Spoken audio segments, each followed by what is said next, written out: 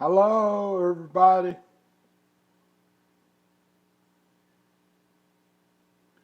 What's up, everybody? This is Byron with Rainbow G Productions.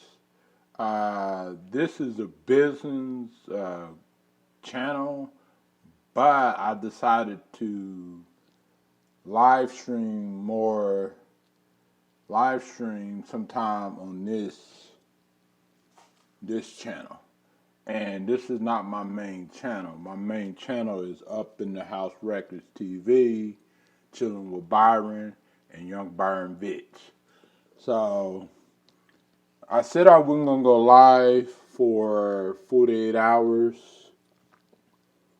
uh, but I got bored. But I decided to just go live on my business channel, Rainbow G Productions. And Rainbow G is my best friend's nickname. Stacy, the sparkling star. She's been my best friend for like over a year now. So I'm gonna share this out before I go to the store and get me some smokes and stuff. Let me make sure.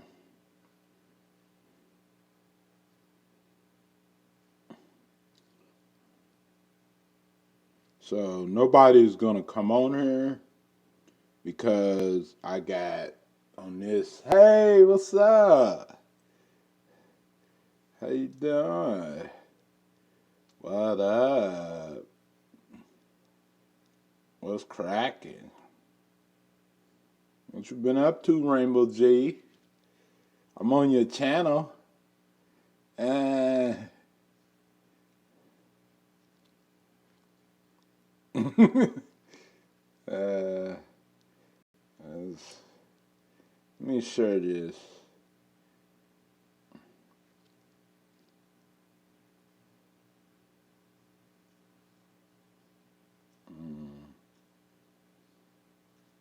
I'm about to go to the store in a little bit and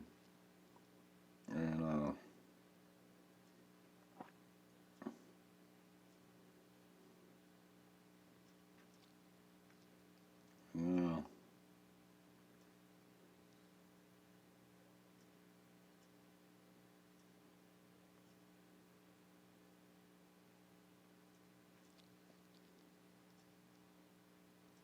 So how's your day been, Stacy?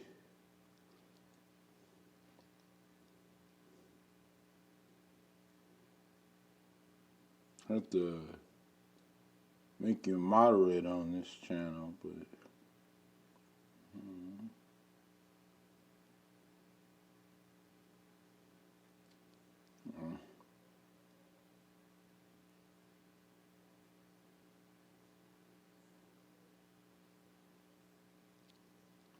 all right.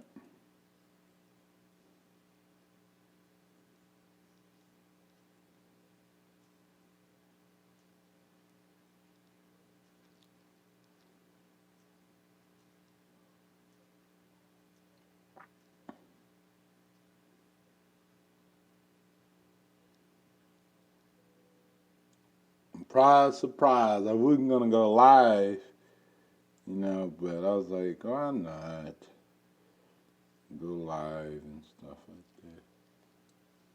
Yeah.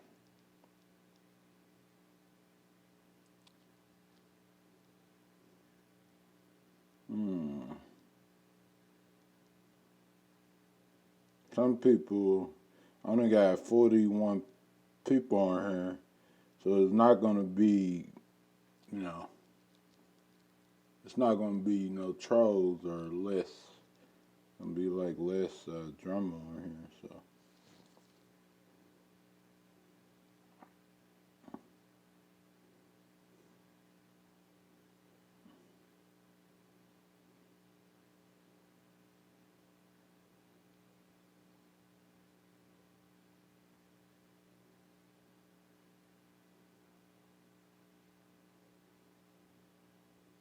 trying to share it out to a lot of people. Oh, thank you. Thank you. I appreciate you.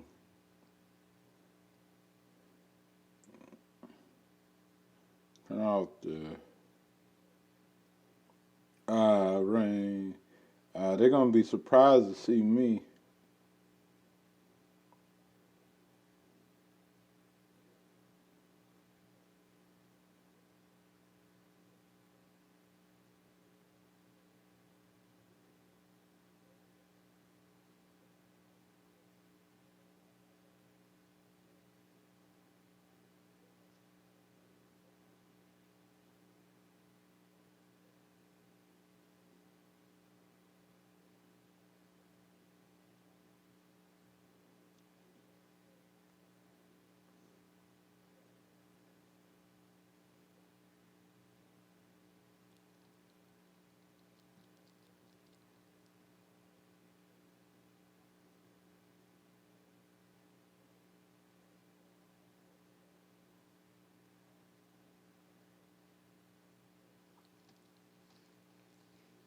Mm.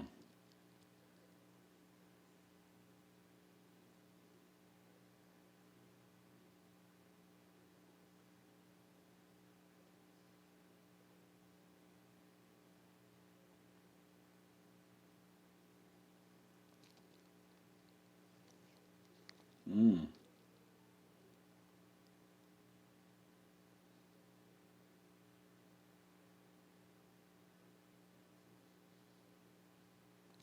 Okay, I will look. Hold on.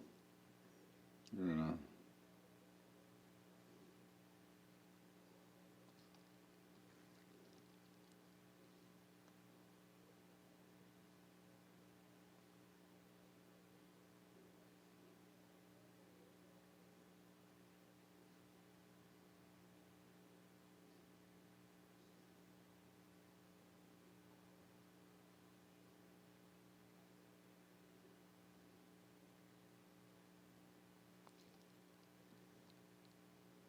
Hopefully, too. It says there's two people in here. Hey, second person, welcome to Rainbow G Productions channel. And this is not normally my regular channel, you know. So,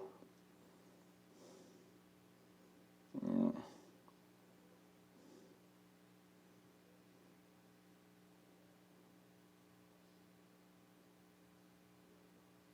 so let me see something.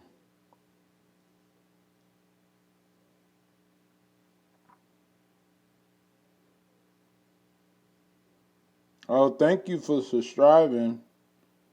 Whoever subscribed to Rainbow G Productions. Now I gotta.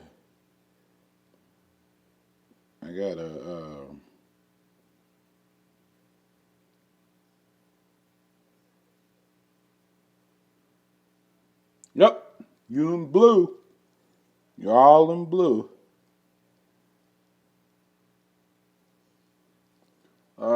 Thank you, second person, for subscribing to my Rainbow G Productions channel. So, Rainbow G Production. Hold on, let me check the message, Stacy.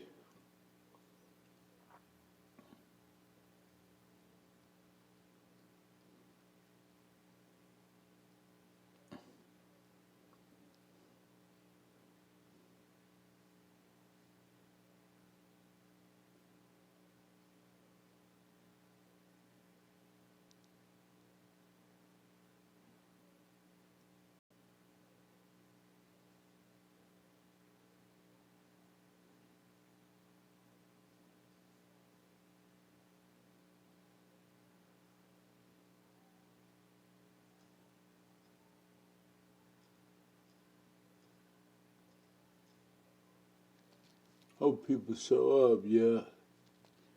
Well, I'm about to walk to the store.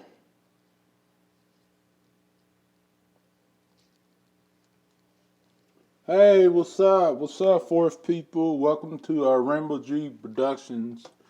This is not my This is not my main channel. This is the Rainbow G Productions channel. So, yeah. So what's been cracking? Hey, Classic Computer.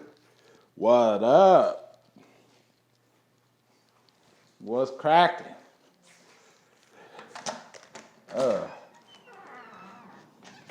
Go to, let's see.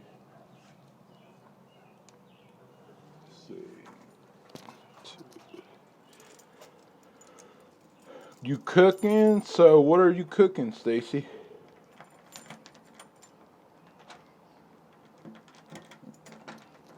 Channel. Oh, I see. Bacon and eggs. Well,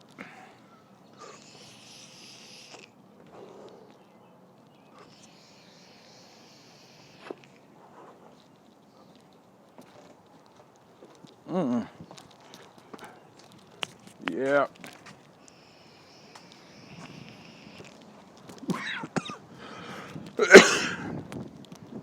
Yeah, y'all never been to this channel before. The only person that's been to it was Stacy.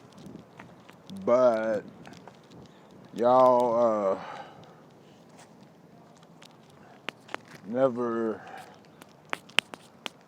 I've never had no mods on this channel. You know, because this is like a business type record label type channel and stuff. I changed it from Up in the House Records to Rainbow G Productions.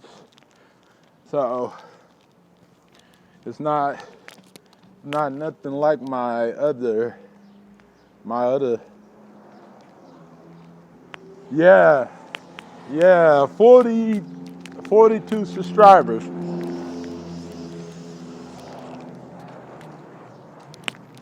uh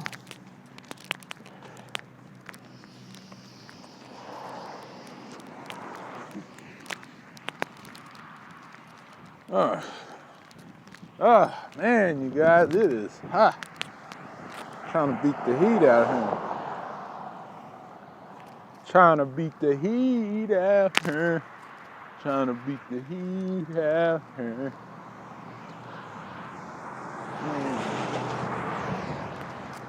Trying to beat the heat out. Yeah, it is nice. It's beautiful.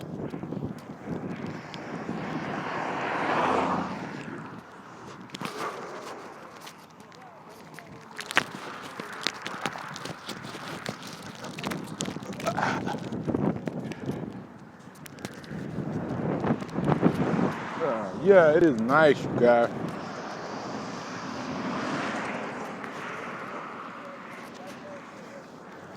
It is nice. The heat of the moment.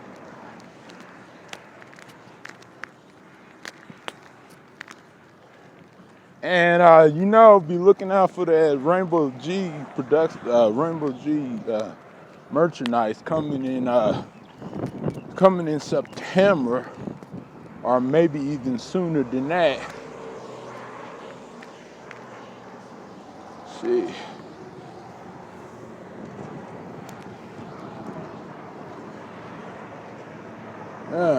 Post Malone, bitches. Yeah. What you been up to, Classic?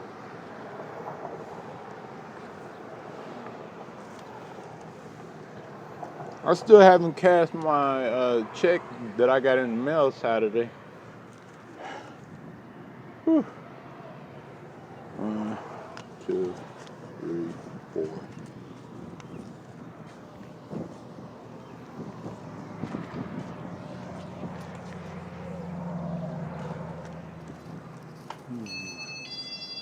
Can I get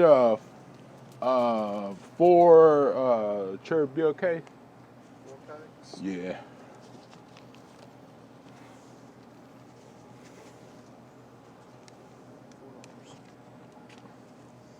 Oh, cherry. Oh, you want a cherry? Yeah, I'm sorry. Yeah.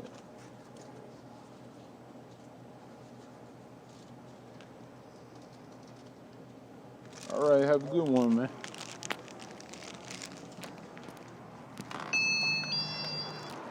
Uh, just some usual. Okay. Post Malone, yeah, you know it. Know it.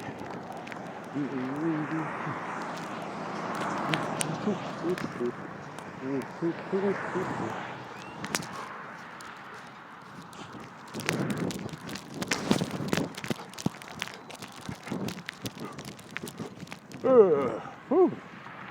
It is.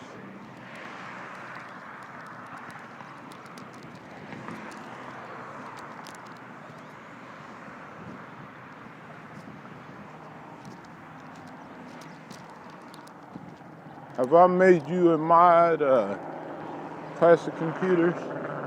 I don't know if I did or not. Spencery.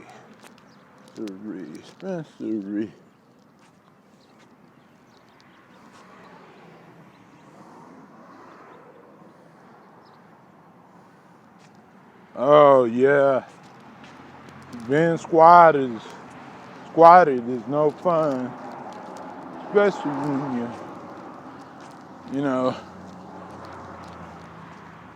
you just at home minding your business, and the next thing you know, you have all these police officers, 20 police officers armed and guns pointed at you. It is, very, very scary thing, for anybody to go through, especially because somebody wanted to mess with you, or that's that's a hard thing to deal with, you know.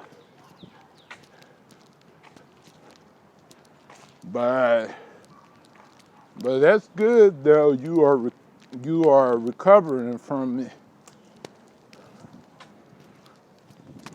I don't think it would take me a while to recover from something like that, you know. Especially getting swatted. That's being humiliated, especially right in front of my family. That's something wrong with a lot of people out there. They just had nothing to do but just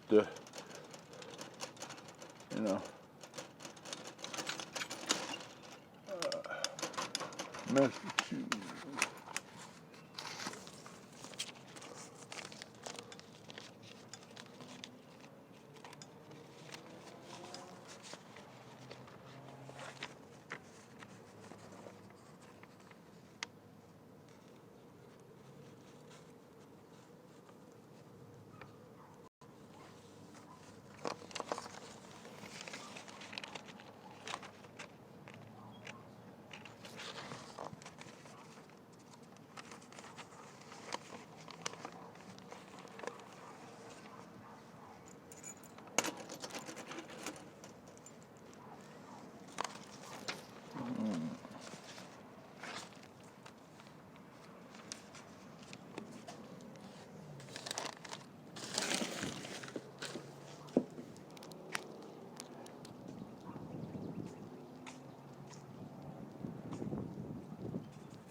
Just imagine what else these people are up to. That's getting your house swatted. It kind of makes you wonder what else these people are up to.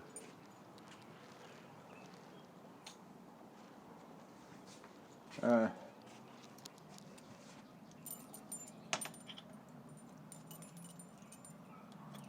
yeah, they're probably not gonna get caught. Most likely. It's sad to think about it like that, but most likely they probably won't get caught.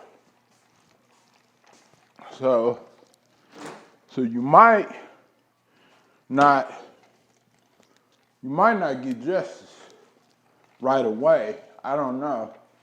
I don't know how things work when they're with that kind of stuff. Cause I ain't never. I knew somebody that had got swatted, somebody else, but I haven't went to it myself, so I wouldn't know. You know how devastating it is, but I can understand what somebody else feels, you know.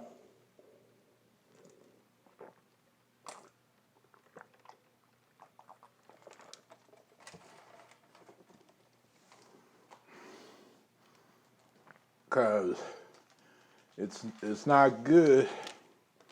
It's not a good feeling being that happening to you though. Not at all.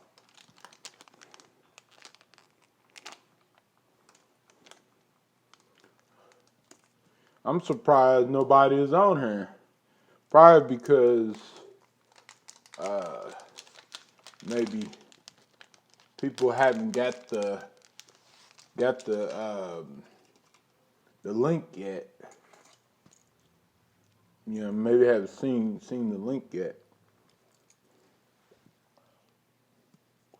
And usually I don't really do like videos, like regular live streams on this channel because you know this is not a regular type of channel. So, but I decided to why not, you know, yeah, take a break from my other channels and stuff.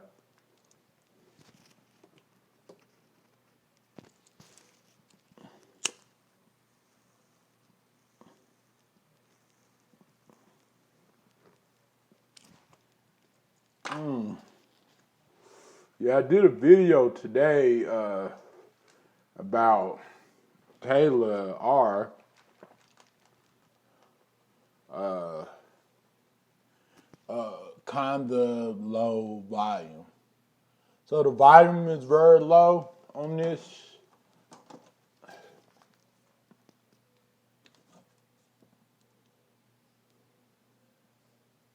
Hmm.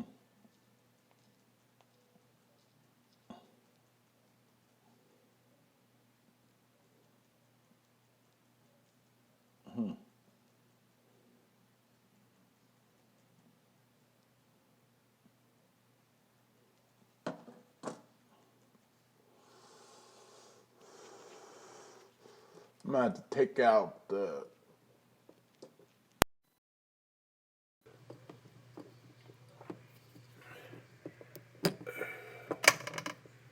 Yeah.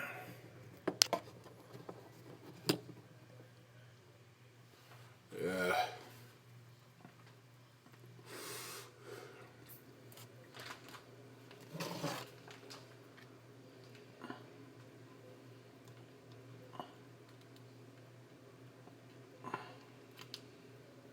Well, welcome, three people. Oh, you did? Uh, oh, I'm sorry.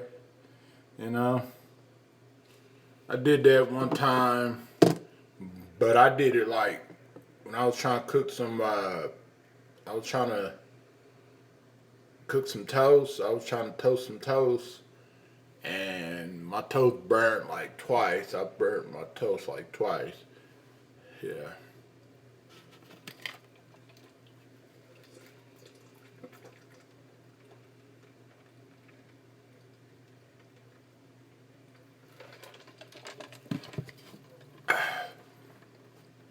Thirsty.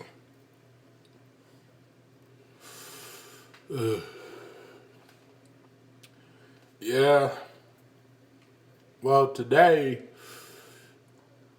what I did was I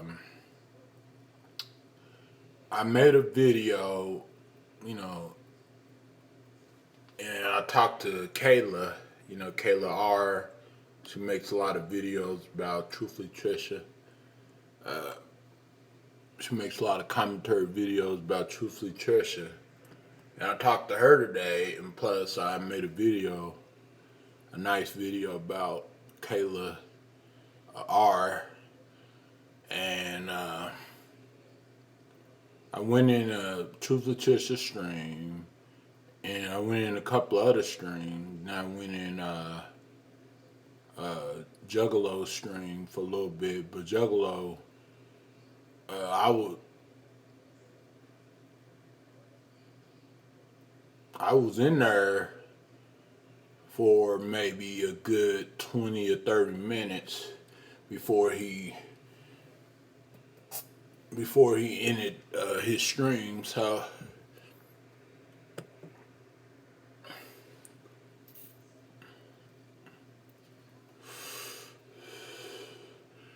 so after that, I fixed me some leftover spaghetti and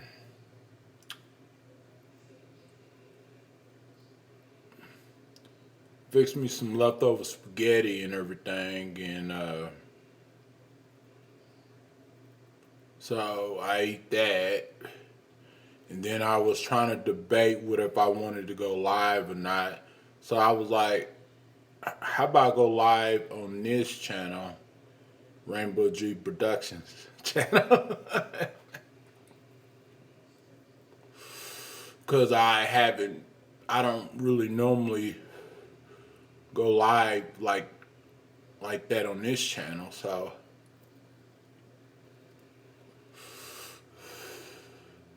I was like, why not? Try it out.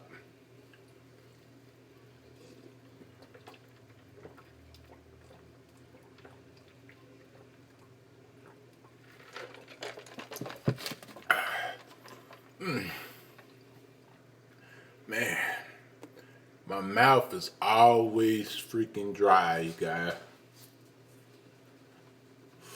Literally. And then I forgot to cash. The check I got in the mail Saturday. I keep forgetting to cash it. That check from that shirt that checks that shirt owners check from Target and stuff.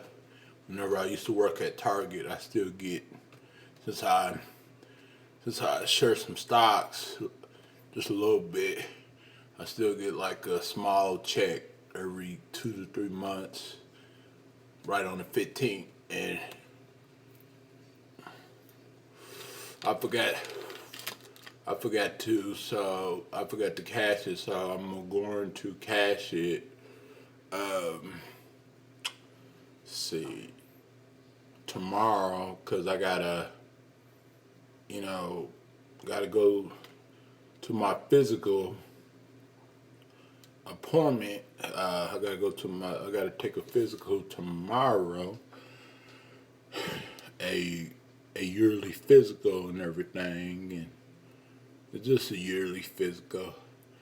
And after that, we'll cash that small check at Walmart, and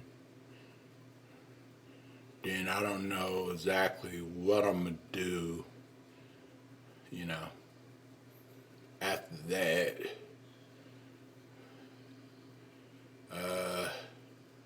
probably I don't know yet, but I might go to the library after that. I don't know, by my house. You know, just to get out of the house and, you know,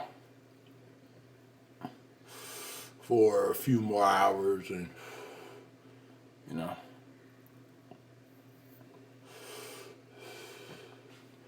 Yeah, so.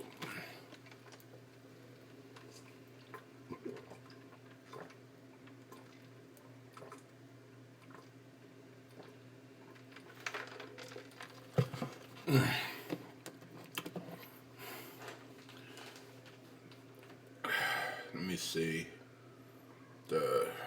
Trying to straighten out this camera.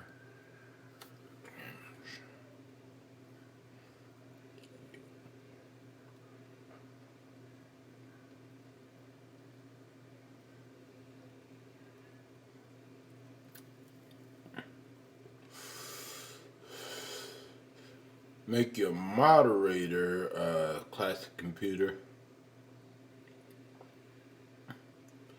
And the unfair thing is that the person that called will probably not get caught and get away with it. Yeah. Yeah, that sucks, you know. That's why probably why they did it, cuz they knew they was thinking, "Oh, well, I can get away with this, you know. They won't catch me." It's kind of like catch me if you can.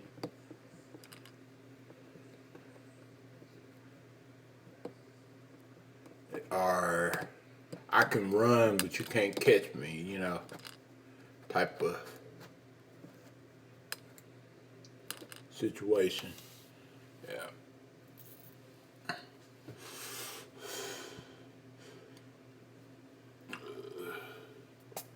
Yeah. Play some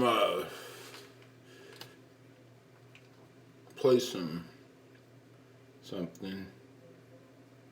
real quick.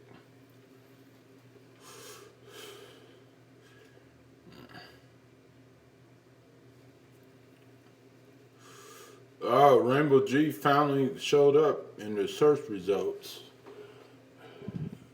Because I was searching for it and seeing when it was going to show up. But it finally, plus I got to change the picture, I got to change the avatar, and also I got to change the banner, you know, because the old banner was this, you know, was pretty much up in the house records. Yeah. So that's the old banner. You know, I gotta get my girl Barbie Penta to design the banner because she designed my other banner on my main channel up in the house records TV. So I gotta get her to design the banner for Rainbow G Productions banner. Yeah. So.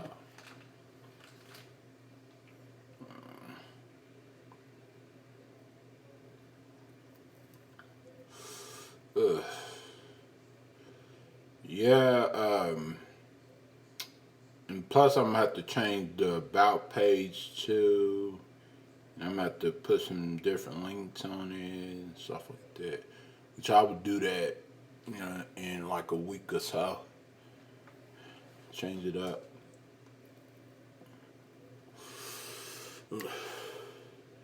Cause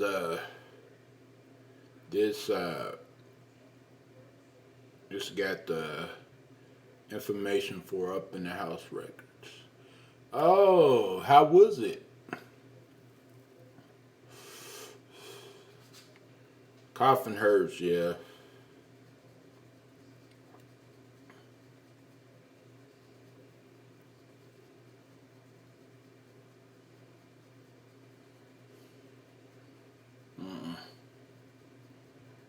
Dang, ever since I made that Kayla video, that video got 5 thumbs up and 5 thumbs down. Got 60 views. I guess they didn't like my response about TT. But it was a really good, really good response though.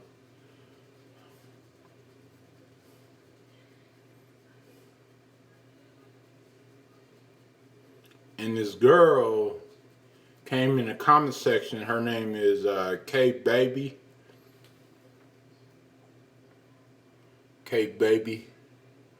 And I think that she's probably a fan of one of Truthfully Trisha's haters or something like that. So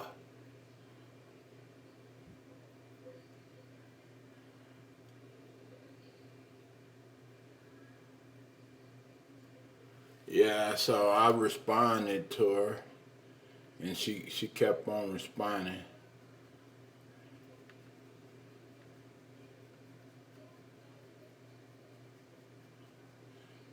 which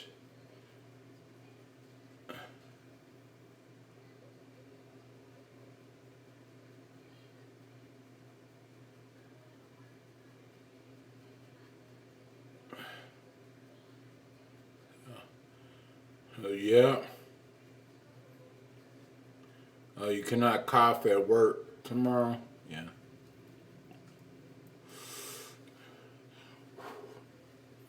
Yeah.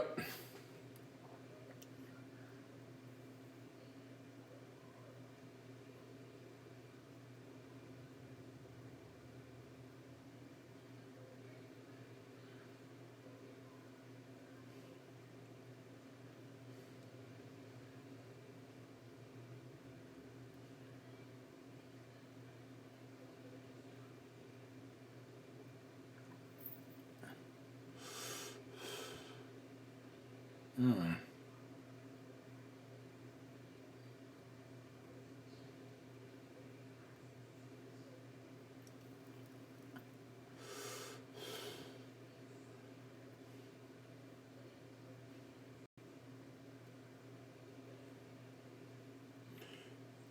Yeah. Hey, what's up, Janice? How you doing?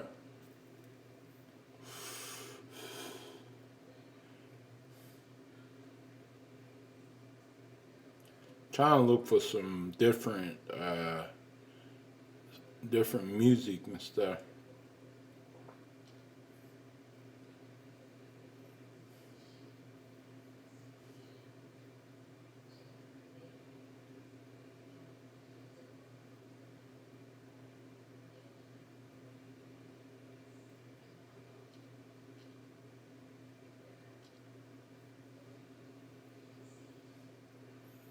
I'm doing pretty good. Doing pretty good. Just surviving, you know.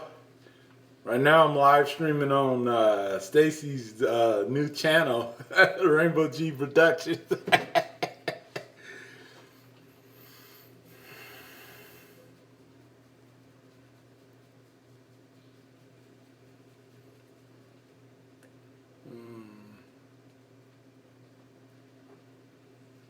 Let me see.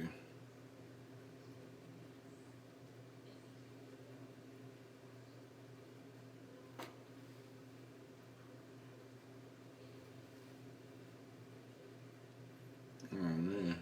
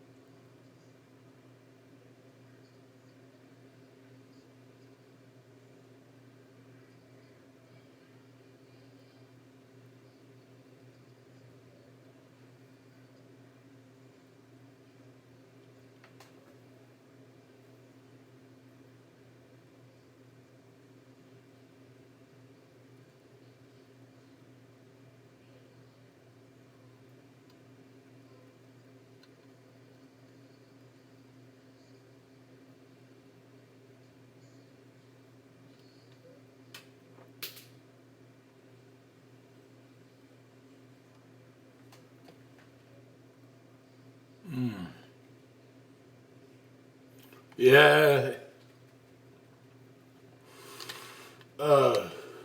Some people don't even know nothing about this channel. It's only like probably like 30 different people that knows about this channel.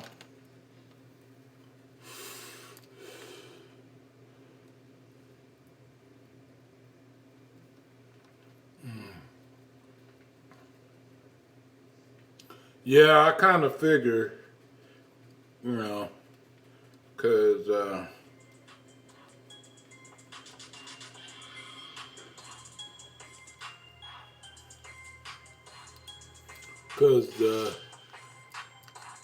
impersonator don't know nothing about this channel, so. But who knows though?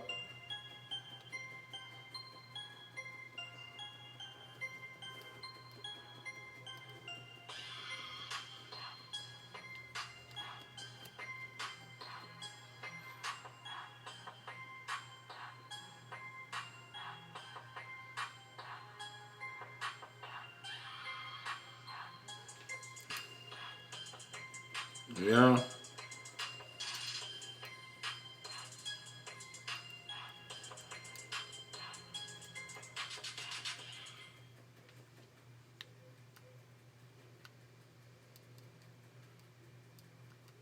Mm.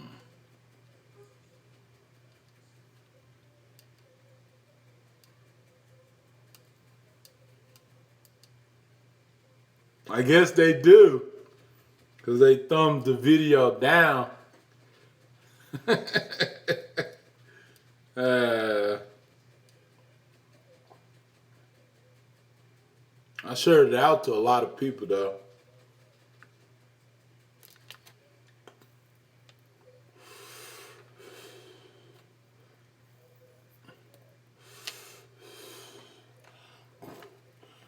And I only have like I'm only gonna limit this channel to about maybe 7 moderators or something.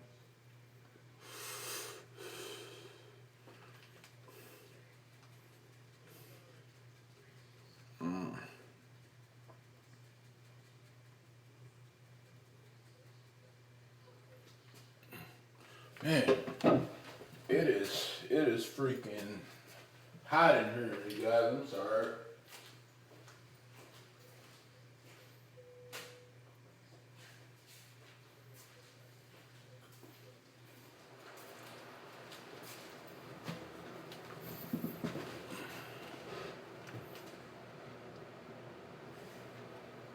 Cause people that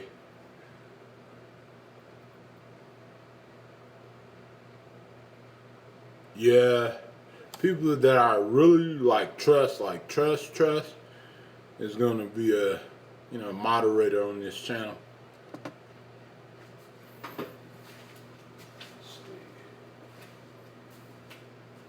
Cause if I make a lot of moderators, and I know that's probably going to start a lot of stuff that was going on my other channel.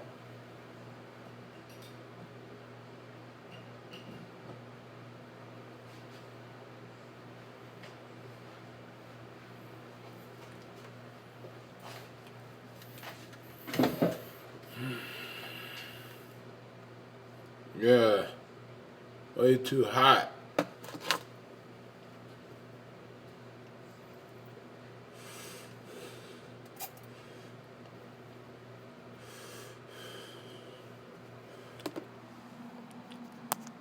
But I think they thumbed it down because I changed the new channel name to Rainbow G Productions. So I think that's probably why they thumbed it down and stuff, because of the name and stuff.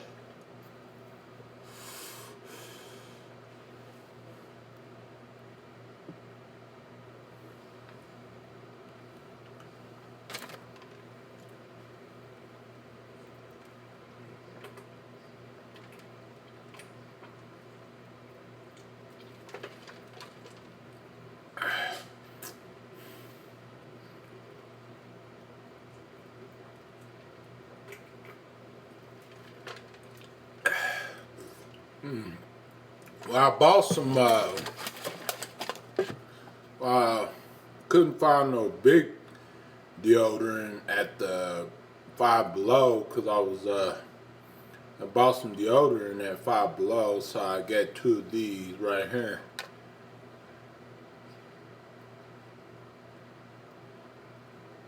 Yeah. Yeah, exactly. That's true. That is true.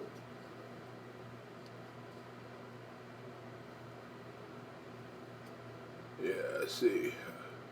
Bought two of these is $1 each at Five Below.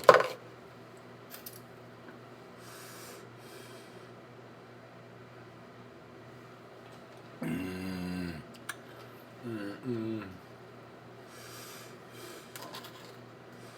So, and plus I bought me some, let me show you guys.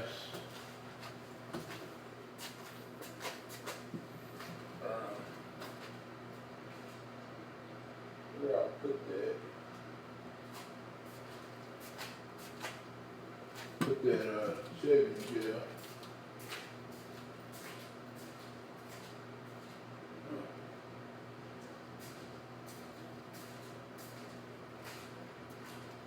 I don't know why I put that shaving gel up, but I bought me some shaving gel.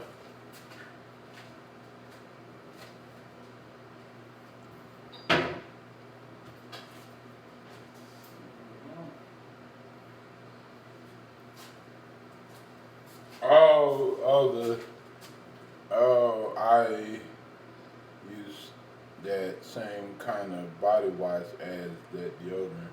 Oh, duh. I often have used the same one deodorant. Yeah. Actually, wait a minute. It's right here. I'm tripping. Yeah, it's Dove uh, shaving gel, the shaving and stuff.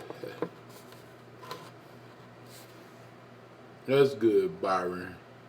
I have some shopping to do and much clean by and play soon. It's such it must be feeling so lazy lately.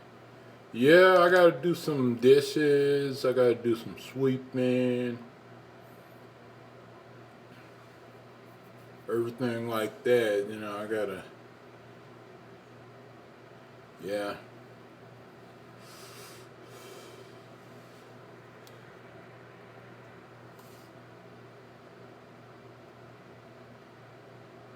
Yep.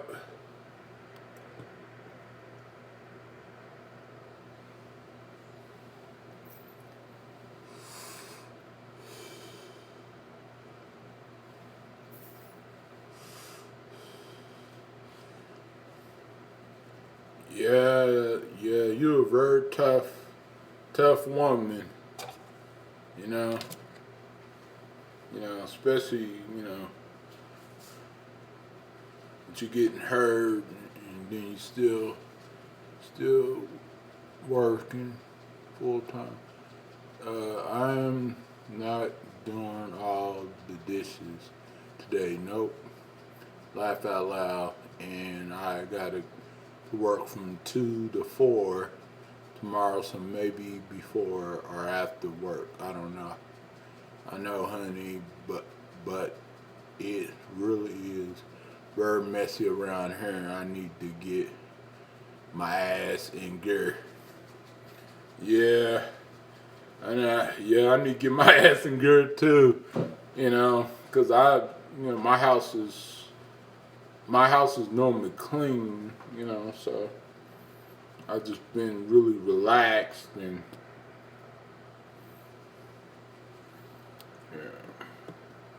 and I don't like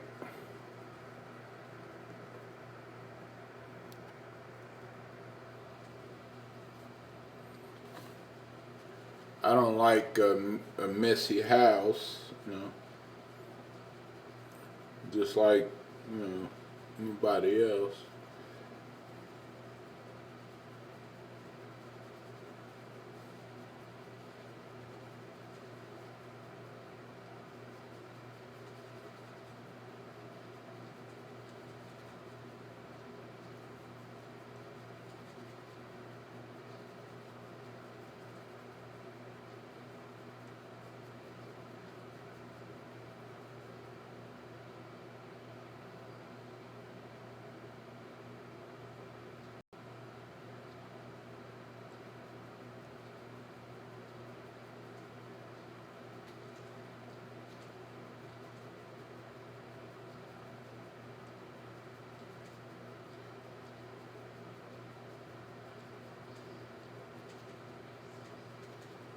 Mm, yeah, yeah, definitely. It is a really, really big job.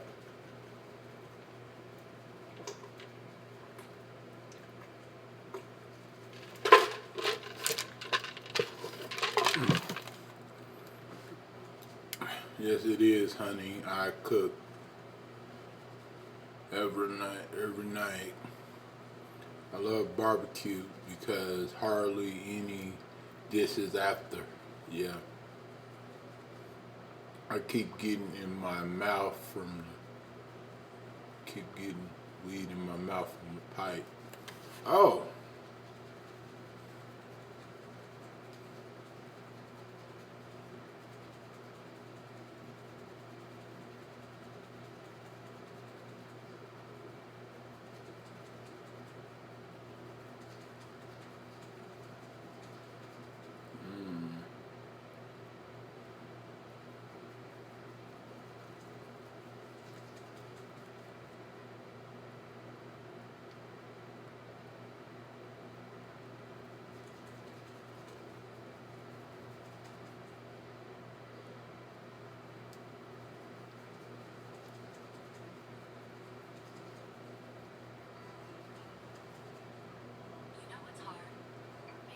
probably need a new string, honey.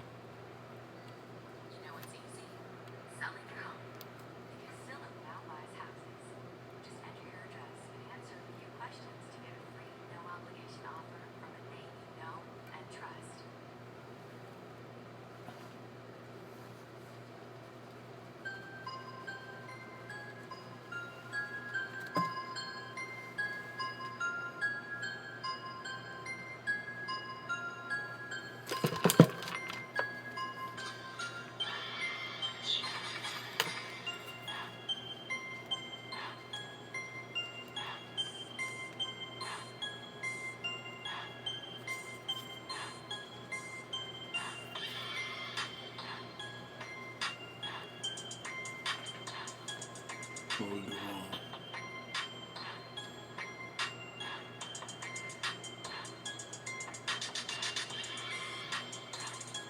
I will come in the morning, honey, and roll you some joint. No, you won't. Laugh out loud.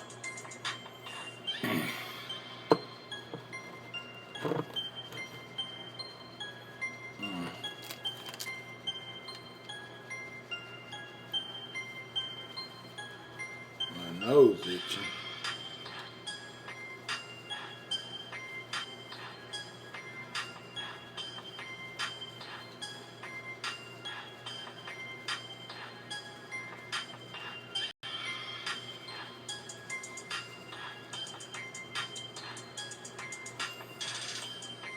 So, does anybody got anything planned for Friday? No, Friday is it's a little ways away, but I'm just wondering if I will. I have shopping I have to do, so I can do some cleaning around my apartment. So I will just come to your city to shop, so I can roll you some. Oh,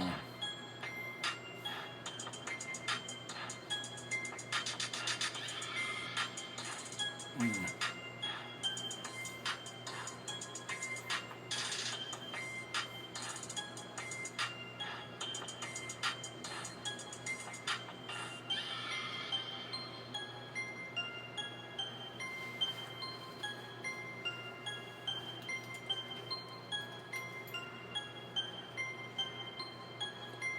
Yeah, I need to. Speaking of shopping, I probably need to go do some more shopping.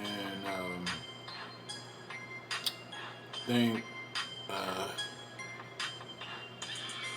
think Friday or something like that.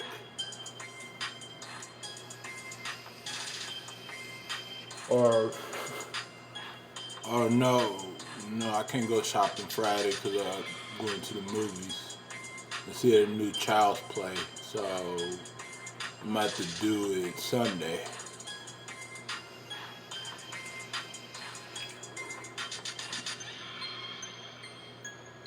Honey, you will fall asleep until you will fall asleep. Be so tired after working midnight.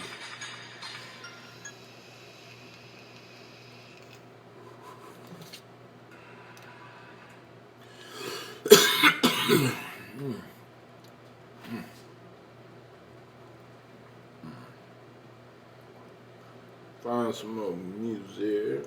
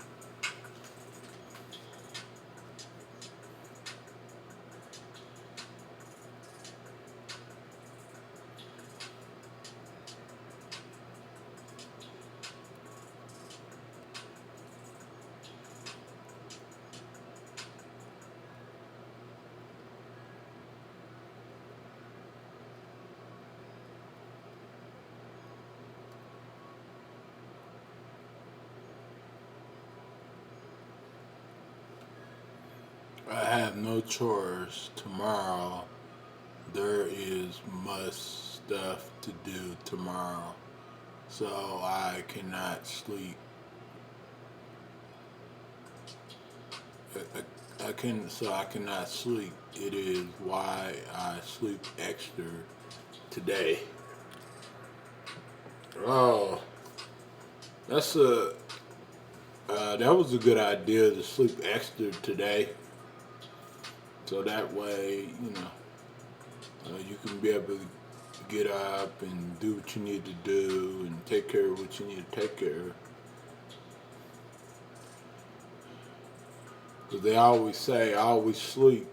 Also, I always sleep the day before. I always get some rest the day before as well. Because if you don't, and you're gonna be tired and sleepless. So.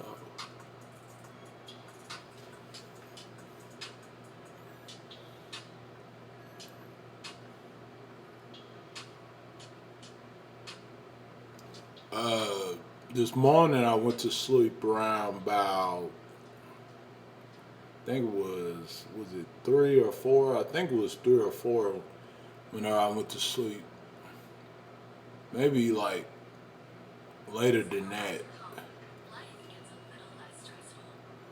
Maybe oh, you gave Nico to bacon. Oh, I see.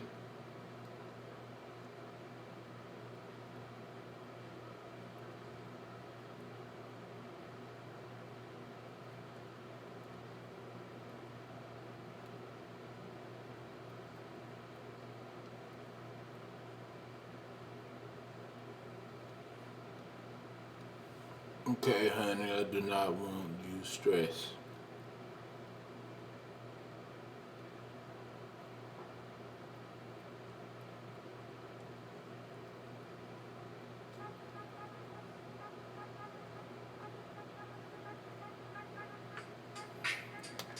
Sometimes you have to get shit done, and I have to,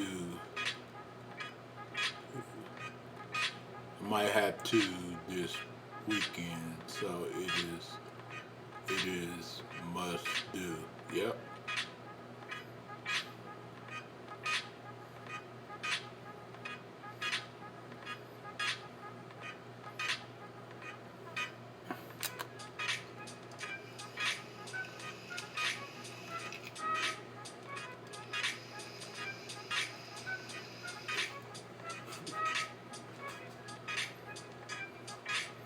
I have to go see my dad on Saturday.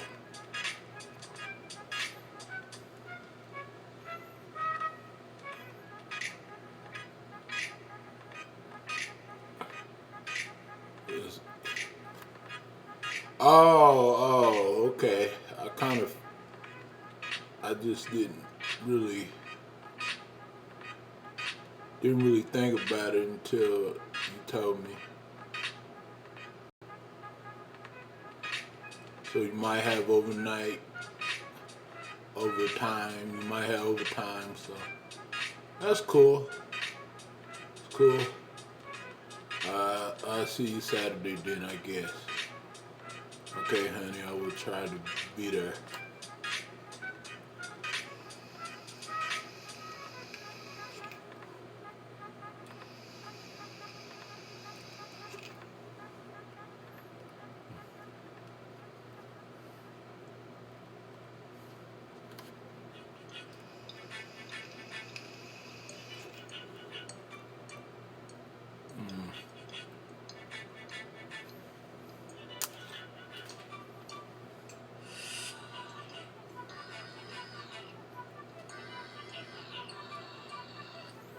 Yeah, see, take care of what you need to take care of tomorrow, and should be there Saturday.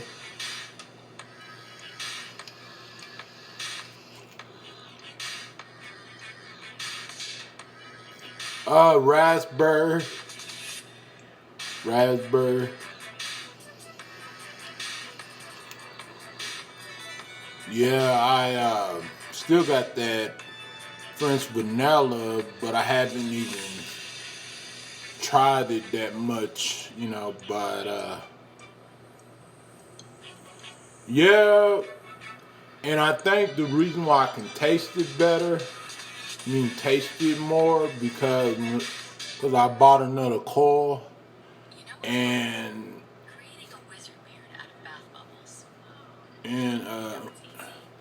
so whenever I had that old coil was a little bit burnt out, so that's probably why I couldn't taste it that good, or it might have been something else, I don't know, but now I'm able to taste it, cause that's why I don't really like it when I'm I'm vaping and I just can't taste the flavor, can't taste it, and it just burns my mouth, so.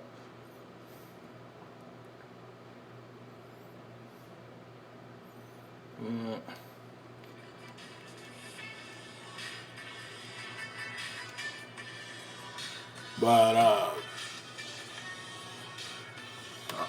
But next time I'm gonna try that I'm gonna try that cotton candy and stuff like that.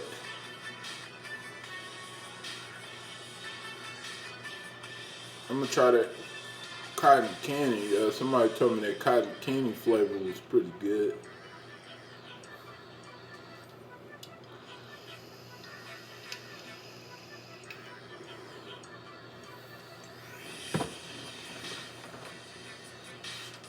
I've never tried the cotton candy one. I saw it, whenever I went up to the vape shop, but I never tried it though.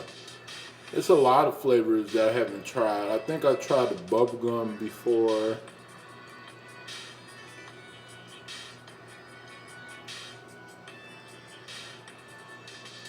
Yeah. Yep.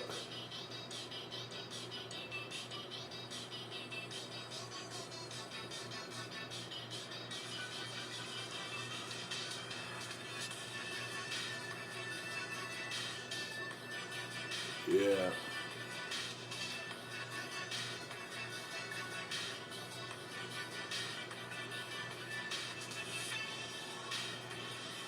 Yeah.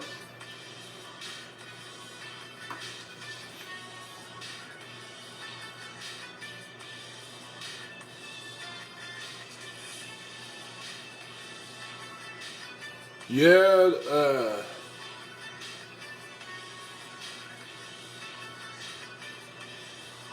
I'll be glad when you get another vape, Stacy. I've been looking online for some vapes, and I've seen some good ones at a reasonable price.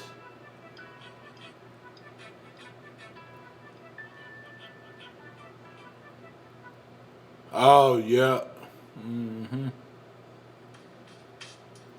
yeah. That's so true. Because you know that's why whenever I get me another one, whenever I get me another vape, I might have to try to get me one that that's try to give me a better one. But my other one that I had before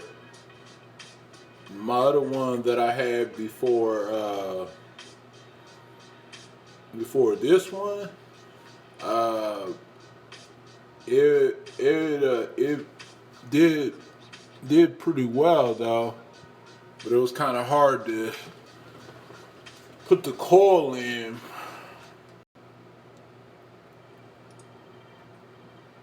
But this is not really that hard to put the coil in. It's pretty easy.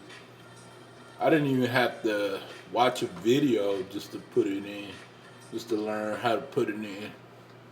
All I had to do is just, you know, take the other one off, unscrew the other one, and then put the new one on there, screw the new one, stuff like that, and then make sure I kind of prince it, prince the white parts, the white parts in here, and prince it like I think the guy told me. I forget what the guy told me, but I think 3 or 5 times. I don't know, but it's been working fine so far to me.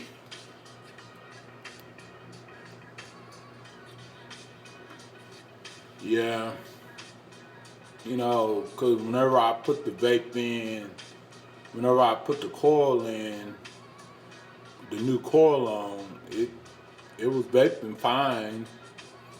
It's I'm happy with it. Yeah, that's good to have a woman like that. It's good to have somebody that knows things before you do. You know, so that way they can kind of warn us. You know about things, and because it's just like if I had a woman and she knew something that that I didn't know, and she was able to tell me before I made made decisions and stuff. Yeah, and that's That's pretty helpful. I like that. I like women like that.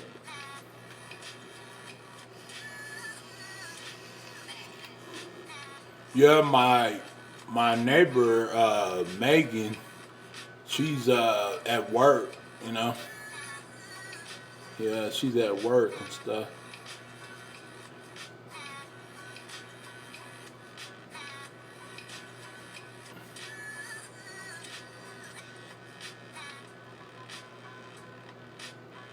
And she lives alone. You know, she lives alone. Every now and then her son will come over and stuff like that.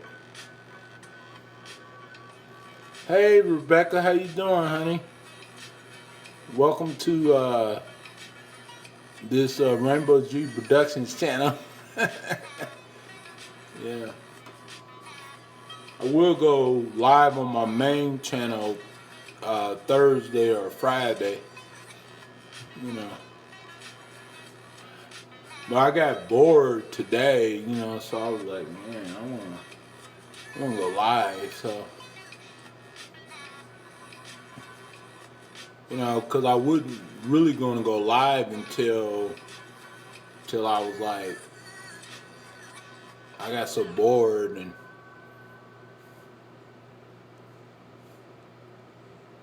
but you know, sometimes you change your mind though.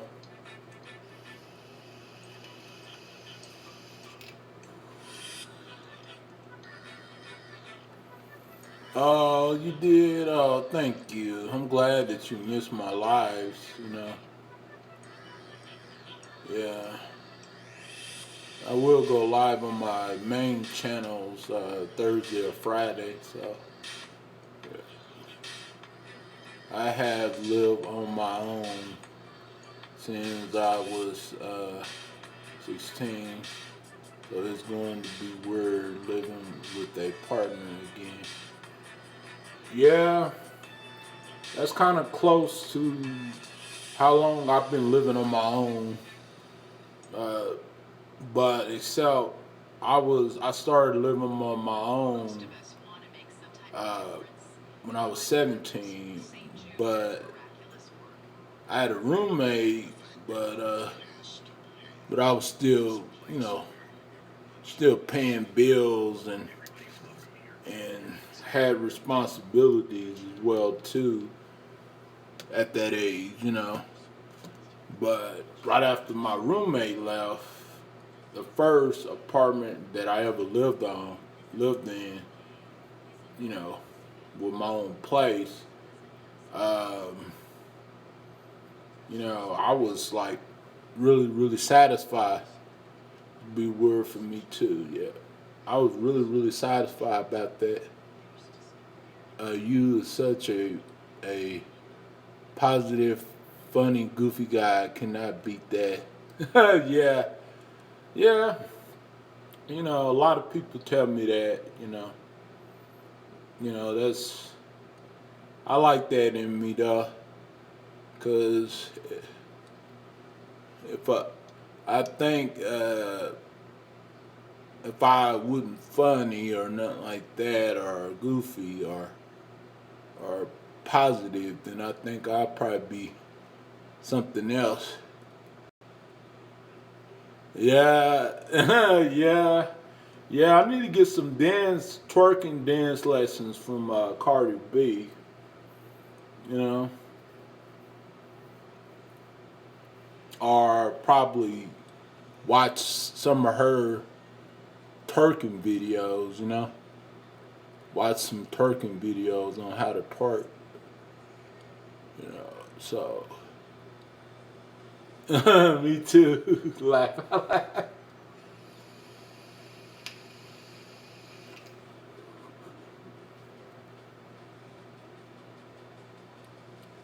Watch Cloud. Okay.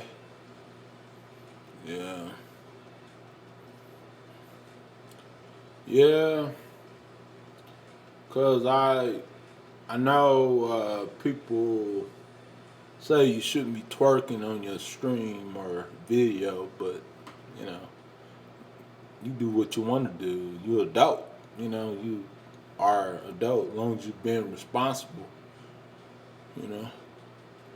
So, yeah,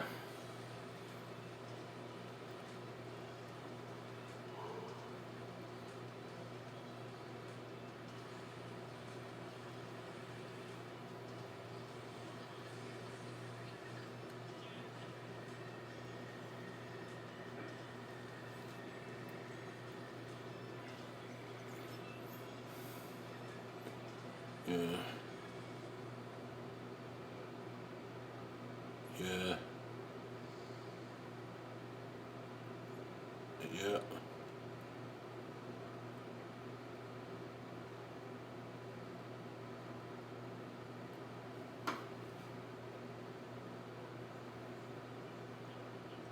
Oh, really? Oh, I'm glad I made some people's night. You know, it's always good to. It's always good to hear. You know, uh, because if I would never talk to Stacy, and let's say if I would have been I would have been still on the couch, just looking at Netflix and looking at other videos and stuff. Cause whenever I look at other videos and when I don't go live for a while, it reminds me of that I wanna go live and everything.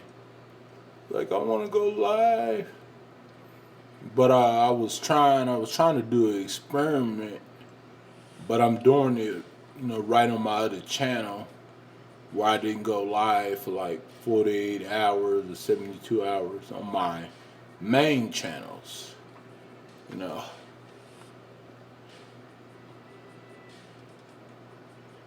But I just love going live. Stacy, we going to come out with a group called We Need Turking Help.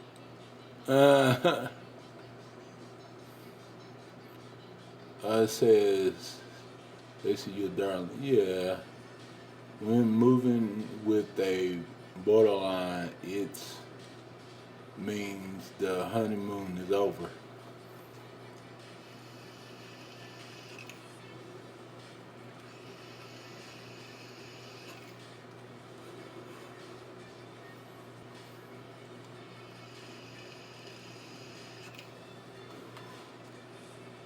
According to Tara.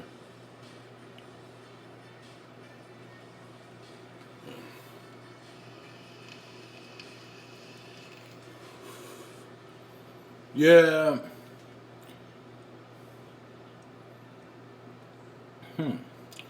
Anyways, I gotta go to the channel. I gotta open up the chat and make a couple of more moderators and stuff. I told the other guys earlier that I was only gonna just on this channel, Rainbow G. I was only gonna have 7 moderators and stuff. So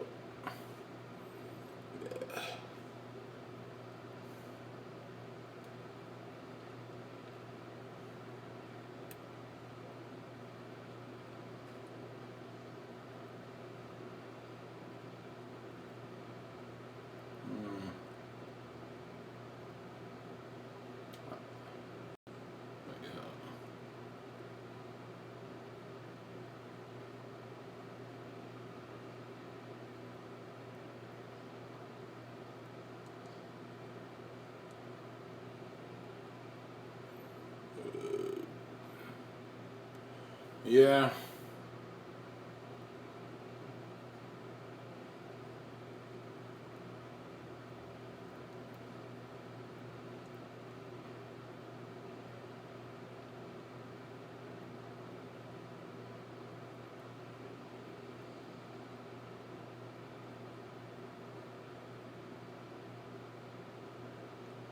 what needs to happen.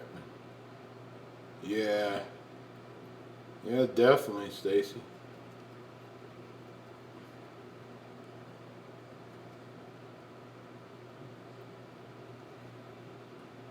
I would, I would be, I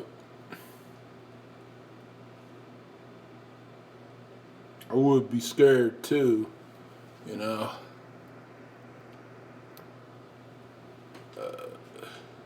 cabin fever.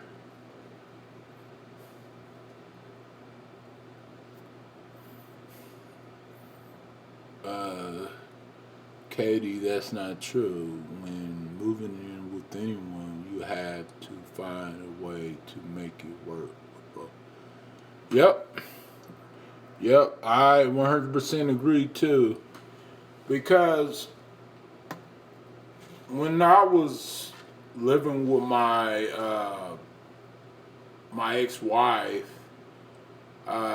even though that we had problems, throughout the 5 years that we was living together, uh, and even though that she did stuff to really bother me, I still find it a way to make it work on my part, on my end.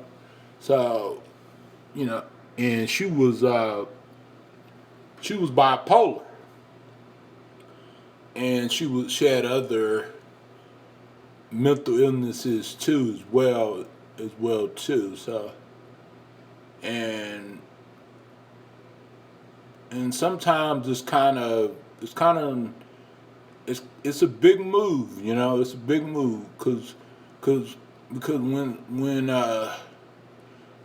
before I first had any girl staying with me, people used to always tell me that it's a big move.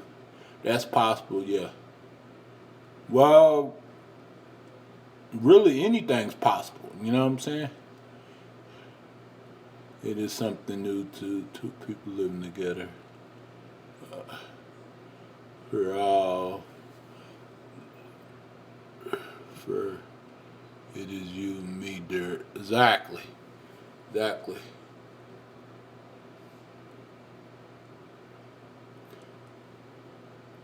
Oh, you scared about your new client. Okay. Good luck, guys. Well, yeah, I understand that, Stacy. Yeah, Stacy has B, P, B, bipolar. We do work really well together, and we have been together for almost 3 years. So we both took our time with this. What do you do for a living, Stacy?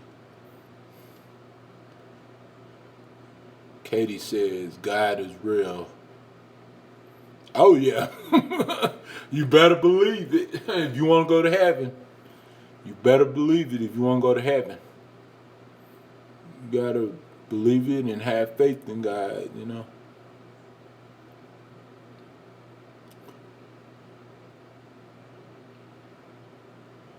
Oh yeah, like I would say majority of relationships that last for 3 years or more, they are meant to be.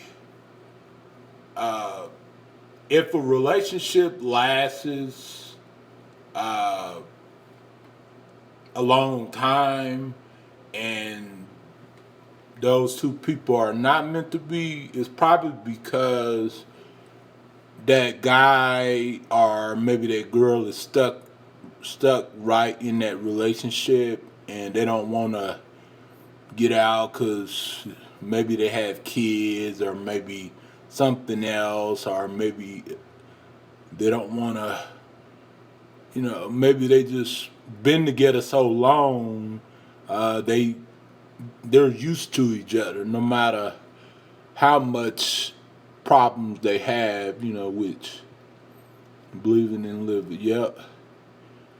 And that's why I think a lot of people stay together even if even if they don't even if they're not compatible with each other, they still, some of them still stick together even after they start uh, everything start falling apart, you know.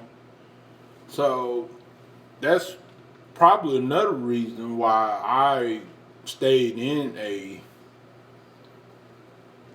toxic relationship with my ex for 5 years, because you know at the time I felt stuck, and plus even before, you know, my ex was pregnant with my child, I, I still feel stuck even before that, even way before that, because we was having problems way before, you know, she got pregnant. You know what I'm saying? So, you know, I still felt kind of stuck because I felt like at that time period, because at the time I was, I had a really good job. I was working and stuff like that, and I had a really steady job. I was making some good money. You know, I was making enough just to be comfortable. Let's put it like that.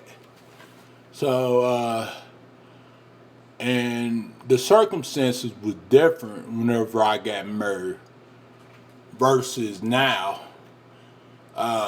Because before I got married and during when I got married, I had a lot of job offers. It was easy for me to find a job. It was easy for me to get certain things, even though I was in a bad relationship. You know what I'm saying? And even though that I was the main person pulling the weight when it comes to the relationship, I was the main person right in the household doing most of the stuff. She was doing some stuff, like maybe 20 to 30% of things around the house, but I was doing majority, pretty much of everything, because I paid like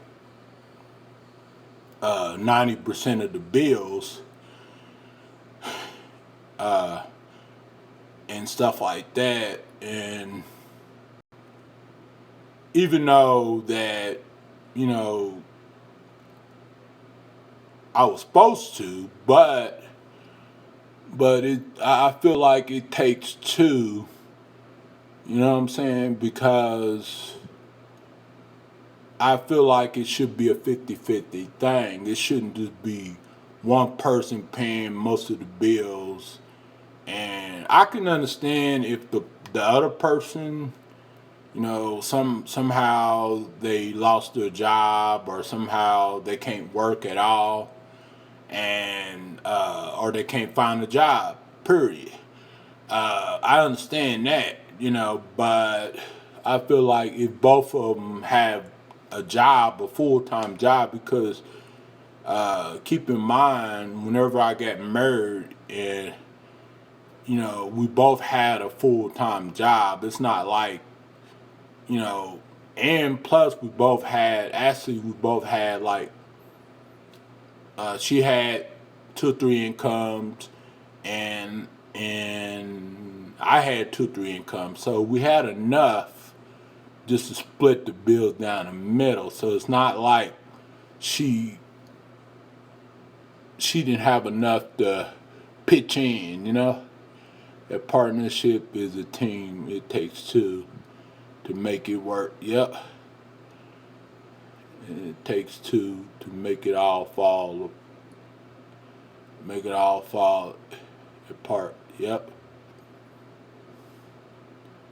So so it's not, you know, it's not like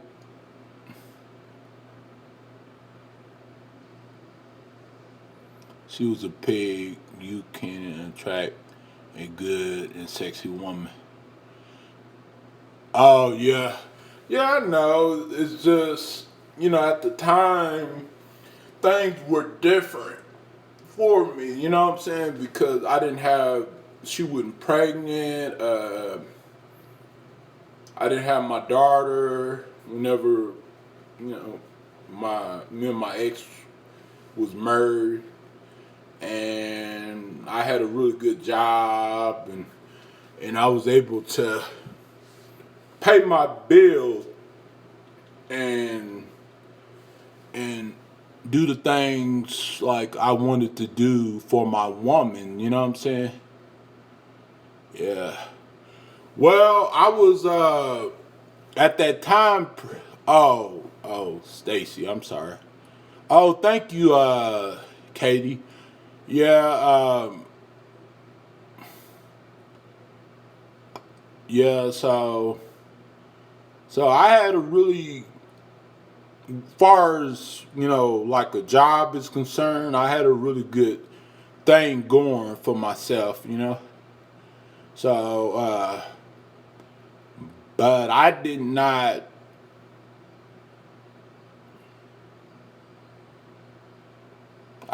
mess it up. Though I wasn't the one that messed it up.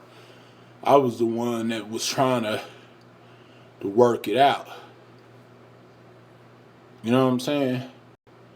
So, and plus my mentor was there with me throughout the process. My mentor had been working with me. Uh,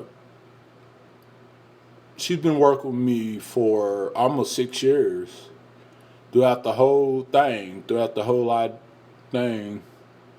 So yeah, so my mentor knows that, you know, knows knows a lot about my my previous merge and stuff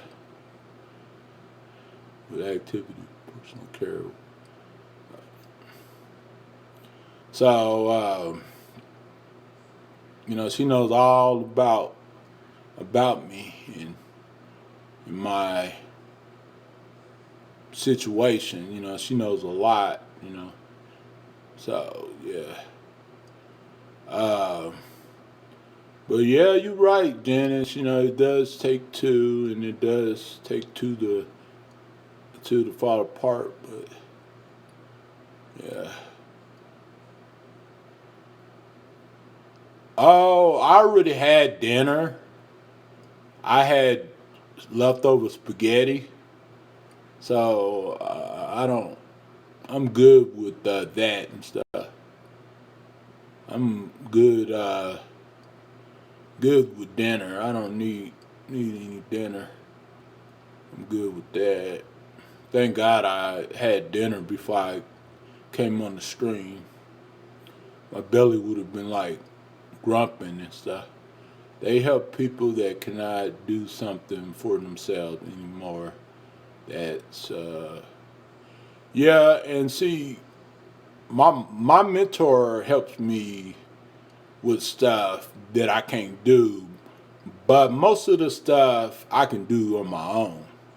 But she mainly just makes sure, like my transportation, make sure I go to the doctor, 'cause I gotta go to the doctors like I gotta go to the doctor every 3 months. Plus, I gotta get my physical every year. And my mentor is licensed and trained when it comes to the healthcare type of field. She has 2 or 3 different licenses, and she used to work at this one place where they do nothing but healthcare, and so she's really really good at working with me, working with people, people right in my situation. But whatever they need, prepare meals, housekeeping, and see, that's why I'm more independent than a lot of people that's in this that has a worker or a mentor or something like that, because I'm more high function, and plus I just need one for just so I can get my benefits, my Medicaid, and transportation, and other stuff too as well. So that's why I got one. I don't really. It's not like a requirement for me, unlike it's some people. But yeah.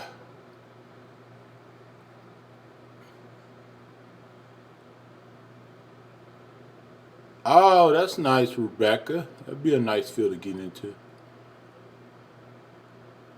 Oh, that's nice. $15. Wow. And get ready to go to work. Love y'all. Love you too, Janice. Yeah, it's sort of like what my mentor does, except her title is different, you know.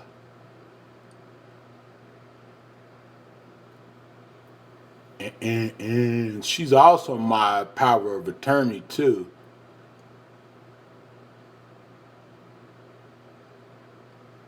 She also my power of attorney. She's not just my mentor.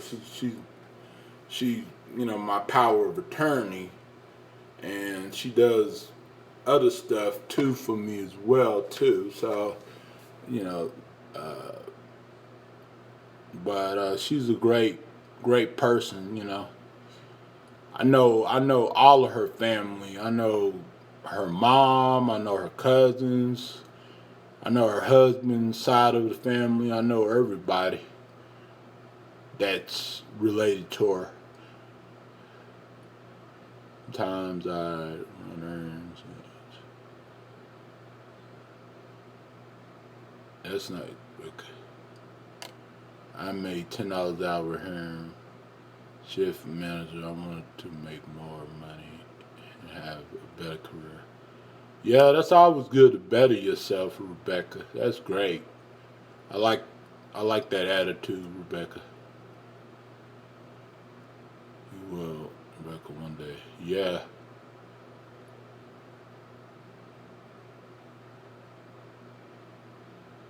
Yeah. I think, a lot of people, if they really put their minds to it, I look good with dark lipstick. Oh. I think a lot of people that's trying to get into, different type of fields, trying to get a better career, you know, so they can advance in life. I think a lot of people trying to do that, and I feel like if people put their mind to it and work at it and keep working at it, then I think anything is possible. You know, I know everybody's not going to be able to do it because everybody's not going to have that motivation like you, or like me, or like him, or like her. You know, so I know that for a fact, but at least the people that do have that motivation, that positive motivation, and people do that have ambition, people that do have ambition, like I think that anything is possible for them,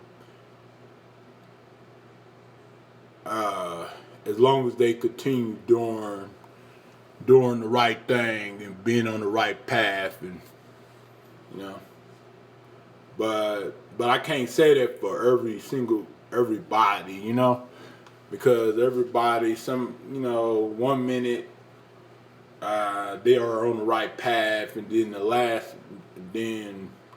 the other minute they're not, they're lacking off, they're slacking off. So yeah. uh, so I really do believe in a lot of people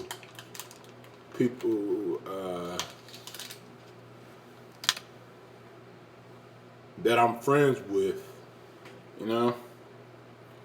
I can't speak for those that I don't really talk to, or maybe I would say like what's up to them or hi or how you doing. I can't speak for those people, but the people that I know that have positive motivation and positive energy and they're very positive people, I I can only speak for them, and plus myself because I know for sure, if I put my mind to something, I know that I can do something. What if it's a certain job, or what if it's a certain trade, or a certain career, or a certain, whatever it is. I do feel like if I continue continue on the right path and continue working at it, then I feel like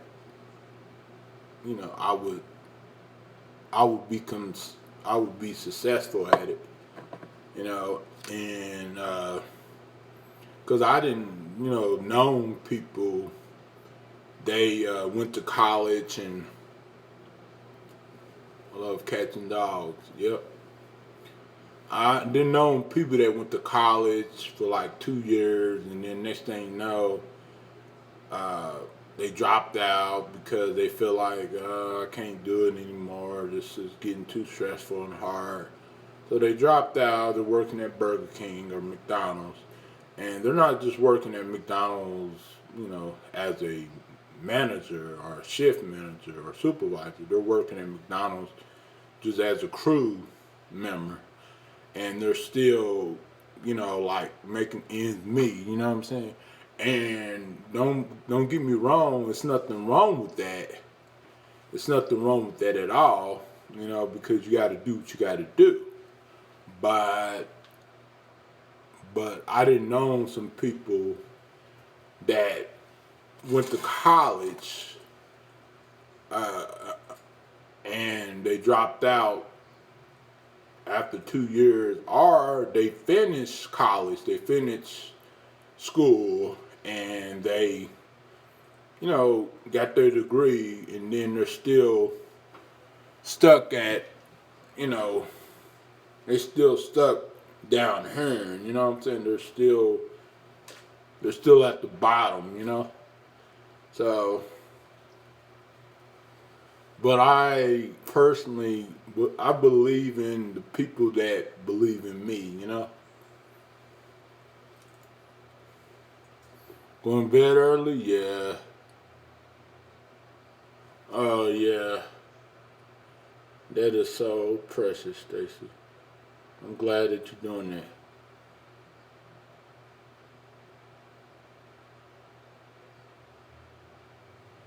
Yeah,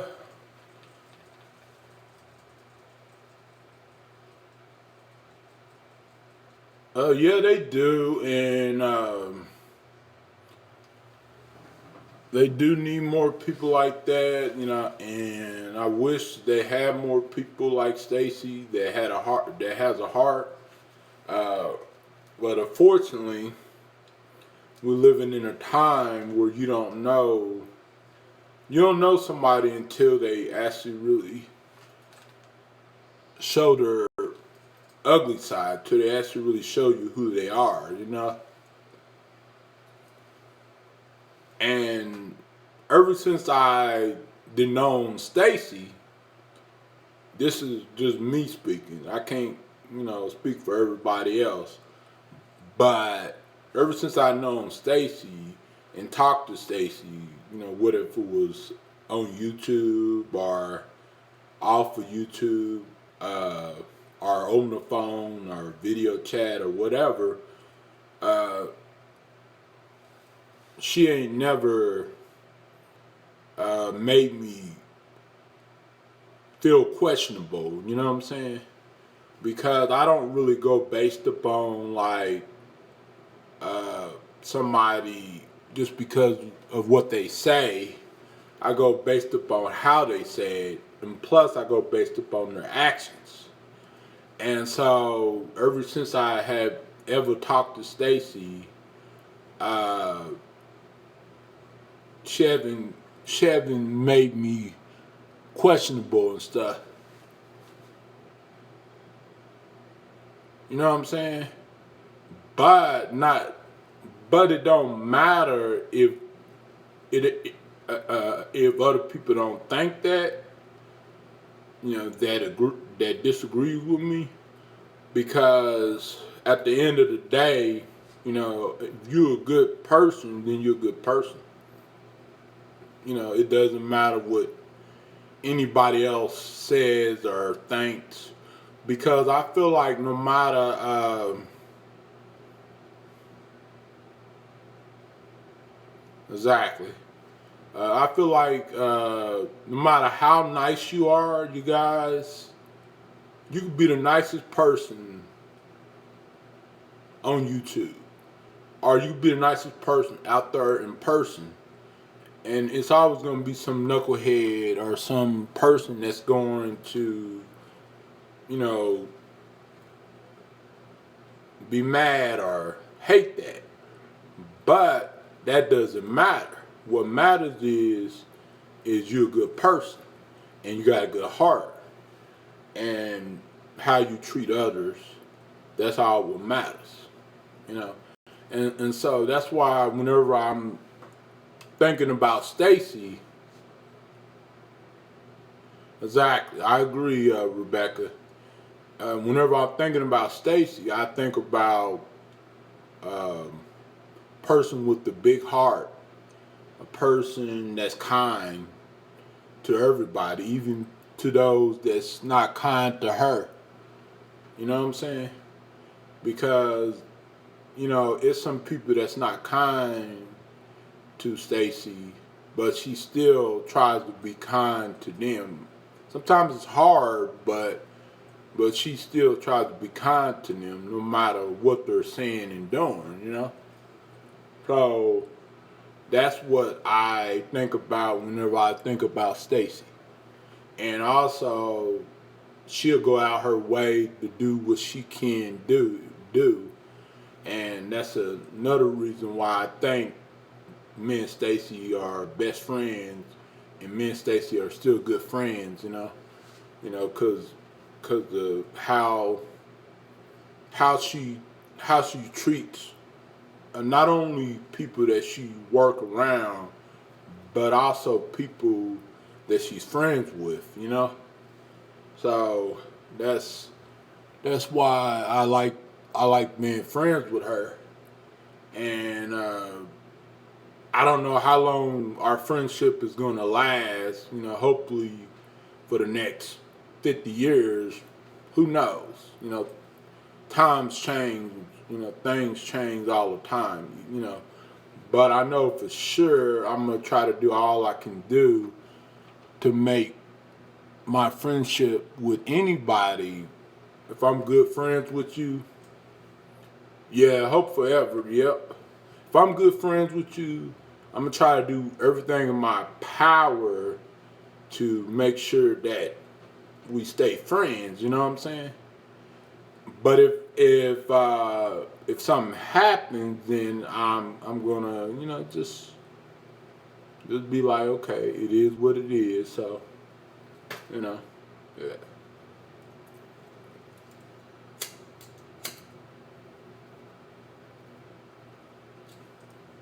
Because I because cause I was best friends with Jesse for like 19 years. 19 years. I was more of a best friend to Jesse than he was to me. I was like more than like a best friend. I was like a brother to him. You know what I'm saying? I helped him get a job. I helped him stay out of trouble. I helped him get a cell phone. I helped him with so much stuff. You know, it's just unbelievable.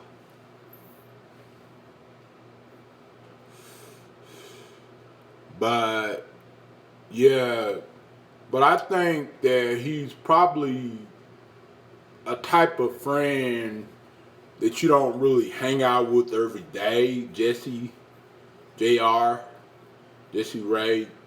Uh, he's probably the type of person that you've been knowing for a while, but you don't hang out with, every day like you used to, because of the things that he does and stuff. And but he's probably a good hanging out buddy to party. Yeah, exactly, to party, but not to hang out like every single day or every week or something like that.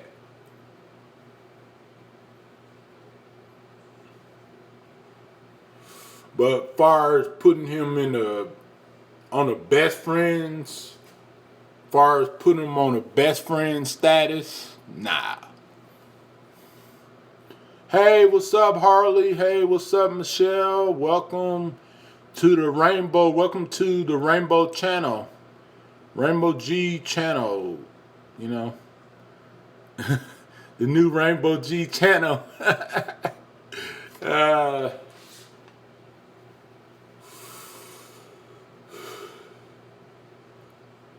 um, but I would not put him. Oh, I thought you was a mod. I thought you was a mod. Uh, I would not put him in a best friend status. You know what I'm saying?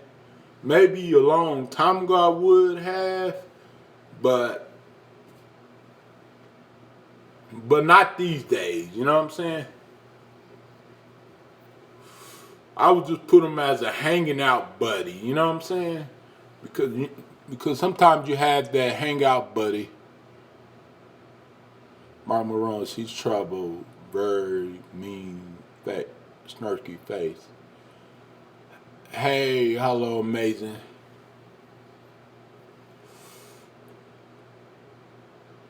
Oh, YouTube got it where you can open up the chat right here, and you just click on a person's name, the account name, and, and and at the bottom it should pull up and give you an option to uh, to add that person as a mod. Plus, you can actually remove people as a mod too, right on your phone, which is cool though if you want to or something happens. I don't know. Uh, oh, my day is pretty good. My day is wonderful. I just been chilling. So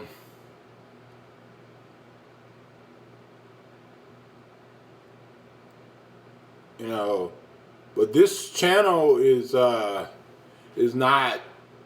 This channel was pretty much designed for my best friend Stacy. Her nickname Rainbow G. So it's pretty much a funny type of thing. But it's gonna happen, just not right, not not right now, but it's it's like it's a pretty cool thing. Pretty cool thing, cause I never seen nobody else that had a channel called Rainbow G Productions, because I looked it up and couldn't find one. So I'm the first that have a channel called that. Yep. Yeah, we sure can. We can do a lot of panels together. And this is really actually, you guys.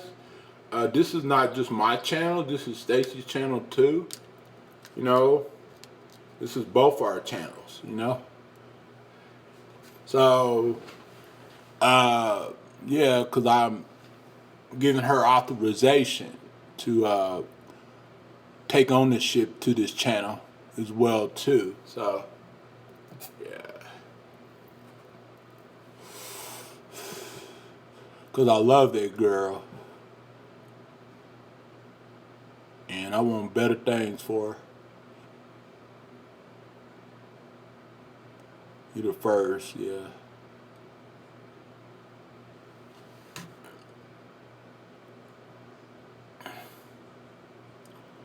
But also, I want to think of I want to think of cool ideas. I love you too, Stacey. I want to think of cool ideas. Other stuff to do for this channel and stuff like that. Like what if it's music? What if it's panels? Try to think of content. Like content to do and stuff like that. Young sense, yep. Because I believe that is more to it than a channel name.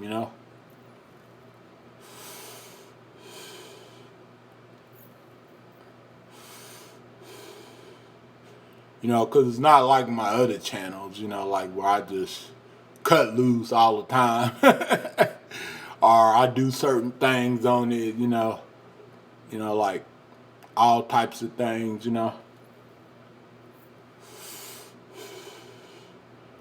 But it is gonna be a unfiltered. We are gonna have unfiltered content.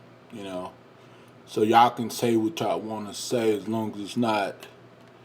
Yep, as long as it's not like like too like graphic.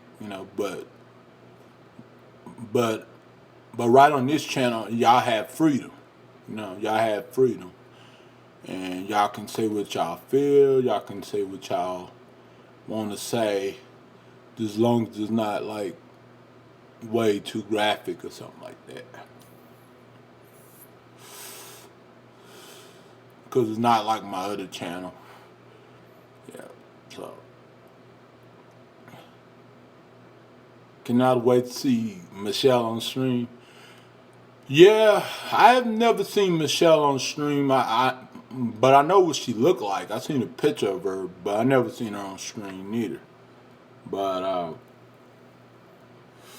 just whenever she gets ready, she will let us know, and it's her choice. Yeah, yeah. July 13th would be a year, but it feels like longer than that though, Stacy. It feels like longer than that. It feels like we've been friends forever. You know what I'm saying? Especially with all the stuff that we have been going through. Feels like we knew each other back then, but we didn't.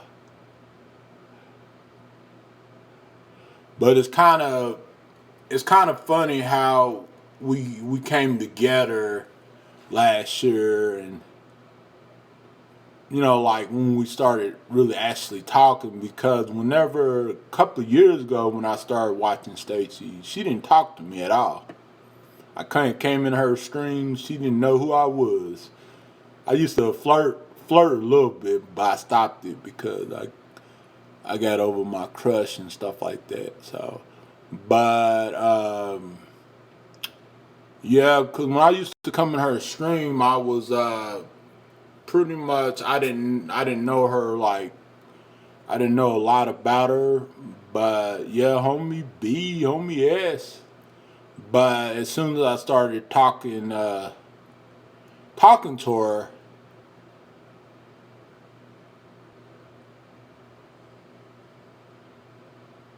exactly. Till I started talking to her and everything like that. Yeah, you met me this year. I started knowing, her personality, and she got amazing personality. Don't remember that. Yeah, she has a main person. Me, not a main, but she has amazing personality because how I found her channel, it was uh it was a mystery. It was like when I used to see videos about her, and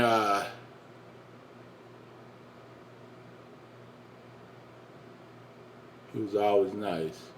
But I know Byron was in Nikki's dreams. I was nice. Yeah. Because when I used to see videos, yeah, yeah. Because whenever I used to see videos about Stacy, I used to be curious. So I went to her channel about a couple of years ago, and so I was like, wait a minute, why all these people are saying this about her, and she's not what people say.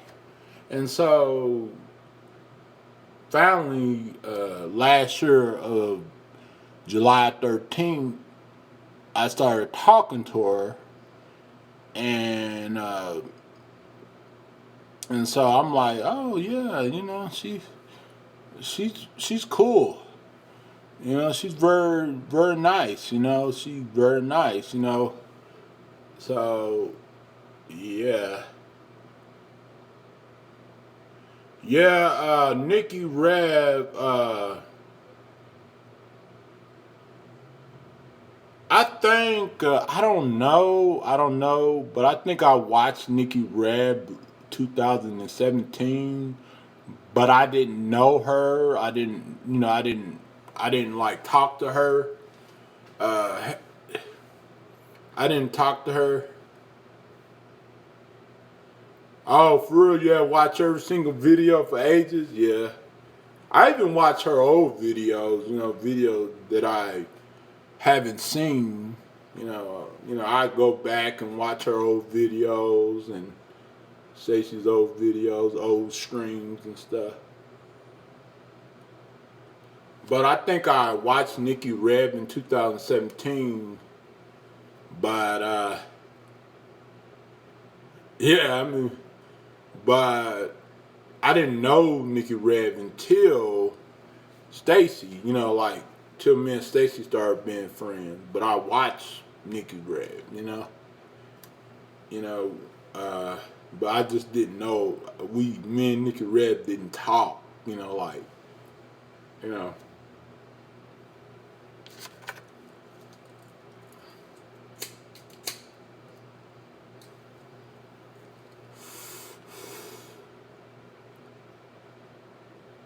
kind of shocked though. Yep. Yes, I watched Nikki Red, then I watched Stacey. Then what? Yeah, yeah. It's kind of something, huh? How it Charlie Gross.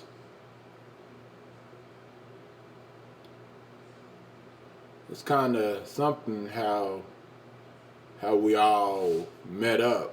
How we all met on YouTube. Because when Stacy started watching my videos, um,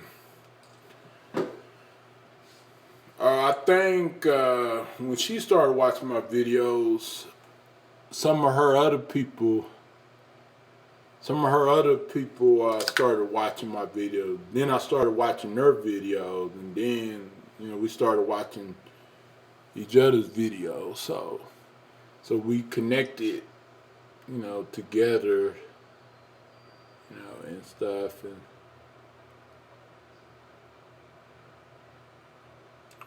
it was, yeah. I don't know Charlie Gross. Maybe I do, but I don't know. On Lips earlier. Oh.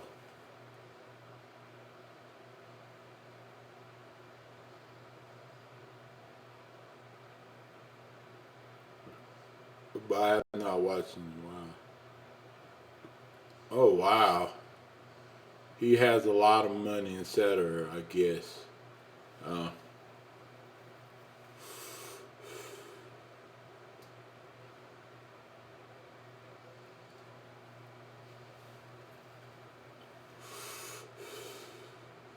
Yeah, it's just so many people that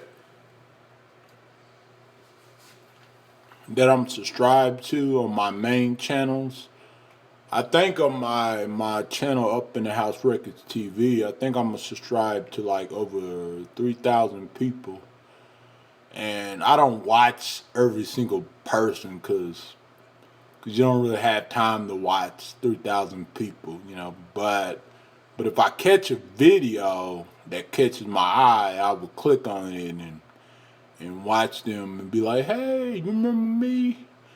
I used to watch your videos all the time. Long time no see. Because there's some people that I haven't watched in like a couple of years, or in months, but it feels like ages. But but uh but sometimes you know, when their videos get recommended to me, I sometimes I will click on it and watch it. But the main person that I normally watch is Blue Ivy, Nikki Reb, Stacy. Let me see. I think I watched probably like trying to think Nukina, something like that. I watch her, but I heard a lot of stuff about her. Yeah, it's possible. Uh, but I watch her, but I don't like. I just say hi, what's up, and then once the drama starts writing in her streams, I just uh, pretty much I just leave her stream. I just leave her live. Uh, I don't watch her like all day or the whole entire stream or something like that. I just watch a little bit of it.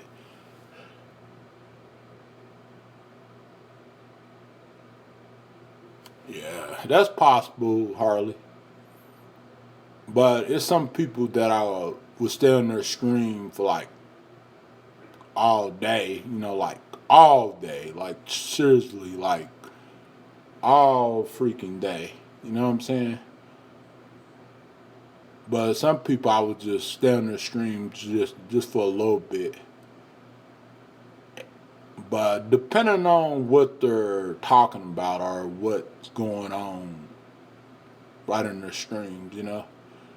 Because normally some streams people won't say hi to me even though I say hi to them. Uh, and some streams people will actually, right when I come in the stream, they will actually welcome me in. So that's what I like. People welcome people in the stream. Oh, TT, truthfully Trisha, that's just her abbreviation, channel name. Abbreviation to her channel name, TT. They call they call her TT because so they won't have to put truthfully Trisha because she has a long channel name. So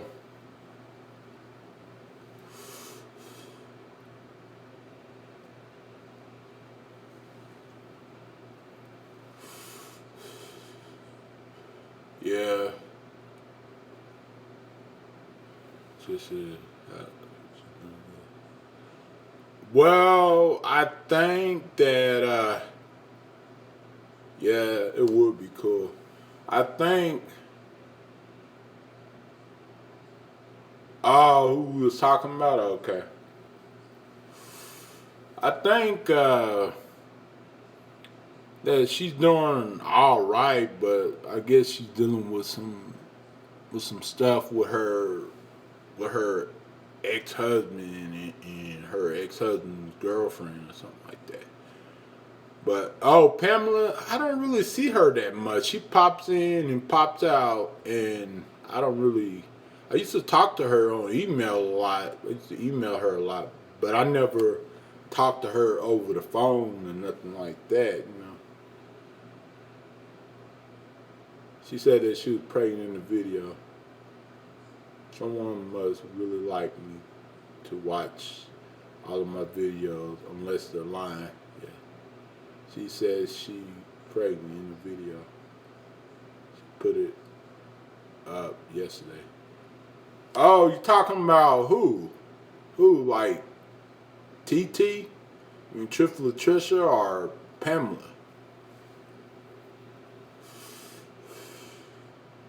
Who? Oh, really? Dang. Oh, I didn't even know that. Oh, shoot, I didn't know that. Huh. I didn't even know that. I didn't even see that video.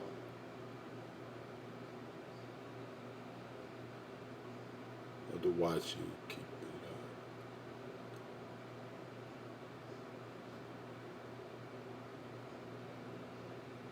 up. Oh, you was been able to keep up with her video.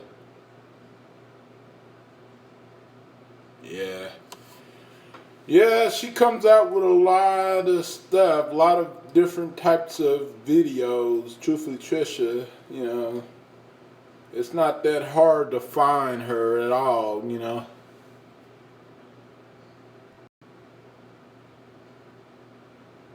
So it's pretty easy.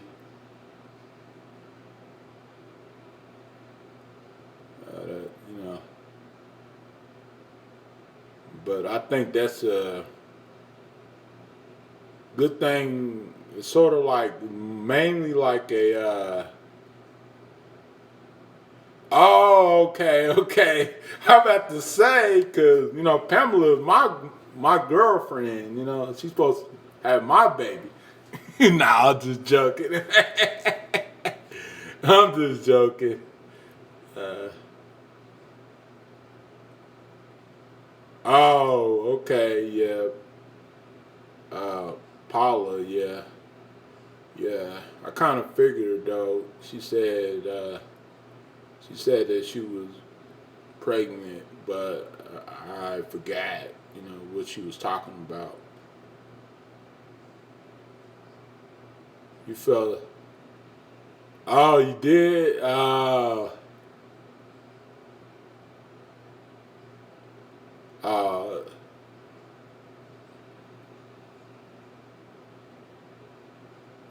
oh, yeah. Yeah, sometimes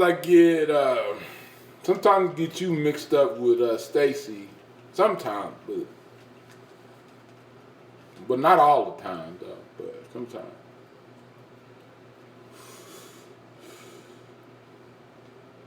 Yeah, silly you, but hey, silly me too. So, because sometimes whenever I be talking to you, uh, I be not all the time, but I be thinking about Stacy, and sometimes when I talk to Stacy, I be thinking about you sometimes.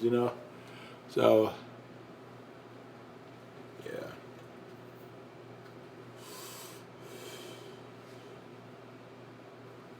yeah. People telling me, yeah, people have warned me. Even that girl Kayla R had warned me about Truthfully Trisha, but I don't got nothing against Truthfully Trisha. Me and Truthfully Trisha are not close friends, but she all right though. Oh, she's bettering herself. And see, I don't got nothing against her because, from what my understanding, she's trying. I know that a lot of stuff has happened, right in her past, but she's trying. Because whenever I watch her, I know sometimes she gets out of hand. She goes overboard sometimes. But I think that she's trying though. You know, exactly. She's trying her best. You know, everybody has their own opinions, though. You know what I'm saying? But everybody's has a right to their own opinions. You know what I'm saying? Because not everybody's going to think. Not everybody's going to think like me or think like Michelle or think like Stacy. And I've been noticing that. So I don't dislike her at all. I just I'm just proud of her for trying to do her best and stuff. Oh, you do? Well, to be honest with you guys, I know that I don't like her like that. Truthfully, Trisha like that. I like her as a friend. But I have seen some videos on some websites. You know, it was showing something. It was showing a little something of her, but I don't like her like that. You know what I'm saying? It's not like I'm sexually sexually attracted to her or nothing like that. It's just I didn't. You know. Well, you don't want to know. That's one thing you don't want to know because when I was doing some research last year, uh, I had pulled up some websites that it would shock you. It would shock you. It would shock you. And I don't really like her like that. I think she's pretty, but I don't like her like that. Not like that. But I know I didn't seen a websites that I've been pulled up that I seen something, like I seen her in a bikini. I seen her. I seen her show some things, that some of y'all guys never saw. Yeah, people can change.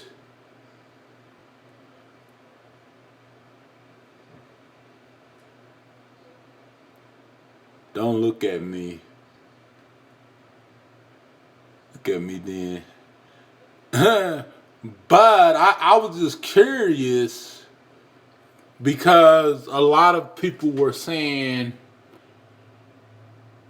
I would message you the website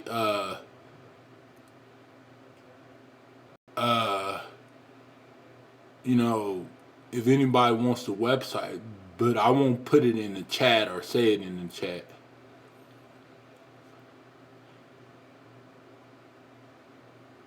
Except with the P. Because I don't, kiss and tell. Sedate me if I live close. Aww.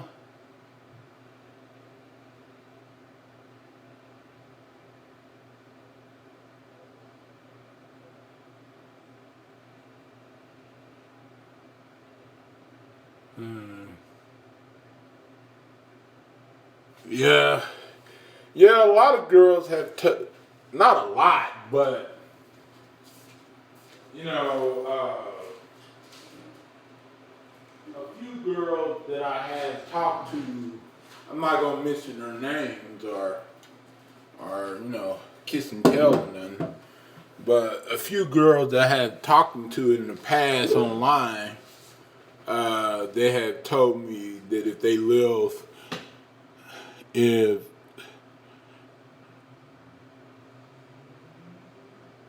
live closer, or if I came to their country, or if I came to their state, they would date me. But I'm not gonna kiss and tell or nothing like that. Uh, but I personally, it's not, it's not a, it's not a specific girl I would date online, like personally, like being in a serious relationship. But it's some girls that I like, but it's no girl that I would specifically be in a serious relationship with online. You know, I live in Wisconsin. I never saw it. Yeah. So because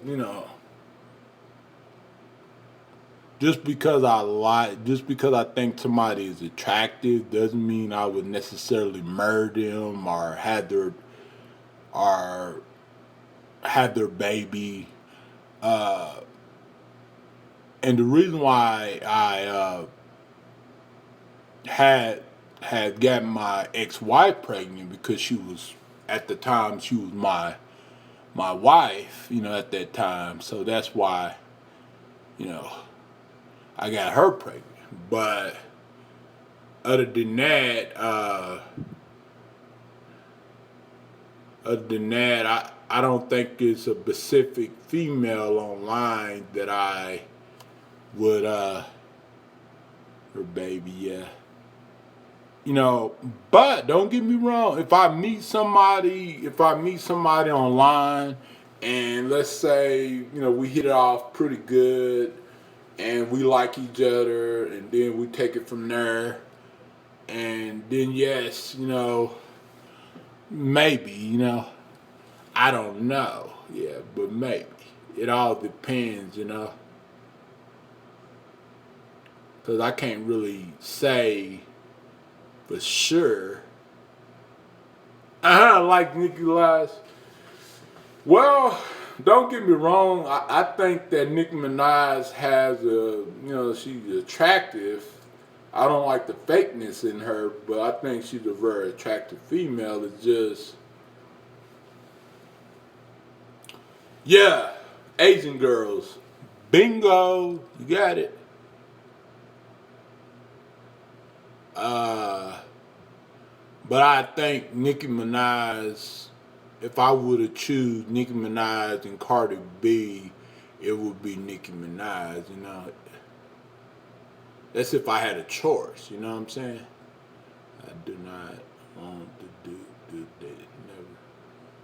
Yeah, yeah, I understand, but I'm saying that if I meet somebody that I met on YouTube, right in person, like, and we hit it off pretty well, and we like each other, and we have some kind of connection, then yes, it's possible. But like far as trying to be in a serious relationship with somebody that I never met, I don't know about that. You know, but I have been in a relationship with somebody that I never met online, but not in a serious relationship or nothing like that. Because 90% of the women that I met online that I was in a relationship with, I already met them. So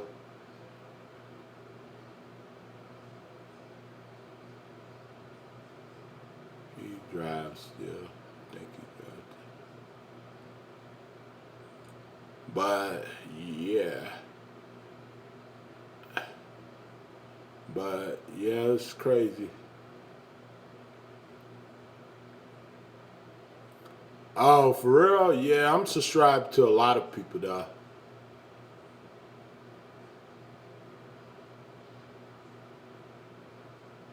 I'm subscribed. Okay, Stacy, I'm subscribed to a bunch of people, so you'd be surprised who all I'm subscribed to.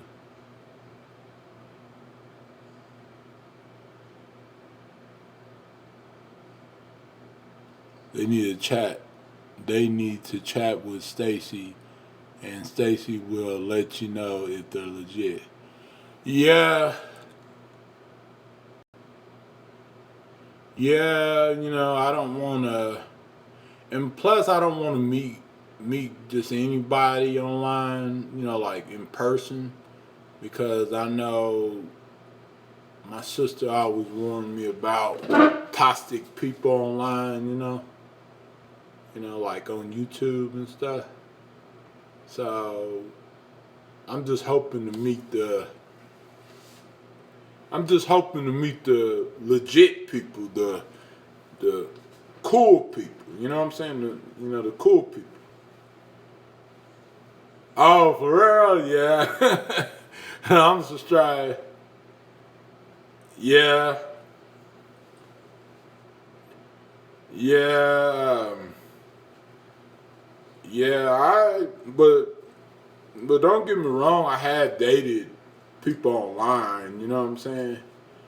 You know. You know. I don't know how many people. Maybe like 15 different people online. Maybe more than that. But I never had a friend like Stacy at that time when I was dating a lot of these girls online because I didn't really have that many friends online, but a few of them.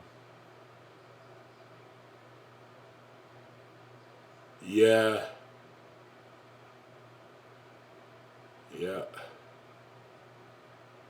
But Stacy, yeah, she's a really good judge, character. She's really good at knowing who is legit and who is not legit.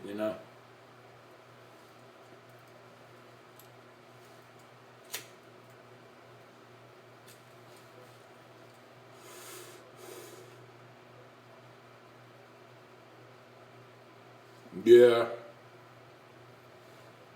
And what's so funny, you guys? You know, uh, well, some of y'all guys don't know her, but some of y'all guys might know her. I don't know. That girl, Kitty Blue, she wants to date me. The girl that I used to date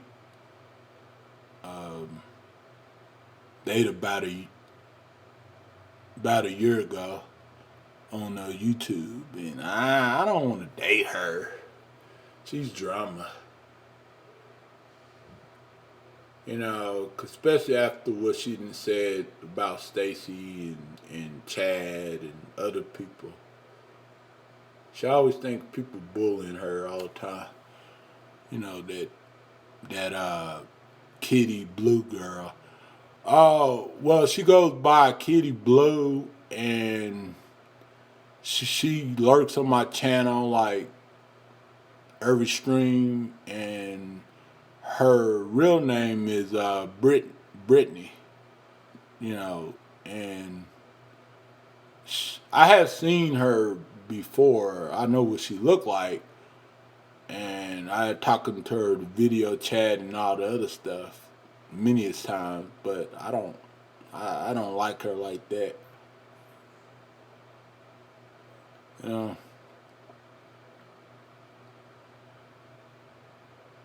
So no, not Stacy. It's somebody else. It's a different girl.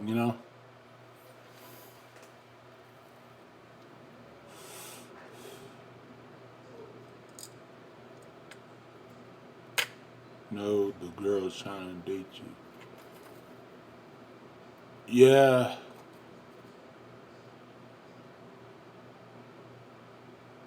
yeah. I don't want. I want to date somebody else online, but I would never let y'all know who. But I want to date somebody else. Uh, And I've been knowing this girl for like a long time, like a long, long time. But she's not somebody that y'all know. So, and she don't really upload videos anymore. But I'm not gonna say because I would never get a chance with her. You know, but I'm just keep it at that.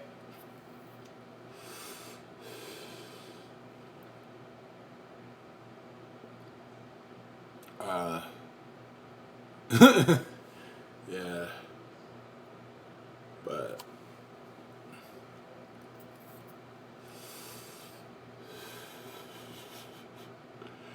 nah, she's not Asian. She's not Asian. She's not Asian. She's a white girl. But you know, it's. But I do like Asian girls though, and I started liking Asian girls when I was in the mall. In the mall that day with Jesse, we was that stream was off the hook, you guys. But I accidentally deleted it, and I'm gonna make another stream like that again too. What if it's by myself or with Jesse? Uh, and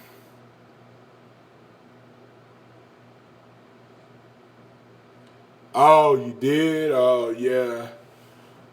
Send me the link. But yeah, that stream was off the chain. You know, we was just like those Asian girls was actually really talking to us. Oh yeah, yeah. Jesse told me about that. I have it uploaded on my one of my phones. Jesse told me about that. Uh, but yeah, I had a lot of confidence whenever I was at the mall. You know, I was just talking to these Asian girls, and they were actually talking to me. They wouldn't stuck up. They wouldn't like meh, meh, meh, meh, meh, you know, or they wouldn't mean. They was actually talking, and I had it on the stream, and you know, it sucks that I deleted the stream accidentally. So, but yeah, and the video was pretty cool. It was pretty dope. The live stream was pretty dope, but I'm gonna do that again. But this time, you know, I'm going to probably actually get a number on, actually get get some numbers right on the live stream. You know what I'm saying? From the girls, right at the mall. Cause last time I didn't get no numbers. I was just a flirt. I was just flirting and stuff, and I was just talking to them and stuff. You know, because I wasn't really thinking about getting their number. I was just, you know, just, mingling. You know, that's about it. I wouldn't even think about that. You know, the number and stuff. Did I get some coffee? No, I didn't. I got some cheesecake, and plus I got some. I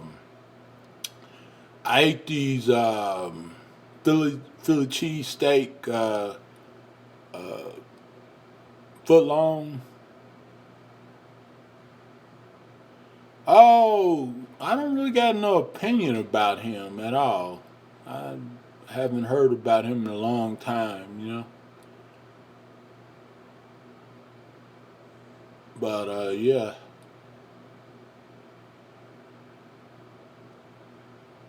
Oh, it was pretty good. It was pretty bomb, actually. It was pretty good though. It was the cheesesteak. I mean, no, the cheesecake was like about like I think $3 or something. But the cheesecake was the big size though. One word. What about her?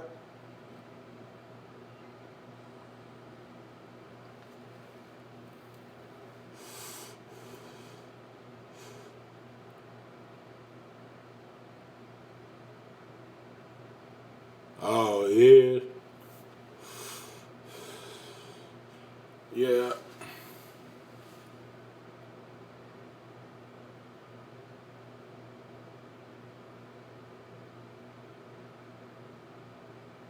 But yeah, those Asian girls are really nice. You know, some of them. Oh, really? Oh, I didn't know that. I don't really keep up with him and Gwen Stefani. I don't really keep up with them no more like I used to though. Yeah. But yeah, I'm more keeping up with the like Cardi B's and Nicki Minaj and DJ Khaled and all of those people, all of those type of celebrities.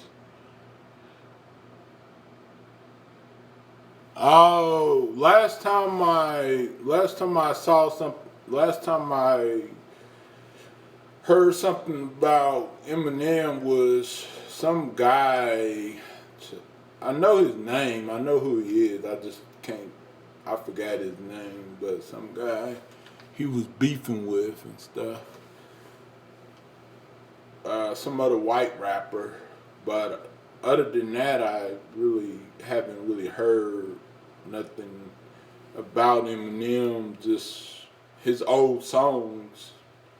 You know, I play it every once in a while, but and some of his new music as well too. So, but I haven't heard any more news about him. But yeah, it's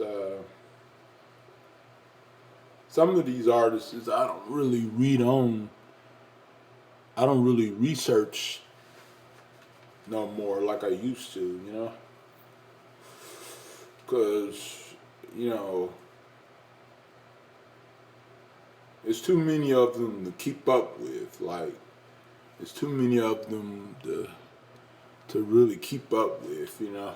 So, so I try to keep up with some of the other artists and some of the other celebrities and stuff. Yeah, I've been keeping up with Michael Jackson forever, really. Michael Jackson for a while, you know. Even when he was alive, I was just keeping up with everything that was going on with Michael Jackson, or you know, when he would, you know, like do something, or he would have a concert, or you know, something, he would be in the news, stuff like that, you know. Well, Prince, I did a video on Prince when he passed away, and I think was it? I think it was 2008, not 2018 or 17. I think I just don't remember. Uh, but I did a video. I think it was on this channel. No, not this channel, because I don't really get onto this channel like that. But my main channel, uh, and I did a video on him, you know, giving my condolences about him passing away, and what was going on with that. They were saying that he had, you know, the cause of death and stuff like that, and then I was keeping up with that wrestler girl, China, and stuff like that. You know, the one that passed away also. So yeah, I was keeping up with them, and yeah. Matter of fact, I think I can find it somewhere. I don't. Let me see. Let me see if I can find it anywhere. Maybe I can. It was a video The video was made like a long time ago. So let me see if I can find it.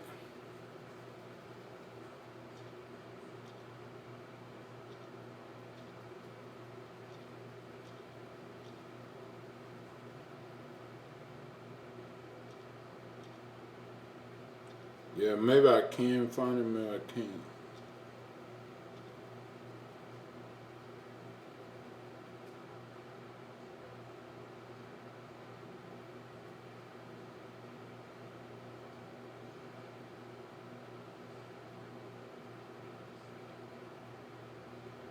Oh yeah, I can find it.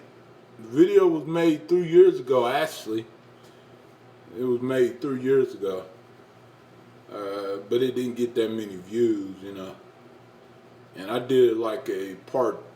I did like a two videos. I did a video on Prince and China death and stuff. So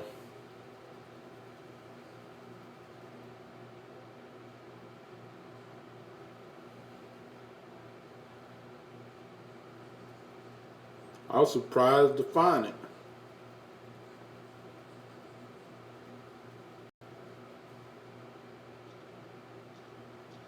Alright, Prince.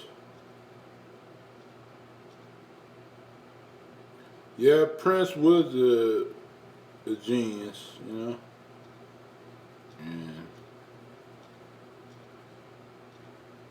China.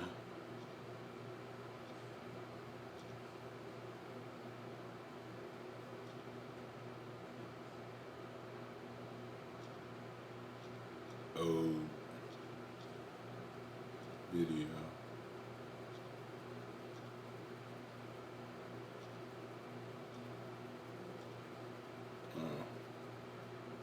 Cause I think it was a long time ago though. Cause it says 3 years. The video was made 3 years ago. So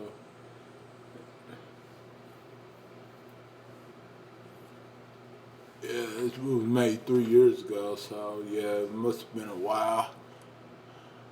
I know it was a while. Okay, if it's, yeah, I posted the link. The link is in there.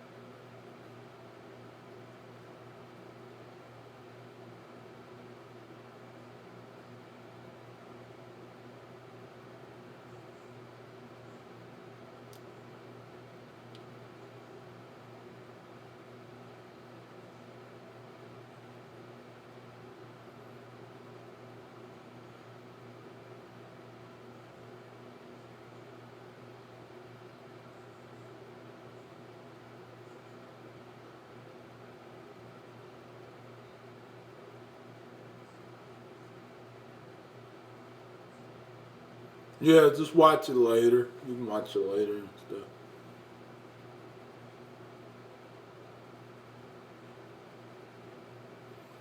Yeah, and I think the reason why a lot of people didn't find out about the the Rainbow G Productions channel because I shared it on my community tab on my main channel, and plus I shared it all over Twitter, and plus I shared it on Instagram and Facebook and Messenger and stuff. So that's how a lot of people know about this. Because the last time I uploaded on this channel, let's see, it was 4 months ago. But this channel used to be a different name, which was my record label, but it was spelled. It was actually it wouldn't It was actually it had space, but my main channel it just only spelled like one word and then plus TV. Yeah, yeah. And this channel was around and this channel came around in February 4th, 2015. So I think I made this channel 2 days after my daughter was born, but my main channel I made 2011. I bet you they are passing. Oh yeah, yeah. So a lot of these channels have been around for a while. You know, it's just I haven't uploaded a lot of content on them. Yeah, except for my other two main channels.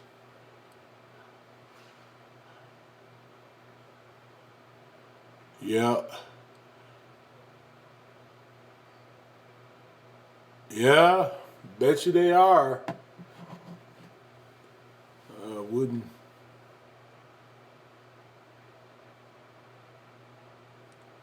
wouldn't be surprised, you know.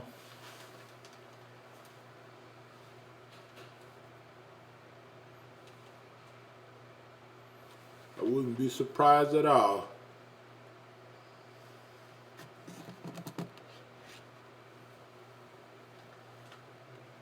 I would not be surprised. Hold on, you guys. I'll be right back.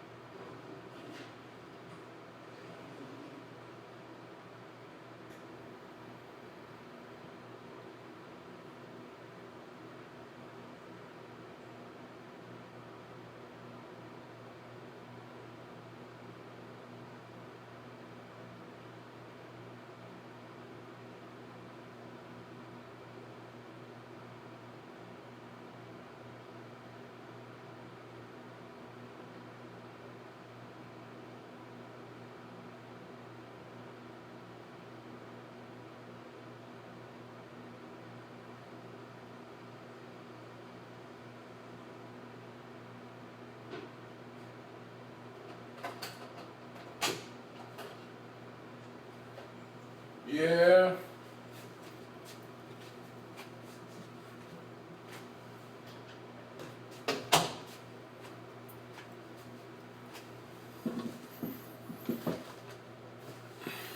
Cool, cool. I was just wondering because the phone is close by the bathroom, so I didn't know for sure. But if the phone was in the bathroom, then yeah, y'all would definitely hear me.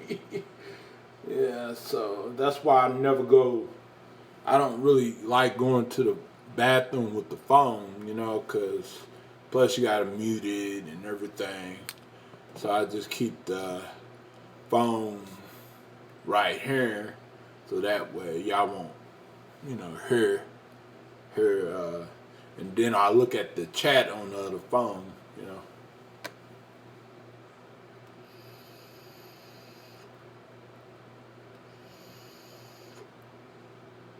What the heck happened? It's not. Hold on. There's something in it. Oh, I wonder why it wasn't doing nothing because it wouldn't on it wouldn't on properly good enough. Yeah, cause I because one time I was at somebody's stream. I forget who it was, but they had to go to the bathroom and they might have forgotten to mute the mic or something, and I heard them peeing and stuff.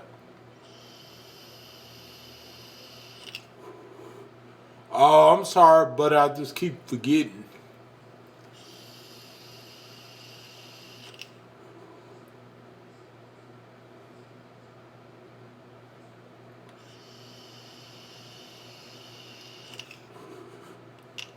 Yep.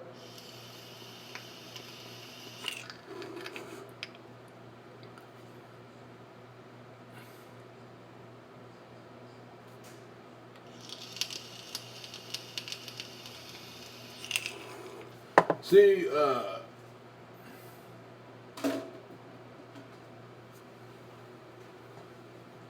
I don't have the app installed yet. I forgot to install the app, but because I normally just use the app, or maybe I can, you know, use it right on my phone, Snapchat. But I normally just use the app on the phone and stuff. So I don't have it. I used to have it installed, but welcome back, Stacy. Welcome back. Welcome back. So I'm gonna see if I can go to the website and uh, and add you that away, so I won't have to.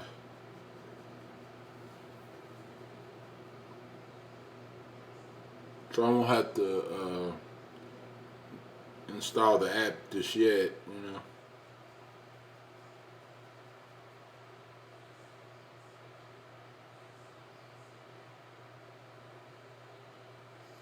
see if I can log in. Yeah, normally since I have uh,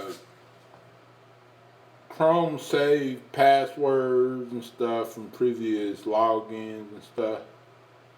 So that's how I'm able to log in, even if I forget my password. Chrome, you know, Google Chrome, they save everything.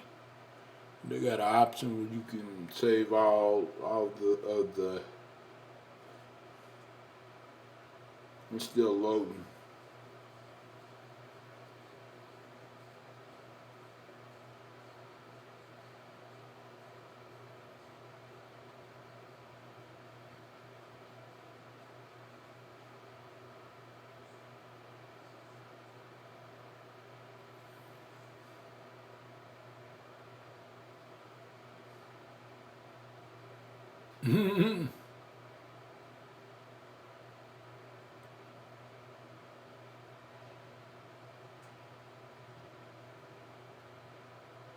Find out a girlfriend.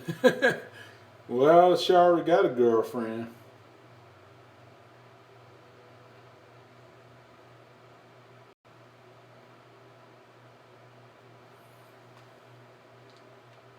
You know, that's the best thing ever happened to her.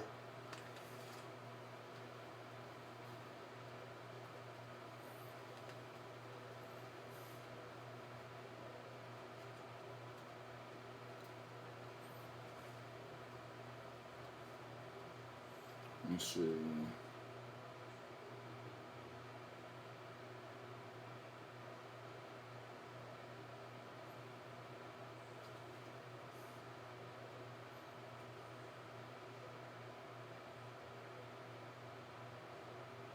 No, I would add you. I have to go to the. I have to download the app.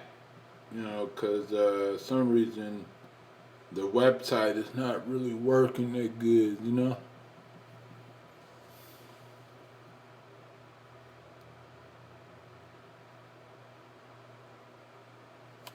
You know, so and really, I don't really get on Snapchat. The only time I get on Snapchat is to send pictures to Stacy or talk to Michelle, but somehow somebody get into Michelle's phone and blocked me from Michelle's uh, Snapchat. So yeah, but I really don't get on Snapchat like that. You know, I'm more like an Instagram type of guy or Twitter or and really Facebook. I just basically just message her and post links and stuff of my videos and stuff. Hacker. Uh,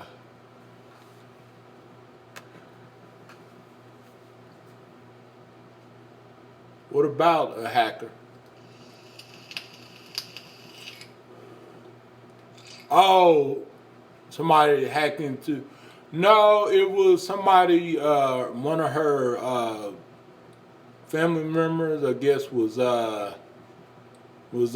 playing with her phone. One of her nieces was playing with her phone. Nieces or nephews, whoever. She was telling me, and I guess they, probably then did something. So, but I, I would add you later. Yeah, I would add you whenever I get the app uploaded.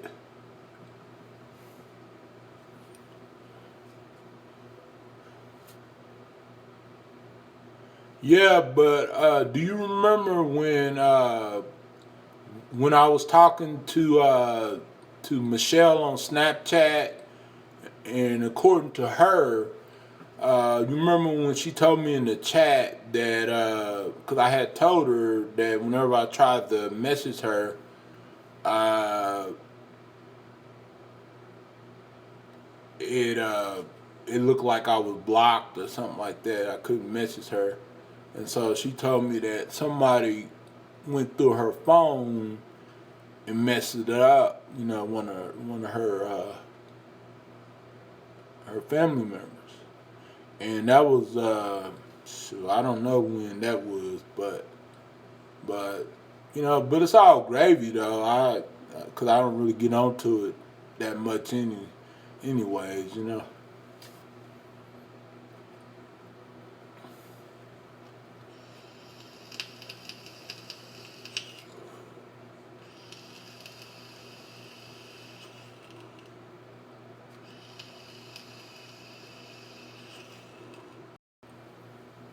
Yeah.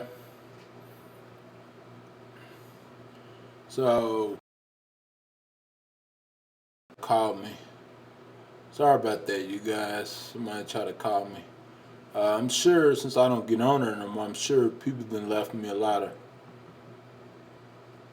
bringing me over cold medicine. Oh, sweet. Oh, well, I hope you feel better too, honey. Uh, I'm sure that since I don't get on her, I haven't been on her in a while. I'm sure that people then try to leave me a message or send me something.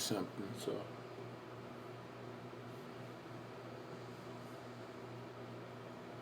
oh, that's nice of her.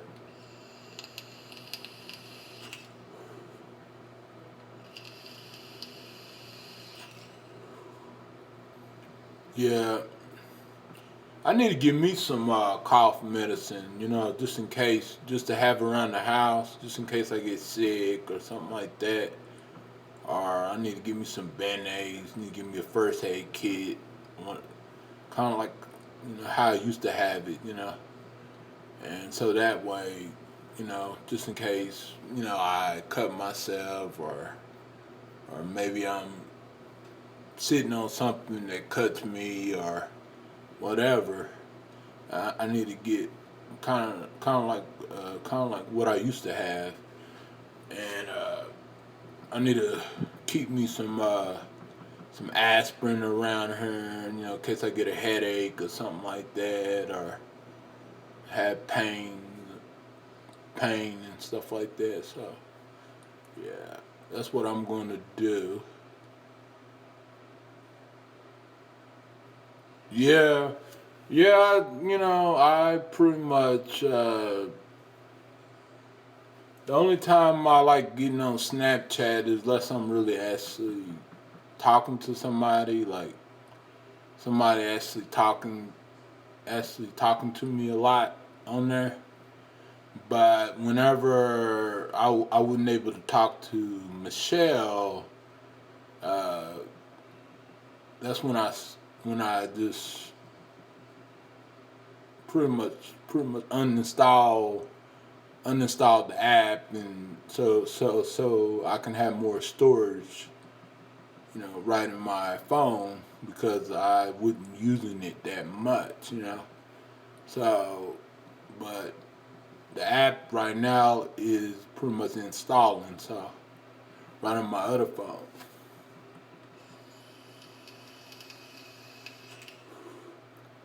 Kind of unless I have somebody to talk to on there, because when I first started Snapchat, it was back in 2000 and when was it? It was like I think it was 2014, 15, something like that. And so I didn't really have nobody to talk to but one person, Sophia, my friend Sophia. I used to talk to her on there, Snapchat pictures to her and stuff. But we don't talk. She still follows me on Snapchat, but she don't get on Snapchat anymore. Sophia is a girl that I went to high school with.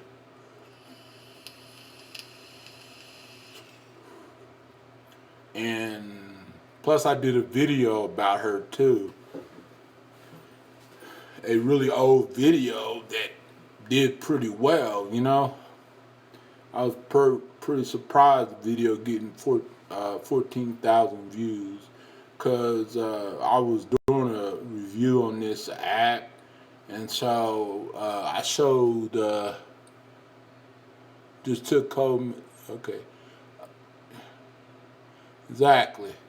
Uh, I was doing a video on this app, Marco Polo app or something, where you can chit chat with people and stuff.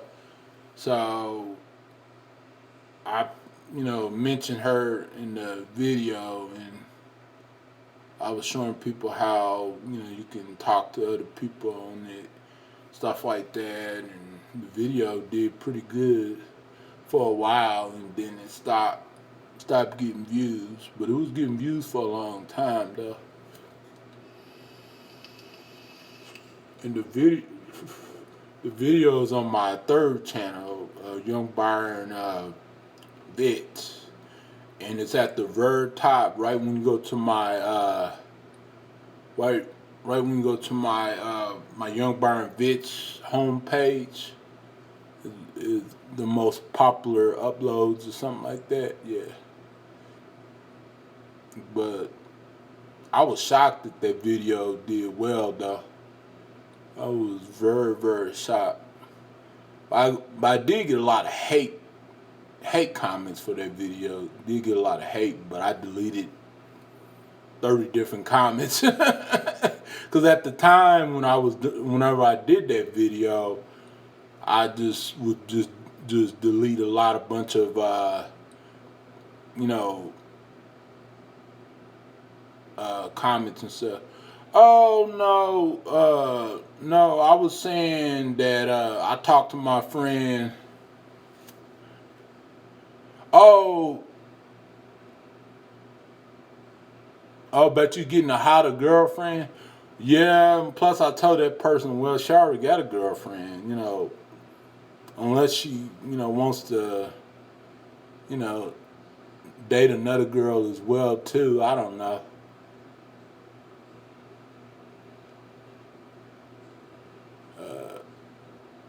Yeah, yeah, yeah, yeah. I know, cause because whenever that person uh, typed in that message, I told her, well, she already got a girlfriend, so that's even better, Uh, but yeah,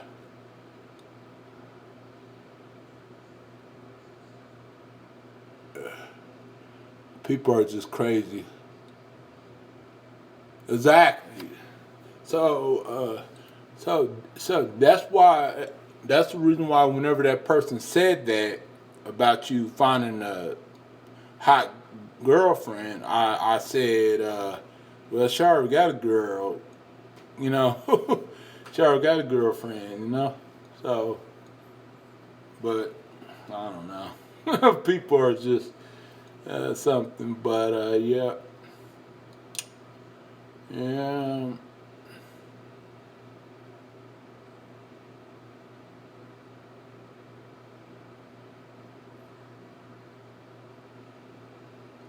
yeah. It is not well, cause me personally, just because somebody looks good doesn't mean it's sure, you know,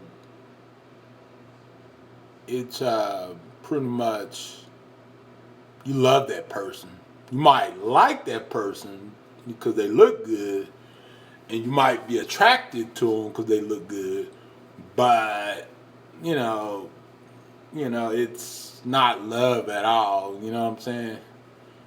Because I didn't see women like literally. I didn't witness good-looking women with the most ugliest guys, and they are still married to today.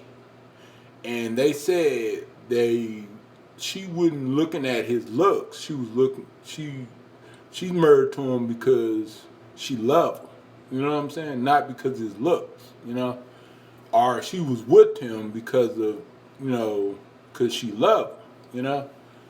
So or I know some guys, good looking guys with some raggedy girls, and they're with they're in a relationship with them because they like them because you know they're compatible. They're compatible, and it's all about connection and love.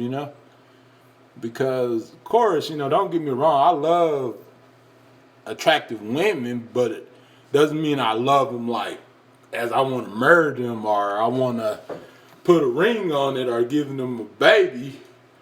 You know,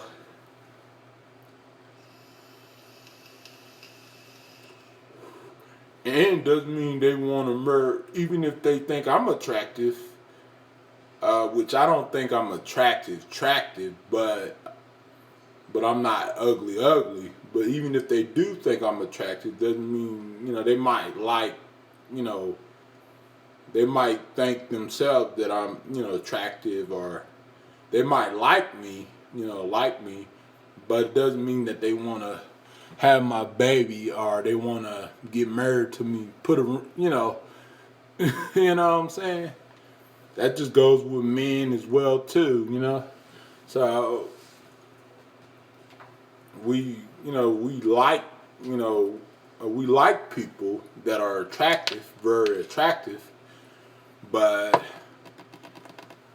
we never think that we could we never think that we could have a chance with them, or we never think about them like oh yeah, we never think that we can never like you know be in a serious relationship with them, kind of like you and Janice is in a serious relationship. We never think of them like, wow, I can be in a serious relationship with that person or that guy or that girl. We never think about it like that, but we might, think that they're, handsome or cute or, you know, or their personality is like, you know, is amazing, but but we never, think of them as anything else though. Because don't get me wrong, just because I'm an average looking guy, it doesn't mean that I don't have standards. There's some girls that I didn't turn down in the club that was really, really good looking. And the reason why some of them I turned down because I just wasn't feeling them. You know what I'm saying? I wasn't feeling them, and plus I wasn't going based upon looks. I was just going based upon chemistry and connection and what if we get along or we can talk to each other, about things and stuff. Even if it's like just dating, just like talking on the phone or hanging out or going out to eat or something like that. Even if it's that, because I feel that you know that it's girls that I would never, even if I had a chance with them, there's some girls out there in this world I would never date. And it's not because their looks or it's not because of anything else. It's just because they don't have they don't have a good heart, or they don't have a good personality, and they're not. I feel like whenever I'm around them, I feel like we just don't connect good with each other. You know what I'm saying? And so that's why I would never even touch them with a 10 feet pole. You know what I'm saying? But I know it's a lot of thirsty guys out there that would, but not me.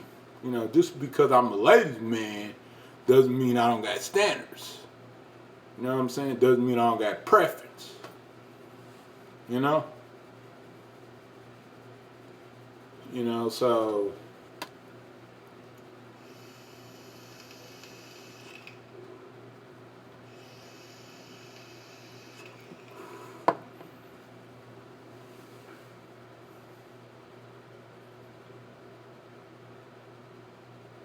but if it was a attractive girl I was talking to at the club, and let's say, I got her number, she got my number, then, we meet up, she meet me at my place, or I meet her at her place, and we start talking, and we start liking each other, we start, we start really connecting well, then yes, I would, you know, we would possibly be in a relationship.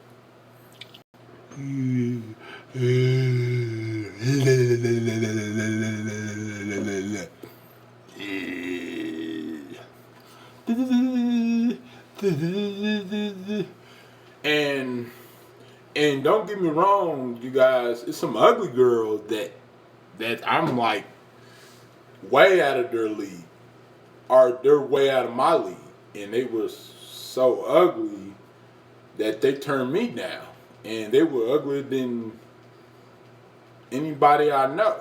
You know what I'm saying? And you would think, they wouldn't, turn a handsome guy down like me. You would think that, but you'd be wrong. So it's some ugly girls turning a lot of men down too.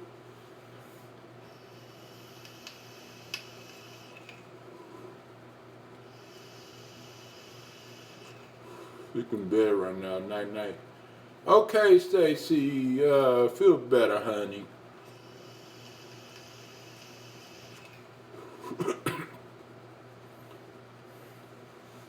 So, looks don't mean crap.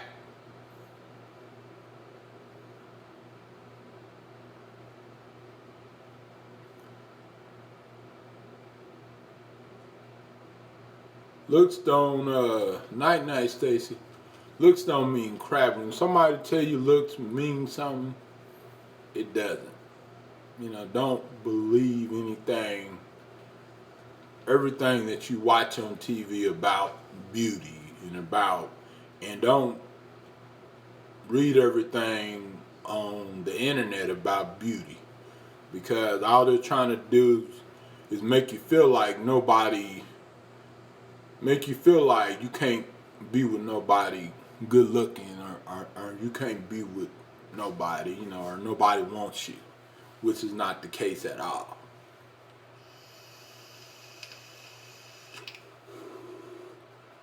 You know, so, and that goes for women too. That's not just for men. It goes for women too. You know. Alrighty, night, Stacy.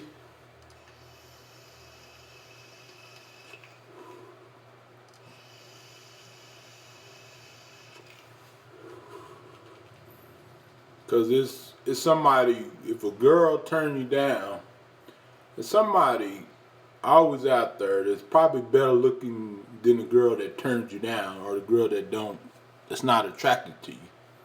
I guarantee you, because I didn't, when I got turned down by this one girl, uh, and then I dated this other girl named Dawn, and whew, she was way good looking than the girl that turned me down. When you get older, you want a hot girl, yeah. She looked way better, Dawn. She looked way better than the girl that turned me down. Trust me, she looked way better. But it's not about that. It's about, connection. It's about chemistry. It's about, having fun. It's about, love. It's not about,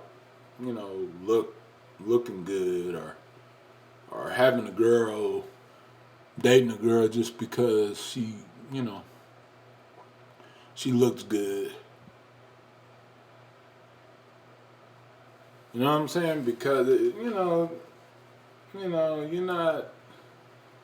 not always gonna be happy with what you get, even if the girl looks really good looking. You know, that's not just that doesn't just apply when a girl is fuggy, flugly. When a girl is ugly. That also sometimes that applies when a girl is hot too.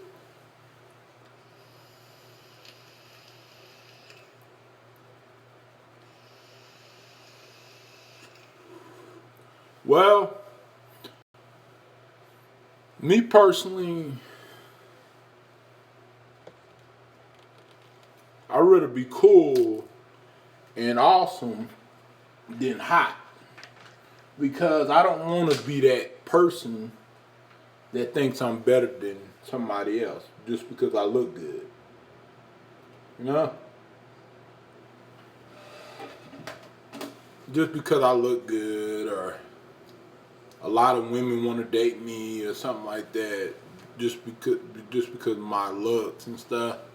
I would want to be that cool, average looking guy than be that jerk, hot guy. You know what I'm saying? So, you know, I'm happy with what I am. You know what I'm saying? I'm not, jealous of any guy that's good looking than me, or any guy that's buff, or that's that knows more than I do. Yeah, I love her hearts too, because I'm just happy the person that I am. Like being a really awesome person and a nice person, and not being a jerk, or a asshole or nothing like that. And having a heart and a soul when it comes to how I treat people. So that's what matters to me. Nothing else. I don't really wish. Oh, thank you. I don't really wish to be hot, or I don't really wish to be cute, but I just I'm just happy with the way I am. You know what I'm saying? I don't care about being good looking or being hot or being, like looking like a model or something like that. Because I wouldn't want no woman to just be with me just because of my looks. I want a woman to be with me because she want to be with me. You know what I mean? Because she likes me and she want to be with me.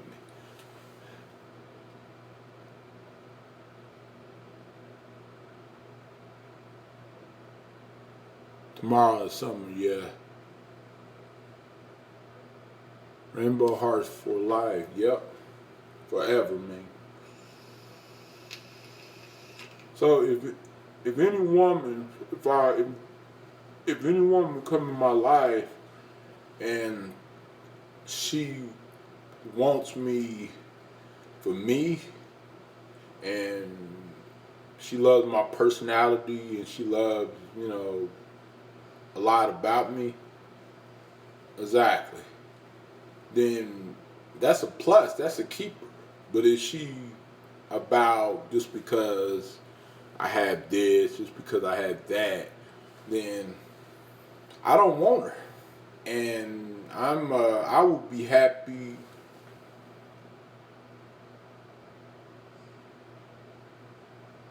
No,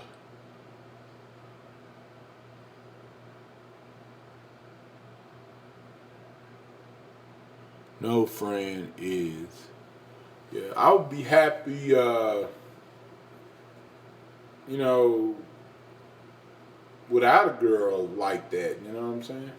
Who cares? I'm not gonna cry over it. I'm not gonna, oh, yeah, no, because really, be honest with you, I'm happy. Like being being with. Okay, night night. I'm happy with being with myself because I know that I treat myself better, and also I don't have to worry about drama being with myself. You know what I'm saying? I don't got to worry about people lying on me because you know,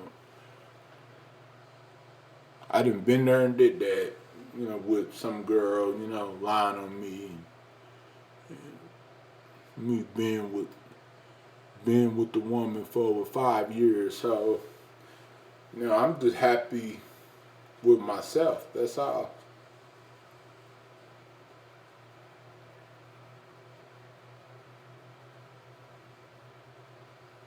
You know what I'm saying?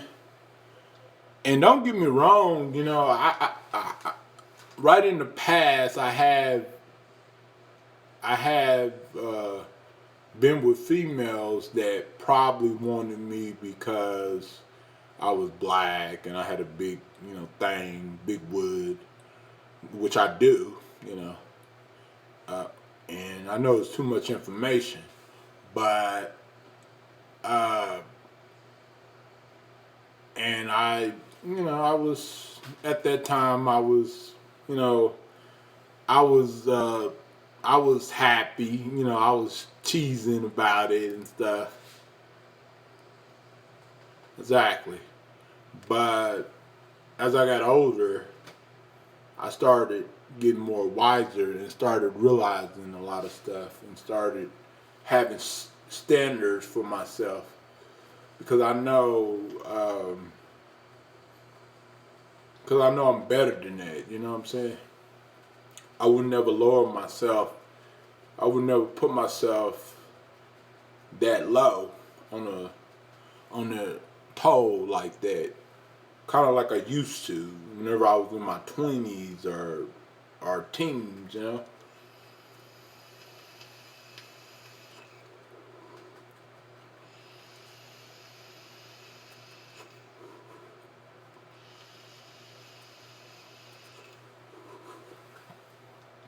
Because because it was times where, yeah, thank you.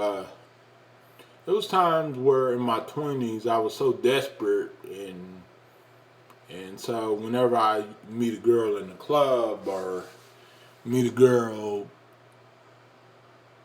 meet a girl on like a dating website or dating chat line over the phone, or meet a girl at the mall or somewhere in person, then I would, you know, give in. But since, but today is really different.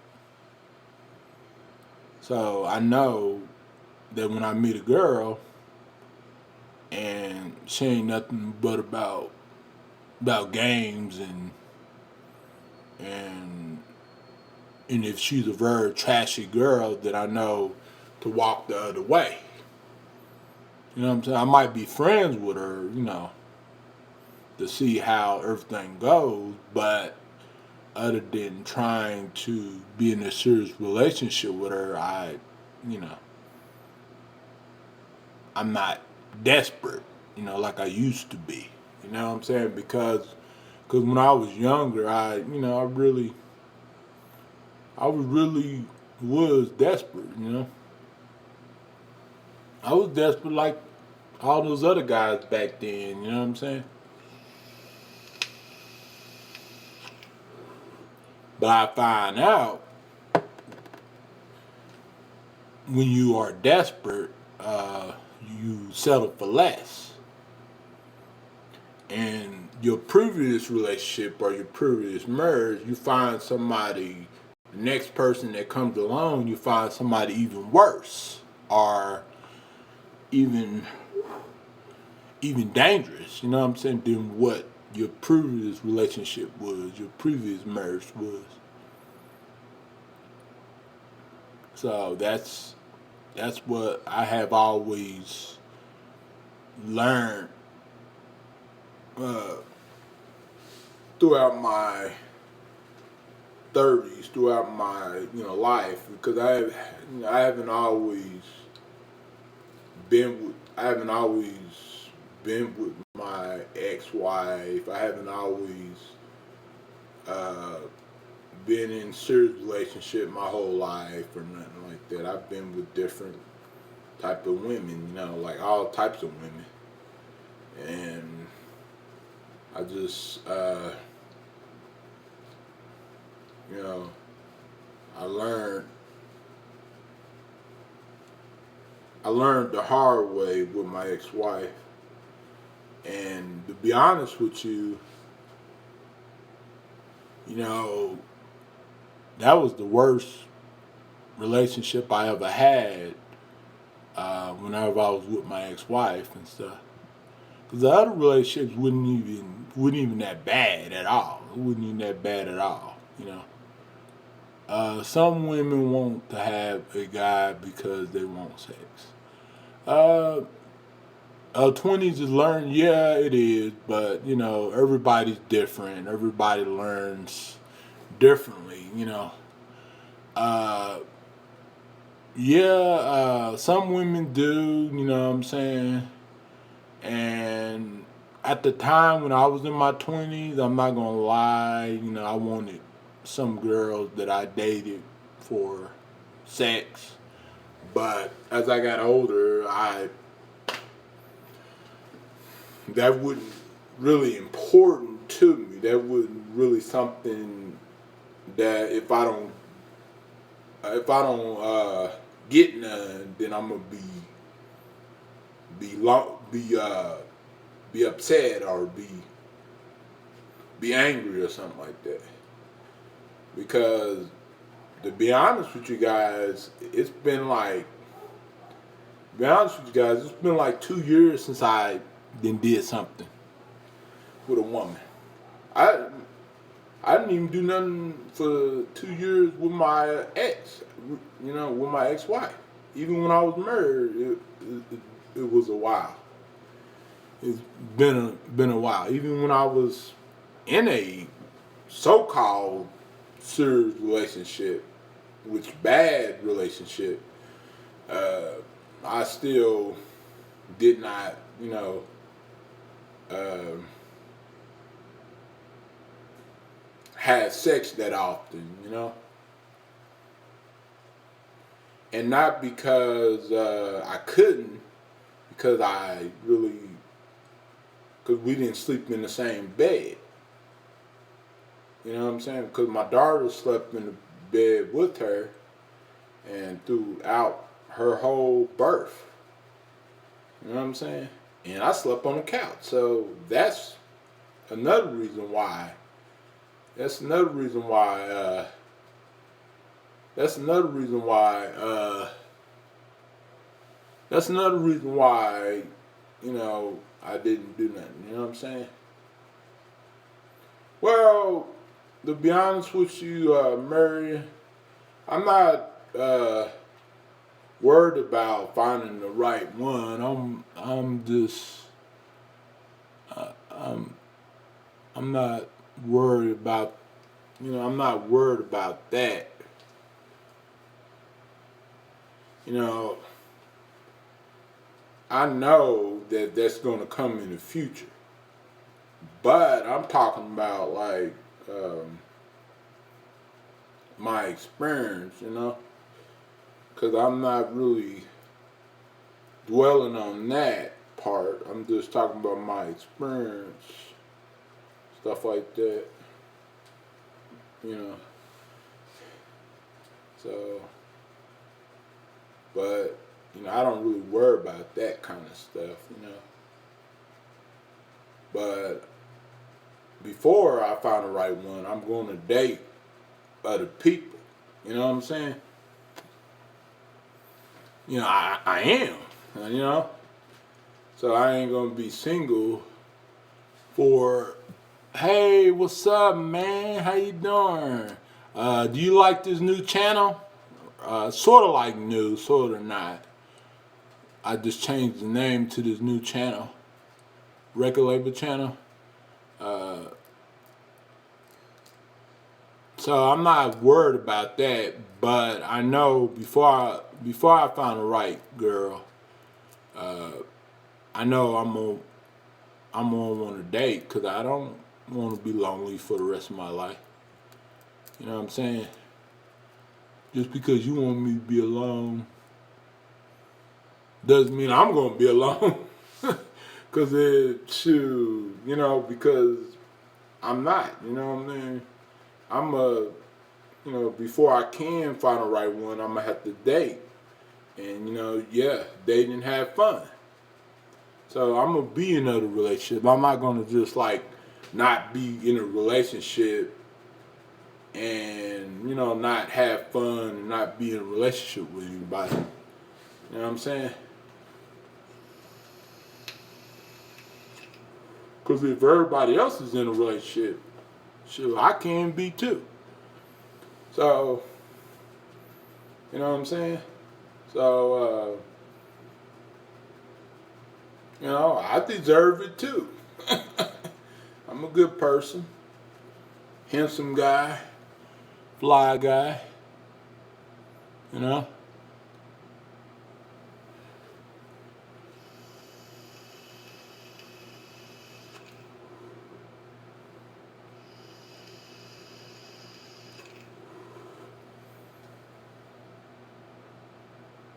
Yeah, yeah. You know?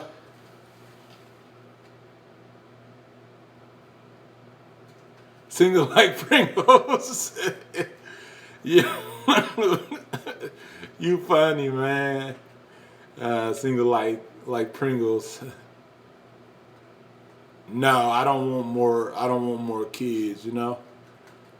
Because I think my daughter was enough, and I think I was blessed with my daughter, even though I was in a bad marriage and a bad relationship. Um, I think my daughter was a blessing. You know what I'm saying? Yeah. I think my daughter was mainly a blessing because just because you don't necessarily gotta keep having kids.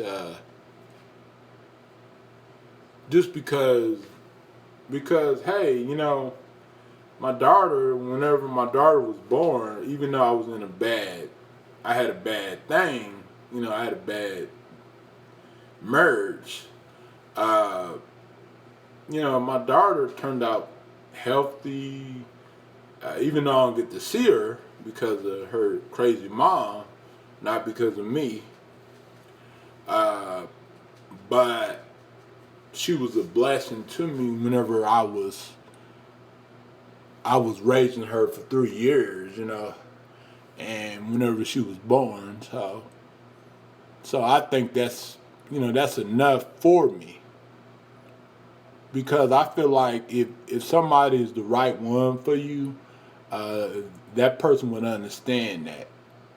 But if they don't understand it, then they're not the right one for you. You know what I'm saying? That's just like when it comes to marriage. If a person makes you marry them or makes you put a ring on it, then that person is not really the right one for you.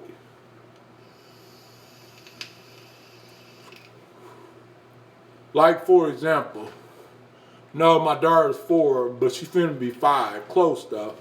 Like, for example, let's say I meet, let's say I meet this girl and I convince her that I'm the right guy for her. And she feels like I'm the right guy for her and stuff. And then, but she doesn't want to, like be committed. She doesn't want to be married or nothing like that. Exactly. I was forced to be married by somebody bad.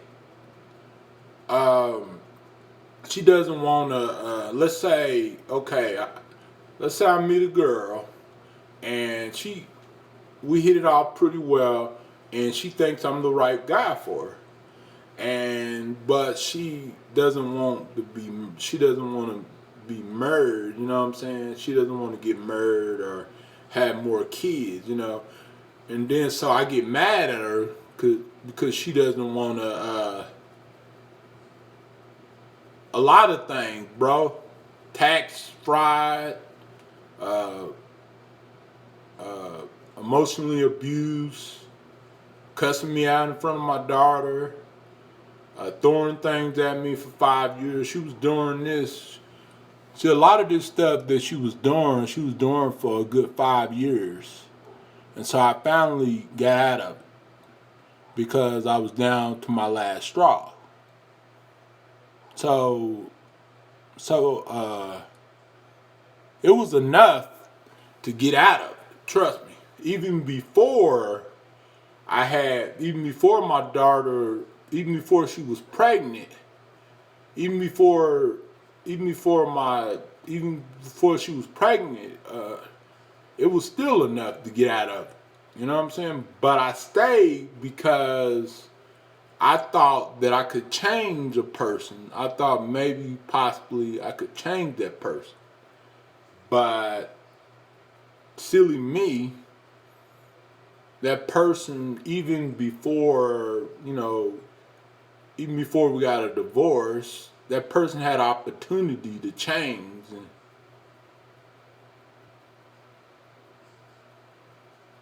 I thought somebody was going to get you. Yeah, yeah. I thought that person would change whenever, even like before she was pregnant with my child. I thought maybe that person would change. You know what I'm saying? And boy, I was wrong. And that's why I continued, even though the relationship was not good. It was not good at all. It was really, really bad. It was. I wish I had. I wish I had a video of everything that ever happened to me, and I would look at it and be like, thinking back, like, wow, dang, you know what I'm saying? You know what I'm saying? Because I got, if I could put everything on video, if I could have put everything on video that time that it was happening, then it would devastate you. It would devastate you. It would devastate you. And not only mistreated by her, but mistreated by her adopted mom too. So I had it really, really hard. I was not only dealing with my crazy ex, I was dealing with her adopted mom as well too. Well, she's not physically, but she was mentally and emotionally and verbal. She was throwing things at me, so that's verbal. You know what I'm saying? That's verbal. Like she was throwing chains at me. She was throwing hanger at me. One hanger. She hit me with it, and I got a scratch on my face. And also, one time, one time, I was playing with my nieces and nephews. Uh, at that time when I was, married, and I was playing with my nieces and nephews, and so she, uh, we was just playing around, just horse playing, and she punched me in my growing areas, and and that didn't just happen one time. That happened many times. But I'm happy right now that I got out of it, and I'm blessed that I'm out of it and stuff like that, and I don't want to go back to it. You know what I'm saying? Because that's just like whenever you get into a situation. Well, she had issues, but she had more problems. But she was also controlled by her adopted mom. She had issues herself, but she was also controlled by her adopted mom as well. Her adopted mom was much worse. The mama that adopted her when she was a baby, my ex-wife, I'm talking about. You know what I'm saying? That adopted her from California. But, it's all over and done with, and I don't have to deal with that kind of abuse anymore. You know what I'm saying? So it makes me much proud of myself, and and plus it makes me feel a lot better than what I used to feel when I had to deal with that, stuff. So that's why I'm not really worried about finding nobody. I'm just dating and having fun.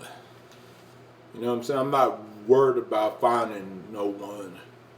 I'm just dating and having fun. That's all I'm doing.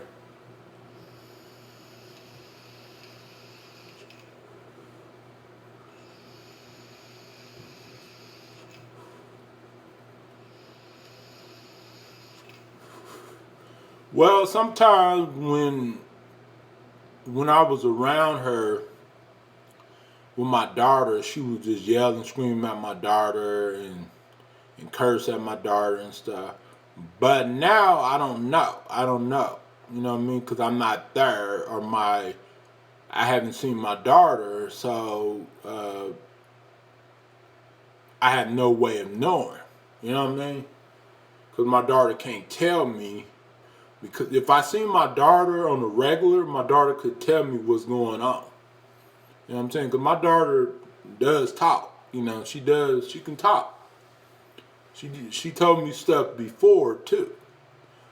But since I haven't seen her in months because of my ex-spouse, not because of me, uh, I don't know what's going on, because every time I try to call her, she don't want to talk. She never want to talk about, my daughter, or she never wants to. She never wants to. She wants to make it about something else, she want to talk about uh, her boyfriend. You know, like her the guy that she was dating. You know, her like some white guy that she was dating, and she just want to talk about her issues with her, you know, with her other ex, and it's never about my daughter. You know what I'm saying? And don't ask me why, because I don't, you know, I don't have all the answers to that. All I know is what she did to me and what happened whenever I was there, whenever I was with her. But I don't know what's going on behind closed doors because I'm not with my. I don't get to see. I don't. I don't get to see my daughter like that. You know what I'm saying? But if I got to see my daughter, you know, a lot, then my daughter would be able to tell me, you know, what's going on and stuff. But you know, but I'm working on that. So don't worry. So don't worry about that because I'm working on that. Me and my mentor together is working on that. So we got that, you know. But yeah. So, but all I say is I hope that she's taking care of her. I hope that she would take care of her. I hope that she would feed her. I hope that she has clean sheets. That's all I can do is hope that she has what she needs. That's all I can do is hope that. I'm not saying, you know, that she might not be, you know, she might not be doing nothing, but I'm saying I can hope that she is, you know, she is doing the right thing when it comes to raising my child, because it's not just her child, it's my daughter too. The only difference is me and her not together, and me and her are divorced. So I'm a free agent. I could do whatever I want to do. If I wanted a girl to come over here, hang out with me, and plus it don't just have to be just for a relationship. It could just be friends, you know, just hanging out, you know, lady friends hanging out with a guy friend, and you know, chit chatting, having fun. It don't even have to be all about that. That it don't have to be all about that. It don't have to be all about that relationship. It could just be for fun, you know. So yeah, she is. Well, the thing about it is, I don't have physical evidence. You know what I'm saying? I have verbal evidence, but I don't have enough evidence to do that. You know what I'm saying? If I had enough evidence to do that, then I would already did that. You know what I'm saying?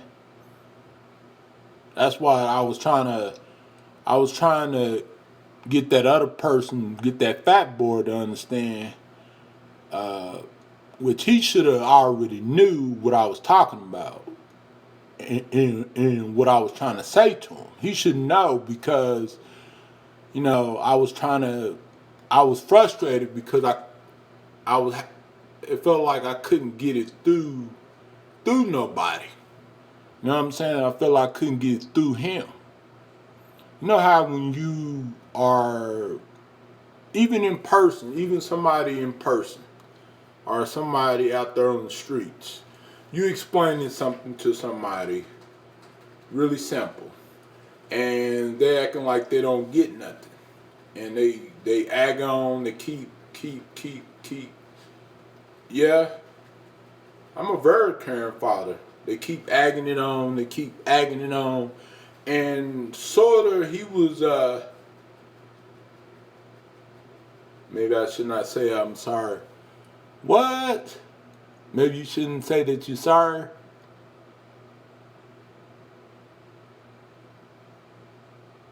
Um, you know, he was agging it on, but not to the extent.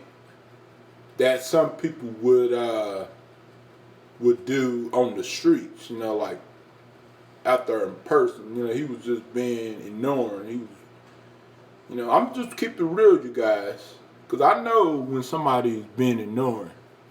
Because I'm smart enough to know when I'm saying something to somebody and somebody just not getting it and somebody just not, I know. I'm smart enough to know that. You know what I'm saying? So, but I don't got nothing against nobody, but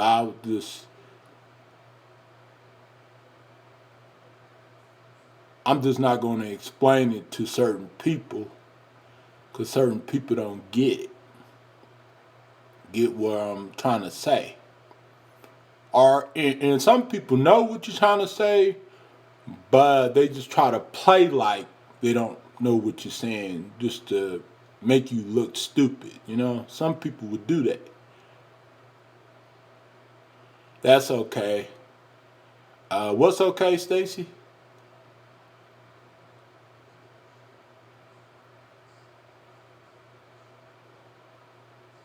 You know what I'm saying? But I'm not mad at you know nobody. I'm just like frustrated. You know. Yep, she sure is. You know. I agree. And you know it's just a crazy situation.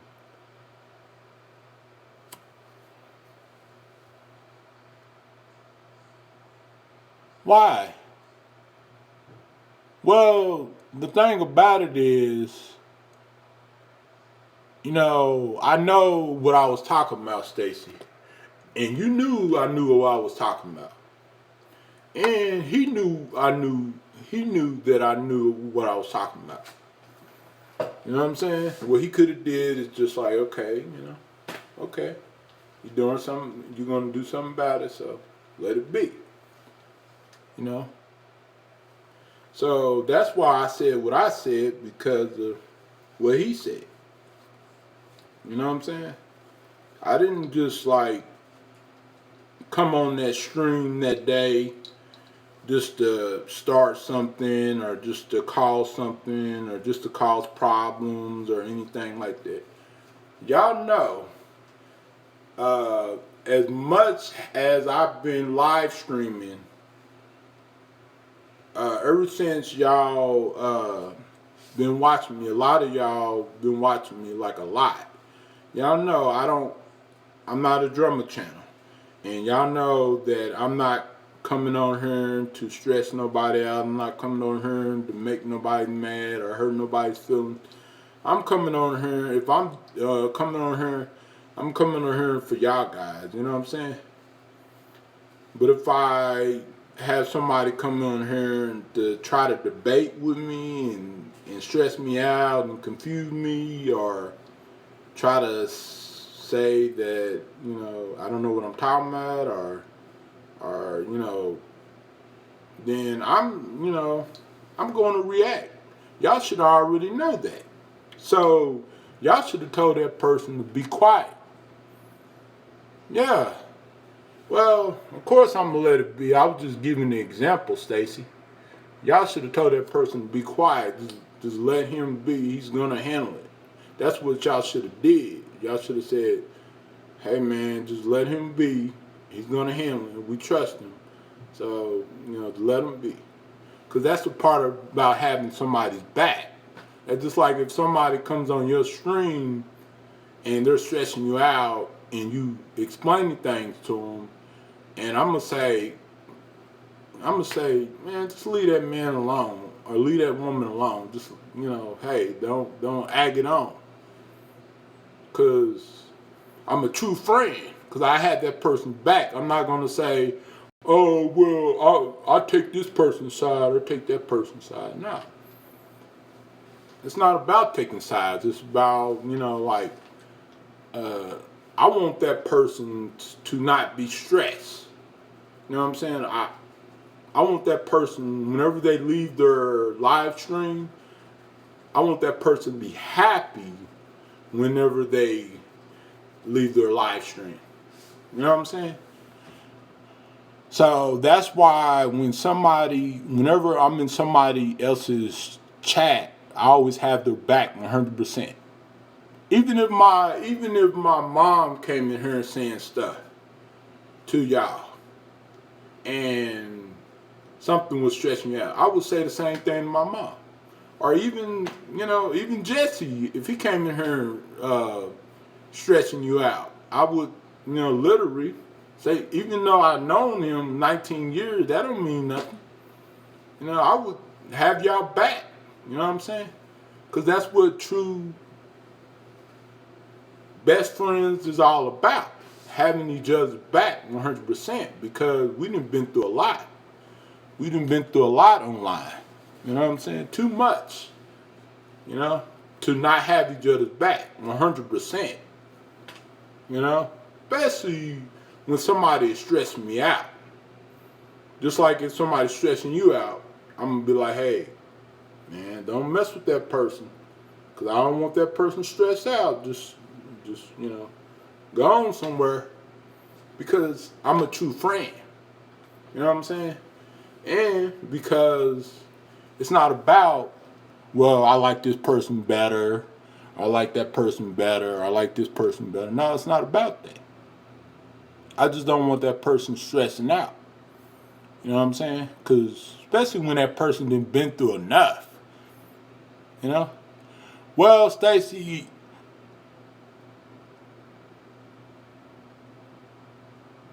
I did let it be. You know what I'm saying? I did let it be. I was just trying to make a statement. I was trying to make a statement. Plus, I was giving examples and stuff. Whenever we was talking about my daughter and stuff. Because whenever we talking about certain things, I give examples and stuff. You know what I'm saying? And as much as you've been knowing me, you should know that, Stacy. You should know that. You should know me better. We've been knowing each other for almost a year. You should know me. I don't like being stressed out. People stressing me out. You should know that already. You know what I'm saying?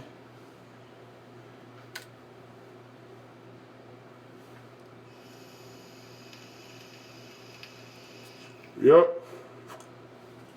I'm sorry that you sick, and plus I hope you get well and stuff like that. I really do. I don't like nobody being sick. Whenever I'm sick, man, I'm like, oh man, man, I'm like, I'm like, no, Stacy, we're not fighting. I'm just saying that I'm just trying to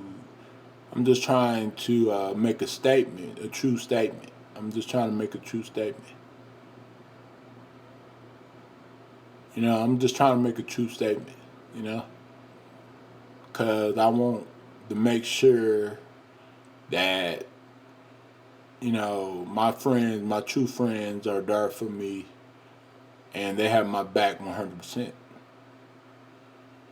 Even if it was my mama. If my mom was upsetting you, even though I love my mom dearly and I care about her, if my mom was upsetting any of y'all, even though I love my mom, I wouldn't take my mom's side. I'd be like, hey, mama, you need to slow down, girl. You need to stop. Don't stress, him out or, her out.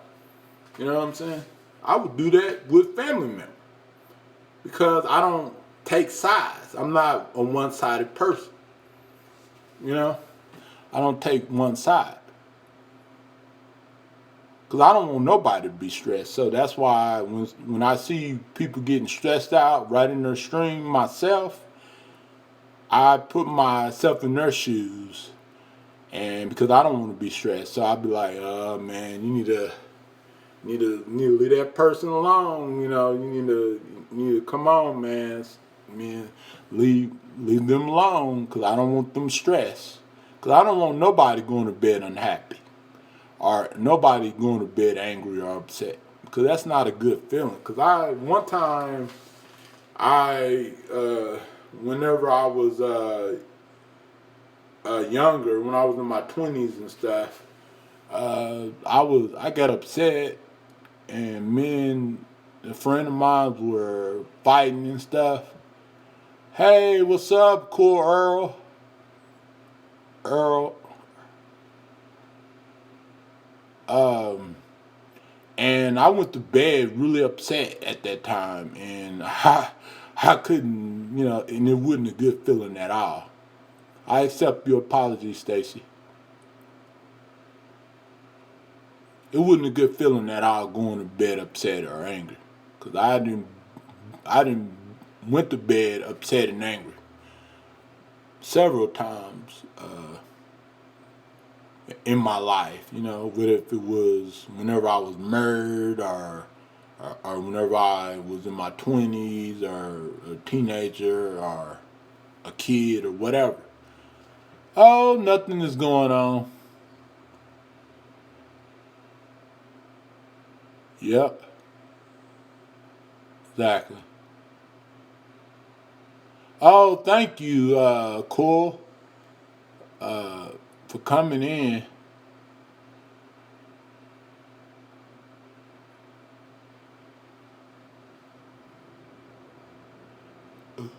Oh, for real? They got blocked? What? Oh, I didn't know that because I'm using the Streamlabs to live stream, so I can't really see what's going on.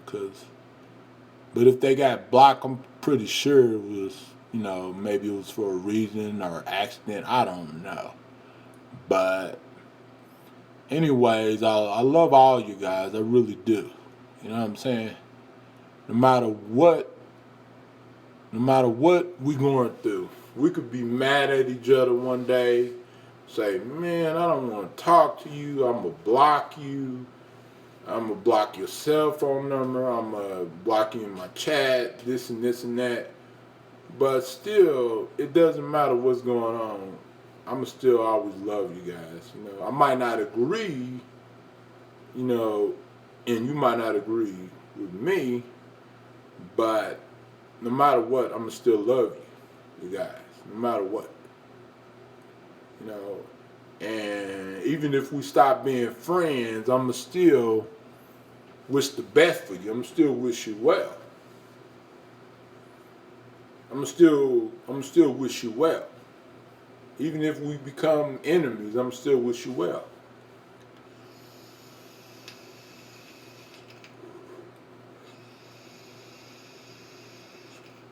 Whatever happens, I'm gonna wish good stuff to happen for you, come your way, in the near future.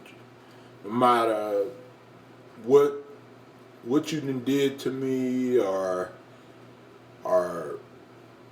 how much you hate me, or how much I dislike you, I'm gonna still, I'm still wish you well, and I'm still wish the best for you, because that's just the type of person I am. That's why, you know, whenever whenever I get in a relationship, when I get into my next relationship, a girl's gonna know what type of guy I am. A girl's gonna know no matter what we are going through. As long as she's not another April, another, you know, in my previous marriage, as long as she's not another, psychopath. Then of course, if we just have problems, then I'm still gonna be there for them. You know what I'm saying? Cause because that's just how I am. That's how I've been for a while. You know what I'm saying? That's just in my personality. This is nothing. this is nothing fake about me. You know what I'm saying? Because whenever I'm at work or when I did have a job, I treated people, you know, nicely, with respect,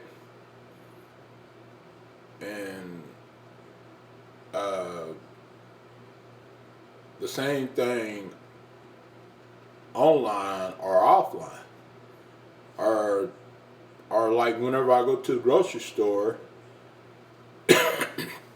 and I bump into somebody, or somebody bump into me, I say, "Oh, I'm sorry, excuse me, I didn't mean to do that," and say, "Okay, go my way, you go your way," and that's it.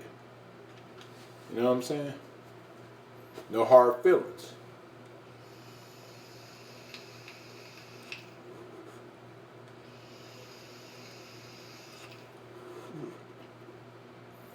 So I don't put on this fake persona off camera at all, because people that surround me off camera, like my neighbors, would tell you, my mentor would tell you, uh, my co-workers would tell you, and they see me off camera. Like whenever I used to work, they see me off camera a lot. You know what I'm saying? But y'all don't see me off camera. Y'all just see me on camera.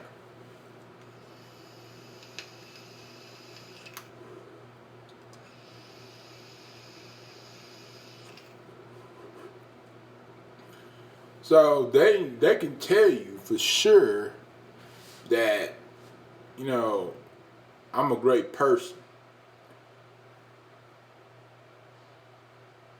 I just the only time I get upset is whenever I'm being mistreated by anybody, even by my relatives, even by my best friend, even by my other friends, or even by you know my boss, or even by my mentor. But which my mentor, she don't mistreat me. You know what I mean? She don't do that stuff because I'm like family to her, and plus, she wouldn't want nobody. She wouldn't want nobody to mistreat me. So she don't do that. You know what I'm saying? So you know, I pretty much, I'm more happier than what people think I am. I'm like, if you work with me, I'm like smiling a lot. I got joy. If you ever in your life ever would have worked with me, like, you know, maybe on the job site, I'm like, I'm like the happiest man. I would probably be the happiest man right on that job site because I'm blessed. No matter what's going on with me, I'm still blessed. And I'm human, so of course I'm gonna get upset, especially when people add stuff on, especially when people try to mistreat me, or people try to assume things, especially when they can't prove it. You know what I'm saying? I can understand if you was assuming things, and you can prove it that I'm saying this or I'm doing that, then that would be a different story. But you saying stuff that, what I'm doing, or what I'm saying, and you don't have no proof, then that's what makes me upset, because I'm just like everybody else.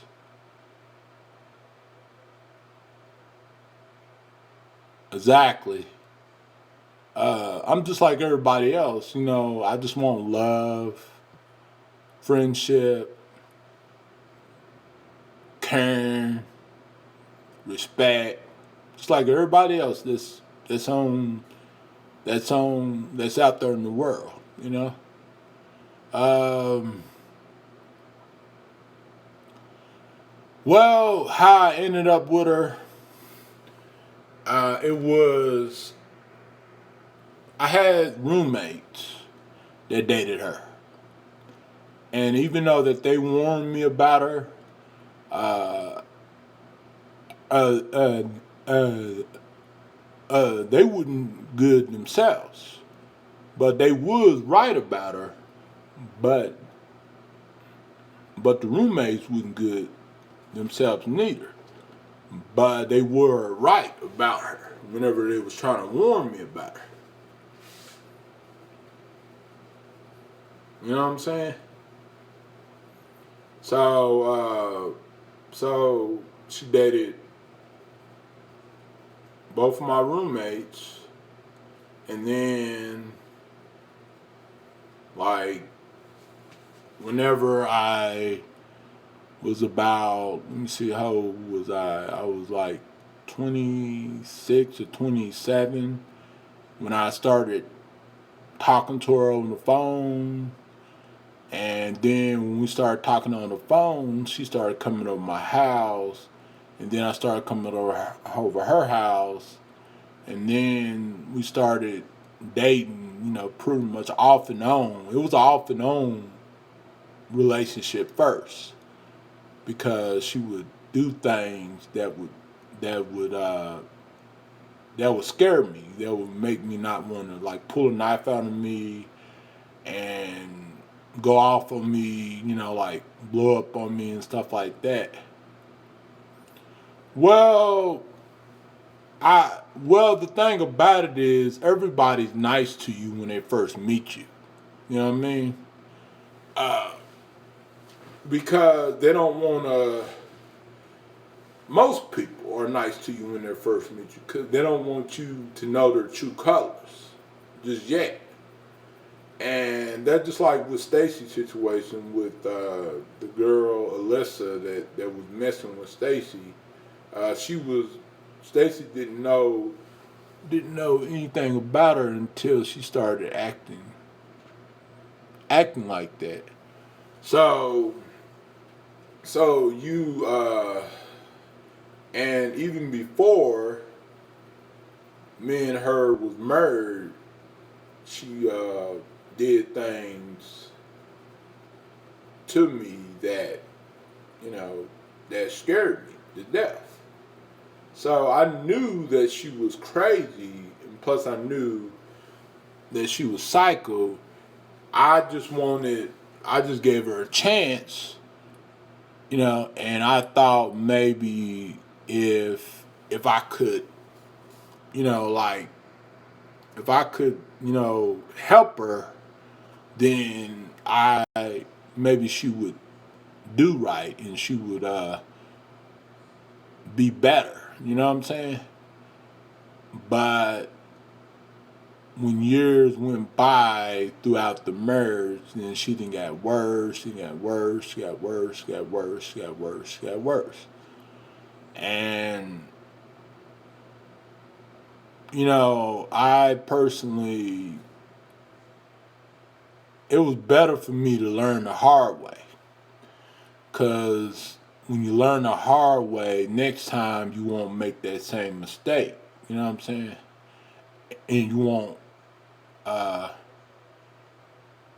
murder nobody that is toxic.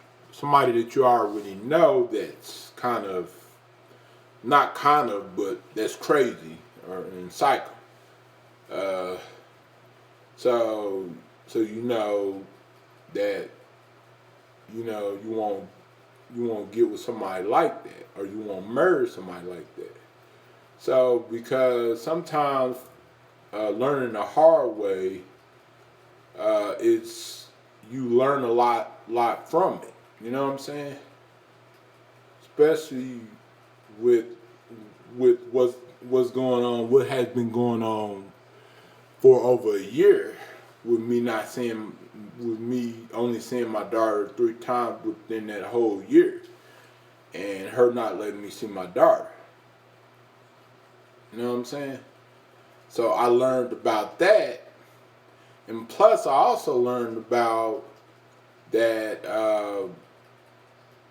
that women can get away with certain things when it comes to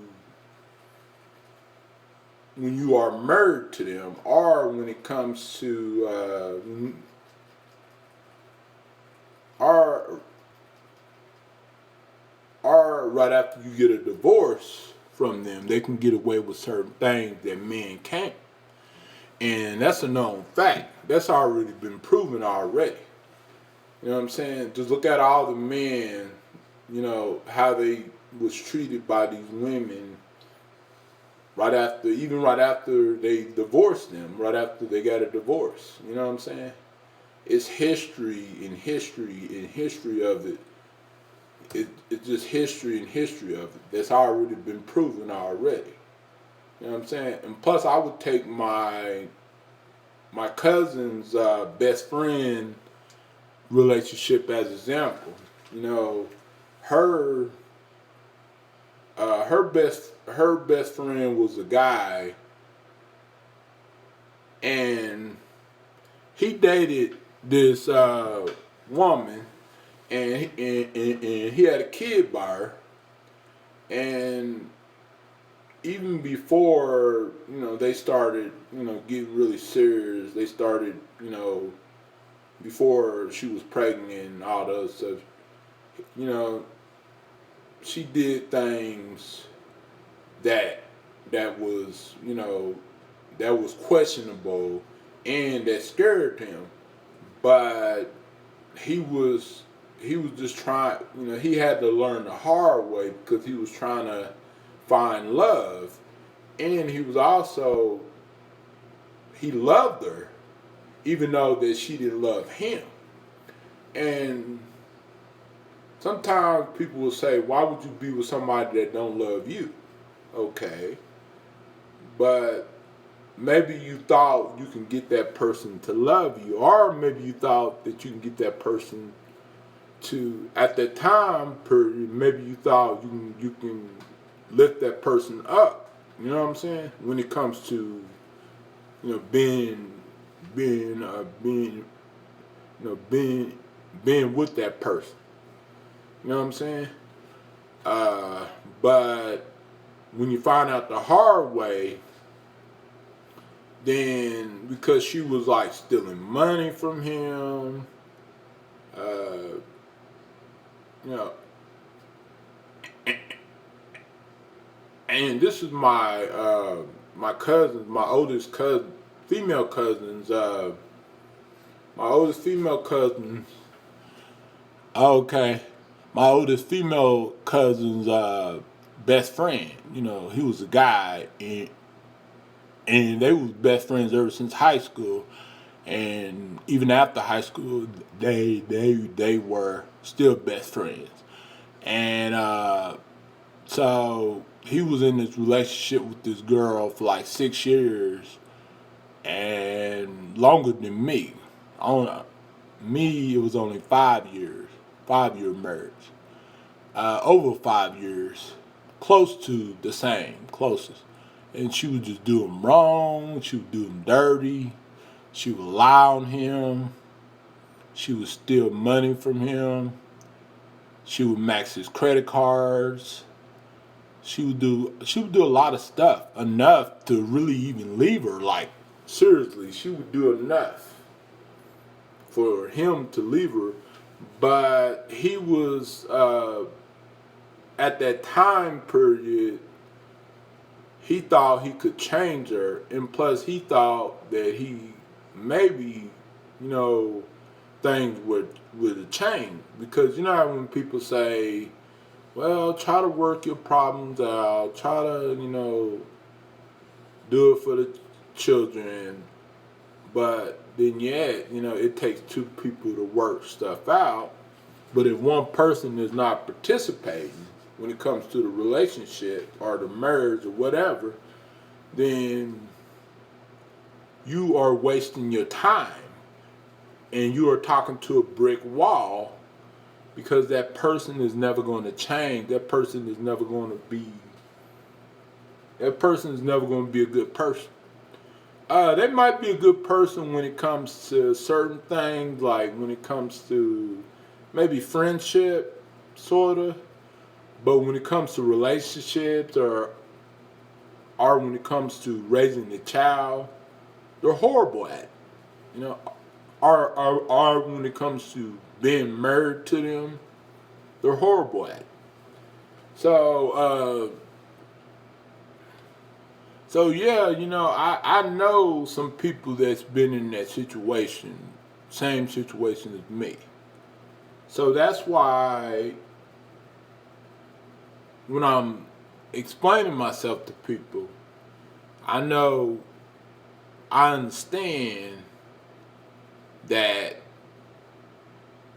you know, I understand whenever that stuff happens, when stuff like that happens to even to a woman, but mainly to a man, because majority of people that have to deal with that crap, not seeing their children, is men. 90, no, I would say 80% out there have to deal with that crap is men, and and normally if women have to deal with that crap, it's basically it's basically a different circumstances. Like for example, let's say let's say a woman has kids and she get her kids taken away, which I never got my daughter taken away from like DHS or the state. But let's say a woman get her kids taken away from the state, and then she gets somehow one of the aunties or one of the grandmas get custody. And let's say, no matter if that woman is a good woman, she just made a mistake. You know what I'm saying? It was hard for her raising kids. Let's say that she can't see her child. The grandma is not letting her see her child. Or let's say if the father has the custody of the child, and let's say the mom is a good mom. She's not the best mom, but she's a good mom. And the father is not letting her, letting her see her child. Uh, then that's even harder to swallow because, uh, you know, if a woman has to go through something like that, not seeing her child, that's even much harder because it's just they gave birth to their child. They fed their child. They did all what they can do. They wasn't perfect. Hey, what's up, Michelle? But it is hard when a man doesn't see his child. But it's much harder when a woman is in the same situation as a man. So that's why I told my ex, uh, "You lucky you are not in the situation as me. You are very lucky." And so she laughed, like she don't care. You know what I'm saying? So that's why I feel the way I feel. You know what I'm saying?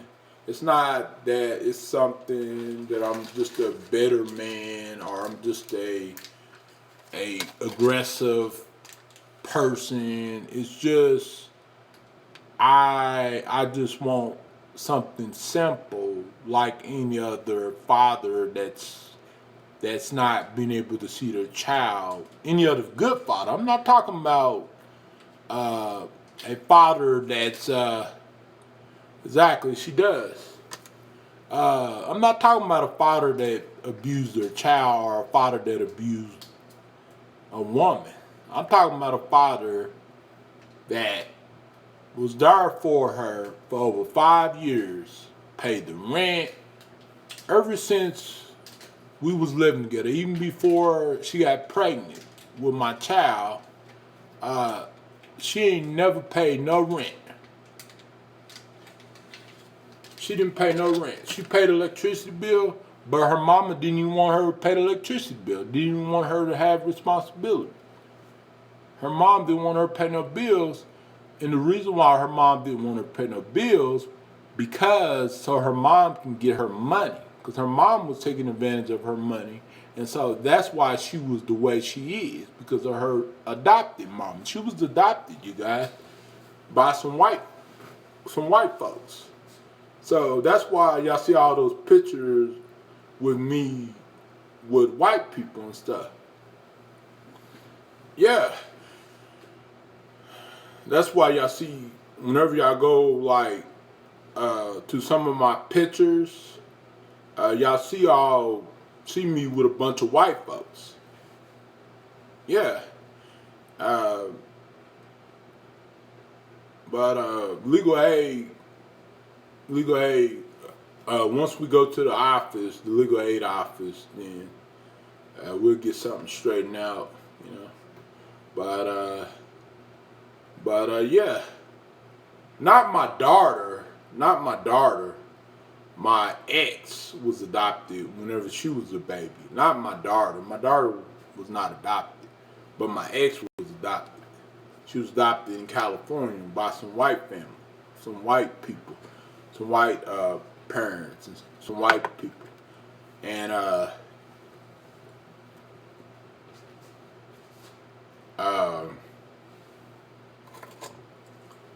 but get this, you would think that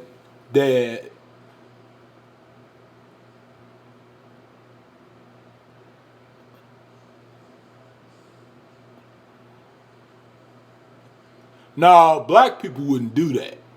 Trust me, black people don't do that kind of stuff.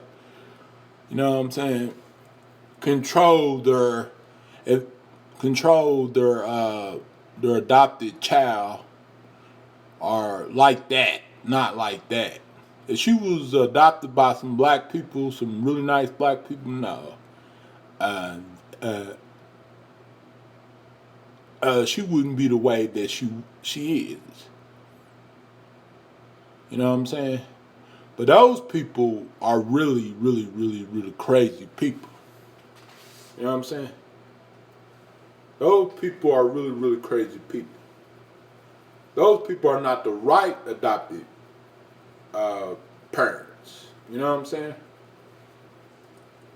But you would think that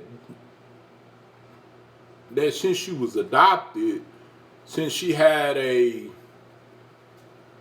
yeah, exactly, yeah, they brainwashed, and plus my daughter brainwashed my ex brainwashed my daughter as well too. Uh, you would think since she was adopted and she came from a home, her mama was died right in the hospital of, because she was doing drugs right when she was having, having my ex, her real mom. But you would think that her adopted parents would have made sure that she would have been raised a lot better. You know what I'm saying? And she wouldn't been like the way she is growing up. But you would be wrong. Oh yeah. Oh yeah. And plus my mom, no, not my mom, but my mom think that too. But plus my mentor thinks that too, they're racist too. Because just because they adopted a black child, a black baby, doesn't mean they're good people. You know, it's a lot of bad people that adopted black people, black children.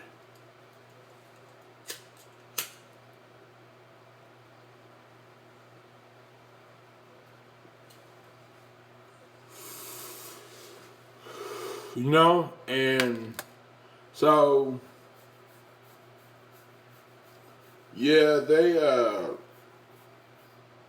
cause when I was with her, whether if it was I was just in a relationship with her or married to her, or whatever, she would tell me stories like about one time her sister, her oldest sister that was which her real her adopted mom's real daughter, she was pregnant.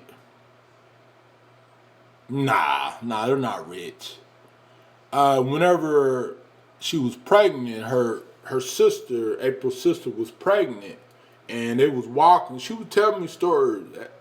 April would tell me stories, and they were walking to the park or something like that. Her adopted mama would would uh would would get in arguments with with her sister, with her real daughter, with April's sister, but her adopted mom, it was her real daughter, the other woman, and whenever she was pregnant, and they was walking to the park or something like that, uh, she was pregnant, her sister, and her mom would get mad at her sister, and they would get into a fight, like a verbal confrontation, and so her mom would push her sister on the ground. That's what my ex told me. Even though that my ex was crazy too, but she would tell me things. She would tell me things that went down, and stuff like that.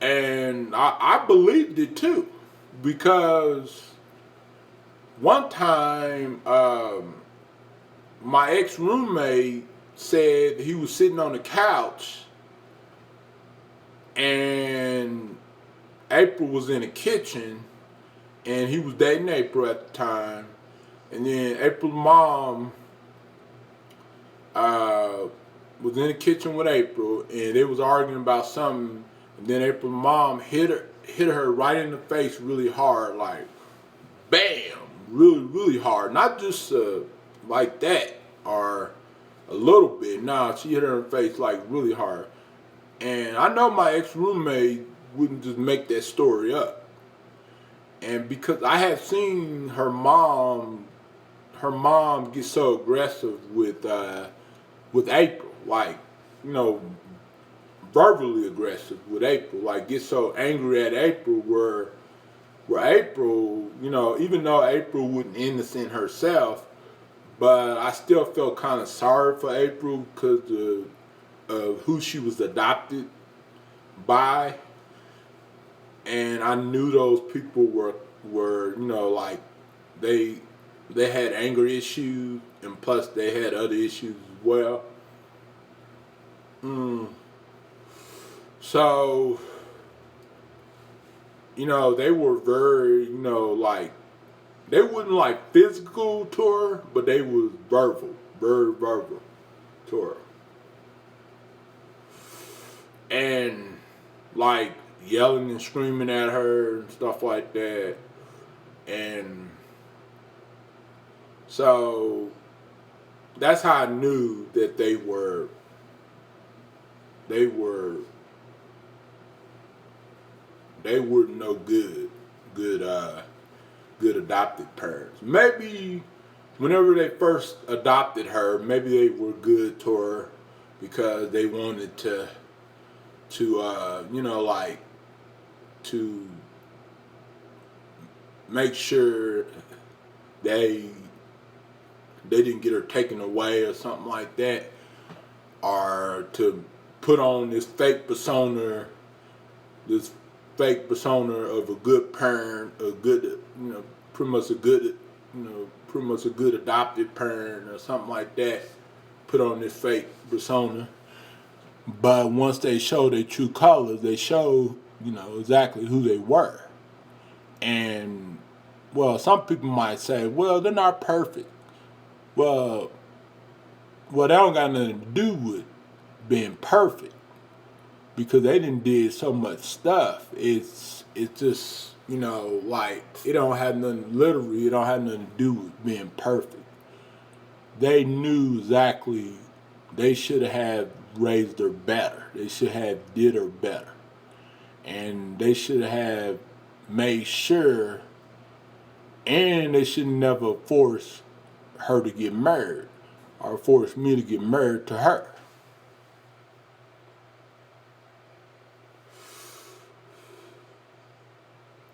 So, because they could have said, well, you know, they uh, they already knew how marriage was because they was married themselves for like 30 something years, and they been in relationships that they was toxic, but they could have said, well, y'all just need to just like not do it. You know what I'm saying? But no, they wanted her to get married so she can get that money. You know, so she can get that money. You know what I'm saying? That's what their motivation was. That money. That's why they took advantage of her and they took advantage of me as well too. Right when I was married to her. Okay, Michelle, because they wanted that money. Because if it wasn't about money, trust me, trust me, trust me. The stuff that's going on right now wouldn't been going on with me. Wouldn't been happening to me, or wouldn't even been happening to me before. Before and stuff previously. So yeah, they just wanted that money. And of course, they're not going to admit that they wanted that money because who's going to admit they're all about money? Who's going to admit that? They're going to put on that fake persona. They're good people, but they're not the worst and the worst, but they're bad enough to not be around. You know what I'm saying?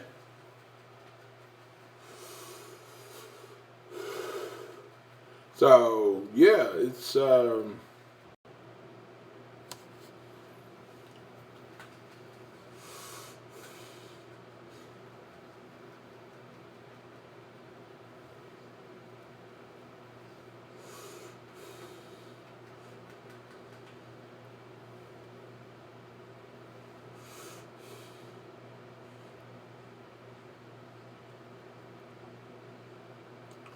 sorry about that, you guys. I got disconnected. It was a timeout.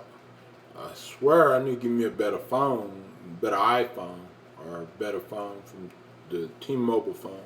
Because this phone is through track phone. This other phone that I got, so I can't use it for T-Mobile service because I got T-Mobile service. And this phone I just use for like, just I connect the Wi-Fi. See, I connect the Wi-Fi from my iPhone, from my T-Mobile service to this phone. And plus to my Chromebook, my laptop. So that's how I'm able to get on the internet with this. Uh, so, and plus I don't want to get track phone because track phone don't have unlimited mobile hotspot. And T-Mobile has unlimited mobile hotspot. So, like Wi-Fi hotspot where you can connect your device internet to like maybe like a laptop or a computer or a Roku or a Fire Stick or something like that. That's if you don't have no home internet, which I don't have no home internet. I wish I had home internet. But if I had home internet, then I would, you know, I wouldn't be right in that situation. So But but but right when I get a house, I will get home internet. It's just I owe all of the companies, like AT&T, Cox, all of the internet companies, the big ones. I'm not talking about the other ones, I'm talking about the ones like, the home internet ones and stuff. So because of whenever I had home internet, my ex ran up the bill high, really high. And so why, that's the reason why I can't get home internet. But but as soon as I then move into a house, I would have more options with the house than a apartment. Because with these apartments is because I can't hook up Cox or anything like that. I can't hook up Cox cable or nothing. But my other apartments I could, you know what I'm saying? So it was kind of weird though. I guess maybe because they don't have a contract with Cox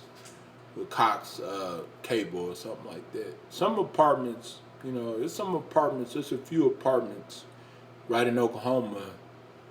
Uh, they don't, you know, they don't have contracts with different cable companies. Uh, so that's why some places where people live, they can't get uh, home internet or they can't get cable internet. You know what I'm saying? Because we was told because whenever I pretty much before I moved in here and I filled out the paperwork and everything like that, I paid the deposit. We was told that we can't hook up cable and stuff like that. So, and don't ask why, cause I don't know. And plus, it was right on my lease as well too. So,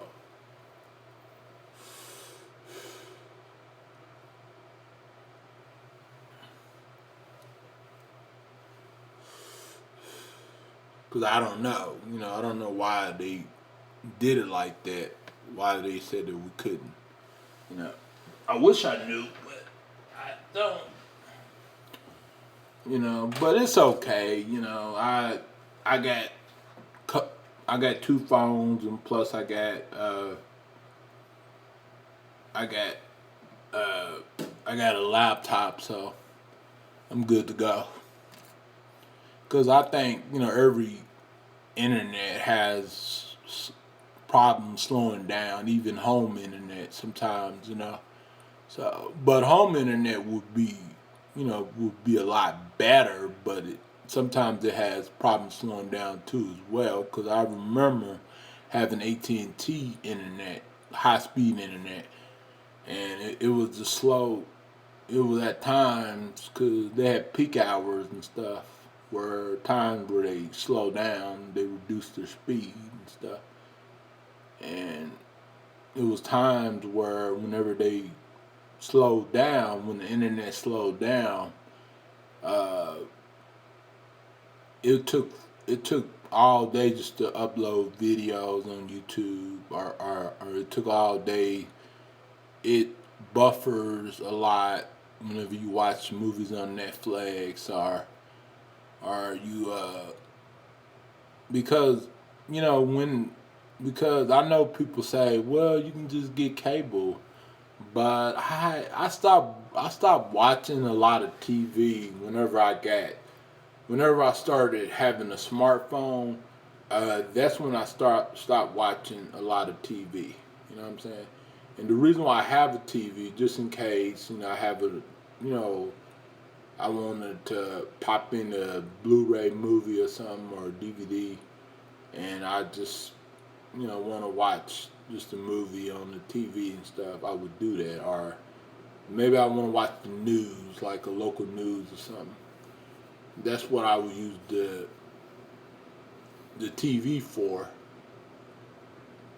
But other than that, I do everything on my cell phones, and I do everything on my laptop. So, you know, because I know, having cable comes in handy, but even but sometimes whenever I did have cable, when it when it don't be nothing on, I would go on my phone and watch something. You know what I'm saying? So sometimes I get tired. Sometimes I would get tired of watching stuff on TV. So I would go on my phone and watch stuff, or go on my laptop or my PC to watch, movies and stuff like that. You know, or YouTube videos, or listen to music or something like that. Because before they came out with smartphones, I had like a radio where I just played radio and uh, listen to music on the radio, watch music videos on MTV, BT, VH1. And I don't really watch VH1 and MTV. I don't even watch BT anymore. You know what I'm saying? And I remember one time back in the days when BT After Dark or something like that, where they used to show uncut, like uncut like shows or uncut music videos or something like that. Like late at night when a lot of the kids were asleep and stuff like that, and they used to show a lot of uncut and unfiltered, like TV shows and stuff like that. So BT After Dark, that's what it was called, BT After Dark. So whenever I used to be up late at night, I couldn't get no sleep during the weekend. Me and my roommate that I had before, the roommate I used to have at that time period, we used to stay up and watch BT After Dark and uh, pop pop some popcorn on the stove and have a bowl of popcorn, soda pops or something like that. Just and that's what we used to do. But when smartphones came out, and when I started, you know, being a being a smartphone user, then that's when I started getting into YouTube, like getting really into YouTube, really getting into YouTube, like started watching. At first, it was like movies. I was just watching them, but movies and listening to music and music videos because I didn't really look at YouTube as watching somebody else like go live or watching somebody else make a video or something. I just looked at it when people used to upload movies onto YouTube or music videos or something like that. But right when I started actually watching other people's videos like live streams and and other type videos re like review videos, cooking videos, mukbangs, all that other stuff. Then that's when I decided myself, how about I make some cooking videos? How about I make some eating videos, which is mukbangs? What if I'm eating at Wendy's? What if I'm cooking? What if I'm eating what I'm cooking at home or eating what I'm cooking at a restaurant or something like that. Uh, so then I started getting into like politics back in like 2009, 2010, and and then I started making political videos about, let's see, when did I start making political videos? I think it was about maybe 4 or 5 years ago when I started making political videos, like like giving my commentary about different types of presidential candidates, or give my commentary on Obama or Mitt Romney or Donald Trump or something like that. Then I started really getting really deep into that, you know, political type of video, commentary political videos, and then I started, you know, doing stories on news, different like news clips, like let's say, I did a story on the Uber driver got attacked by a female doctor, by a Florida doctor, a Miami doctor, and right when that took off, it blew up. You know what I'm saying? But I only had like dozens of videos that ever blew up online, slightly viral, not like viral to a point where it got 2 million, but the most it gotten was 167,000 views. You know what I'm saying? And the most comments I ever gotten in any of my channels, uh, close to 2,000 comments and likes, thumbs up, probably like maybe 500 to 600 thumbs up, and the most I got thumbs down was like 3 or maybe 400 thumbs down on a video that had a lot of views and stuff like that.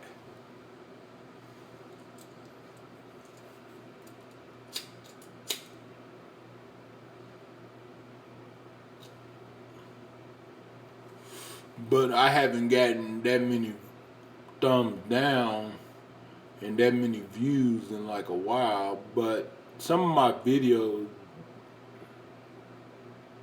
that I made like maybe 2 years ago or something, or 1 year and a half ago, might have done a little well, you know, might have done a little bit better.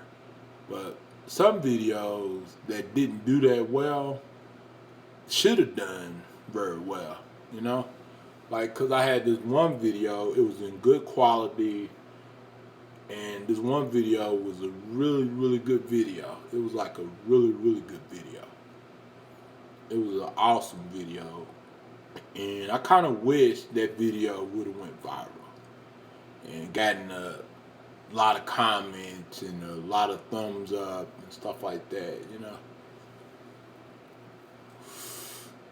So sometimes I have gotten lucky on videos getting a lot of views and thumbs up and a lot of comments, and sometimes I don't don't get lucky at all. Sometimes I just like, what did I do for this video to get a lot of thumbs up, or this video to get a lot of comments, or this video, and the most I ever got on a live stream is 600 views on a live stream.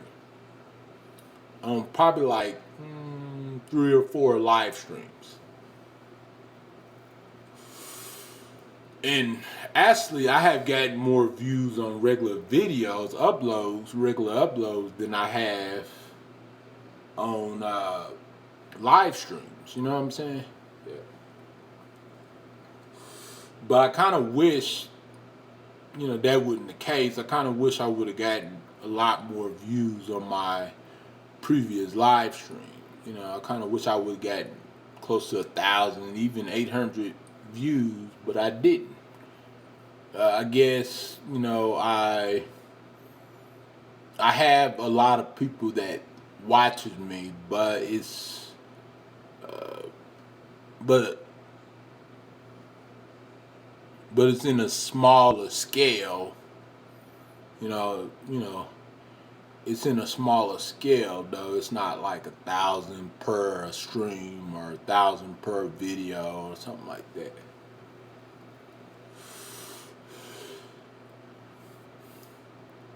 But if I did, definitely, you guys, I literally, I would be really really happy about that. And I think any smaller content creator would be happy about that. You know what I'm saying? Getting a lot of views and likes and comments and stuff like that.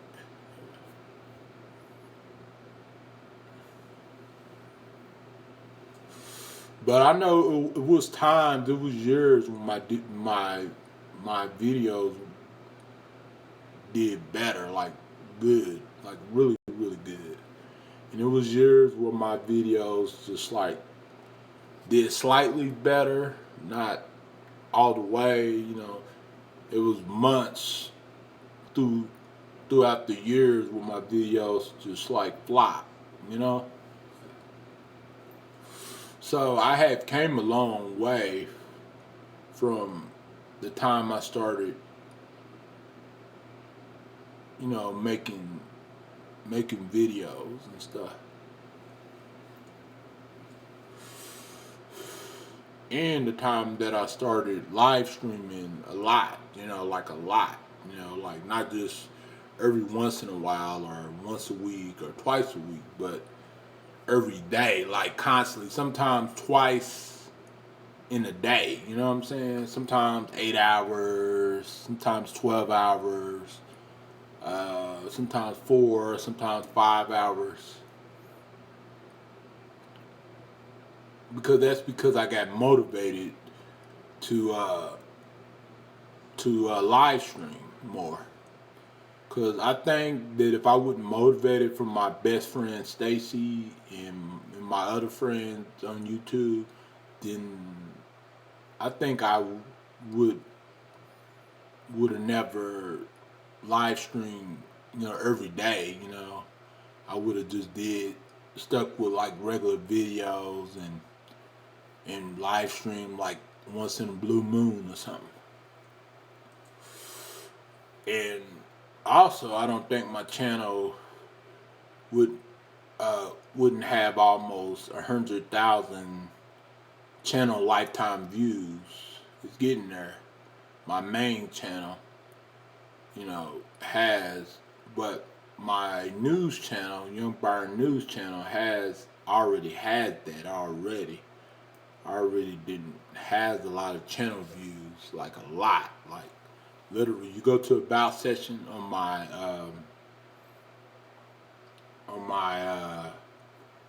a news channel, my Young Byron News channel. It has more channel views than any of my channels combined together. Because of that that Uber video I made that went slightly viral. So, yep, I had came a long way on YouTube. You know what I'm saying? And I'm still growing, but I have multiple channels. This is not my regular channel. Uh, I have Up in the House Records TV, which has 2,400 subscribers, 2,400 subscribers, 2,400 subscribers. Has almost 100,000 lifetime channel views. I already gotten paid twice on my main channel, just waiting to get paid the third time. So I already been paid on YouTube. I'm already a paid YouTuber. I'm just waiting to get paid the third time. And I use this. I use my multiple channels just to escape from all the stress and all the chaos and all the drama. And so whenever I want to escape from all the chaos and drama and all the buffoonery whenever I go live on my main channels that that is monetized already. It's been monetized for a long time. Uh, I pretty much go. I would go to a different channel and go live. You know what I'm saying? I would go to like, but this channel was changed from a different name until Rainbow G and stuff like that. So, but this channel is gonna come along pretty well in a few years. You know, it's gonna be popping. So, but you know, it's a lot of things that I wish I could have changed before I started. You know, like before I, you know, before I started getting more views and stuff. And there's a lot of things that I wish I could have go back to, like, you know, wish I could have done better to make my channel like not only like grow slowly grow, but grow to a point where no matter what video I'm uploading, I'm always getting a lot of clicks and a lot of comments and thumbs up and stuff. And another reason why my channel is slowly growing and my channel has not grown to a point where I had 10,000 subscribers is because I have multiple channels, and plus because none of my channels are drummer channels, or because because because I'm not controversial. If I was more controversial YouTubers, then a lot of my channels would have grown like this, like that. You know, a lot of my channels would be big right now, and I would get a lot of views and a lot of comments and thumbs up, and plus a lot of hate that comes with it too. So, because you look at channels like Tommy Sotomayor, you know, he got almost 1 million subscribers, but he didn't profit it on YouTube off of talking about black women, you know, and the environment that they put their kids in and stuff like that. And he didn't build his own platform on YouTube, and he got so many people, you know, getting him super chats, getting him PayPal donations, giving him, pledging him with Patreon, stuff like that, because he didn't already build that audience a long time ago. But a lot of us is still struggling, and we still on the bottom, and we trying to make it to the top. What if we are monetized or not, or what if we got multiple channels that are uh, backups or whatever, you know. Uh, some of these YouTubers, they started, you know, really small, and they pretty much they had less views and less people coming into their streams and come and donating PayPal and super chats and stuff like that. But it's not about that. It's about, you know, doing what makes you feel happy. You know what I'm saying? And being somewhere in a comfort place, you know, as far as YouTube is concerned, and being able to share your thoughts and your ideas with if people are knucklehead and they don't want to listen, or they want to add stuff on, or they want to stress you out or piss you off on your live stream or your video or whatever. Uh, it's good to have a platform where you can share share your life. You know what I'm saying? But just don't share too much of your personal life, because a lot of people don't understand what you go through outside of outside of your internet life. You know, so they don't know when you turn off that camera and whenever you are going out there in the real world, going out there in public, and when you're not on camera or you're not live streaming or videoing, they don't know what's going on. They don't know what's happening to you, or what you are up to, or what somebody did to you. So that's why it's best to have an understanding. You know, when somebody is talking about their issues and problems on their live streams or their videos, you know what I'm saying? It, it's best to have an open mind and say, okay, man, you didn't have to go through that. You know what I'm saying? And that's wrong what you had to go through. You know what I'm saying? Or say, be like, well, I might not agree with you 100%, but if you saying something true, and you speaking your opinion, and you speaking your truth, then I respect you, even if I don't fully agree with you. You know what I'm saying? So that's what kind of people that we need on YouTube, and people that we need to people need to have a better understanding than just like run their mouth and thinking they know you, they know everything about you, but they really don't. You know what I'm saying? And thinking they know what you've been through, but they really don't. Because it's not the same circumstances. Plus, it's not the same situation. You know?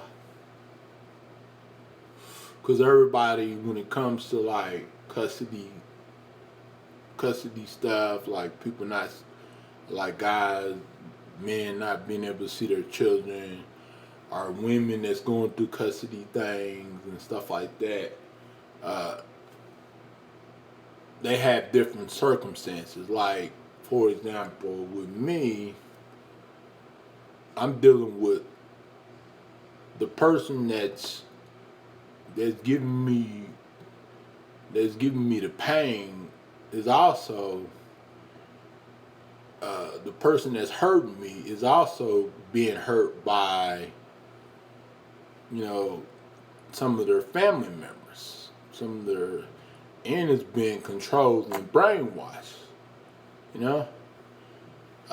So yeah, and some people's situation, their situation might not be as bad, you know, like where they can't see their children at all, you know what I'm saying, or they only seen their children only like 3 or 4 times within that year. You know what I'm saying? So yeah, it's a hard knock life for us. Just like, you know, they say it's a hard knock life. It's hard. You know, life is really, really hard. And another reason why life is hard for us, one reason, because others make it harder for us. You know what I'm saying? And sometimes when we feel powerless as fathers, as human beings, then of course we're going to be emotional, or of course we're going to be sad, of course we're going to be down, of course we're going to not be too happy with our situation. You know what I'm saying? Because we're in a situation where it's not like that is simple as 1, 2, 3, or simple as just going on camera and explaining your situation, and then everybody helps you, or everybody help you raise money, so you can get a good lawyer, and plus you can. Some of our platforms are not that big. If I had a big platform, a much bigger platform, many people support me, then I would actually get a lot of help. I would actually raise money to get a good lawyer, and so I can fight this crazy mess. You know what I'm saying? Because I'm not going I can't do this alone. You know what I'm saying? Because if I could do this alone, trust me, I would have been and did it months ago. I can't do this alone by myself. You know what I'm saying? But I wish I could do it by myself. I wish I had that not knowledge to do that by myself. I wish I had that power to do that by myself, but I don't. You know what I'm saying? My situation and other people's situation is different, way different because of the people that I'm dealing with. You know,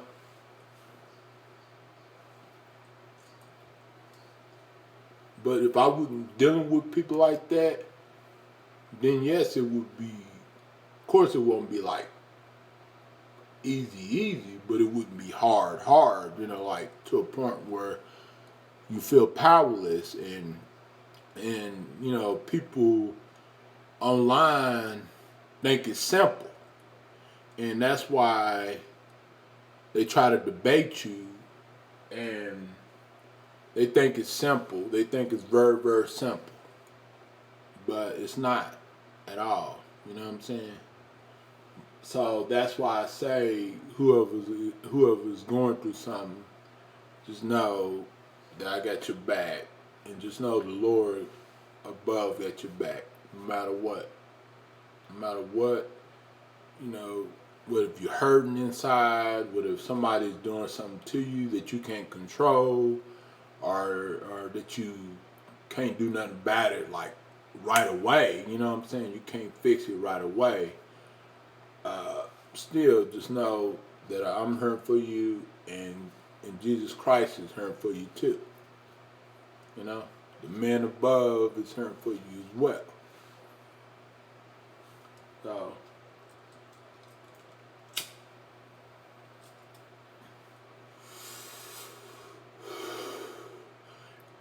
and see, I never really like on this channel.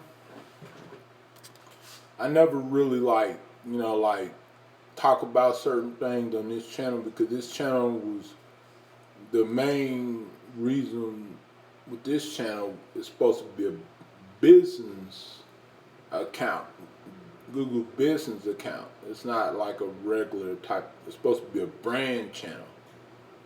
You know, my record label. So, but I decided to. Why not?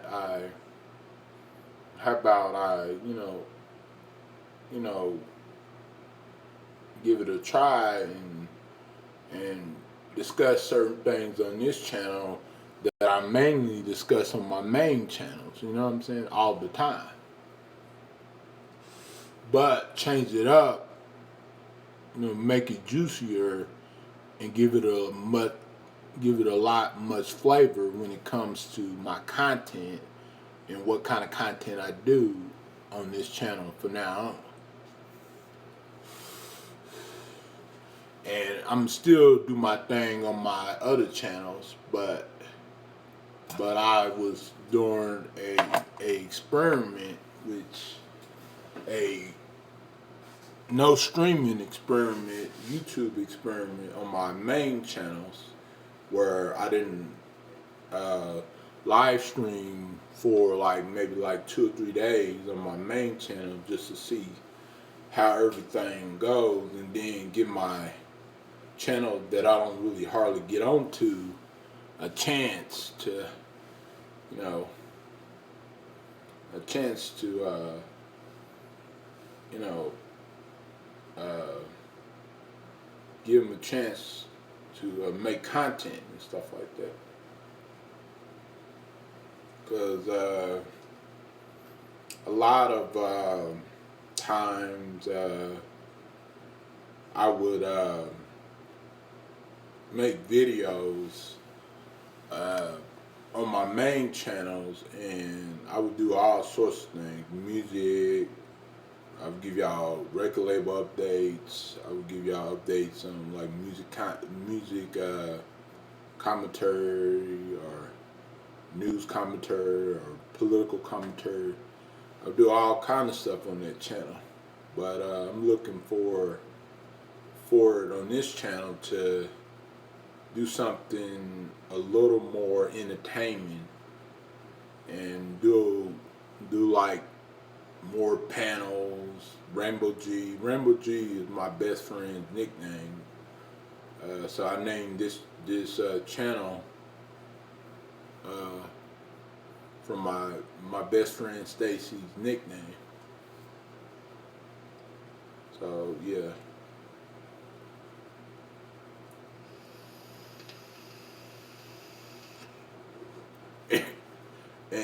And there's only it's more than one person that owns this channel.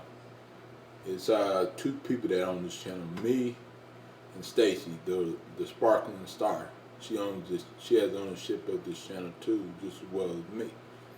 So she can make decisions just as well as me. You know what I'm saying? Like sometimes, you know how some content creators, they have more than one person on their channel, more than one person that runs that channel. It's kind of like that.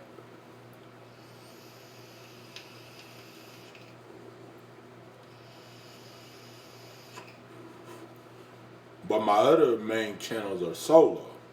I only run those channels. You know? So those other channels I got full control when it comes to being a channel owner, when it comes to running my other main channels.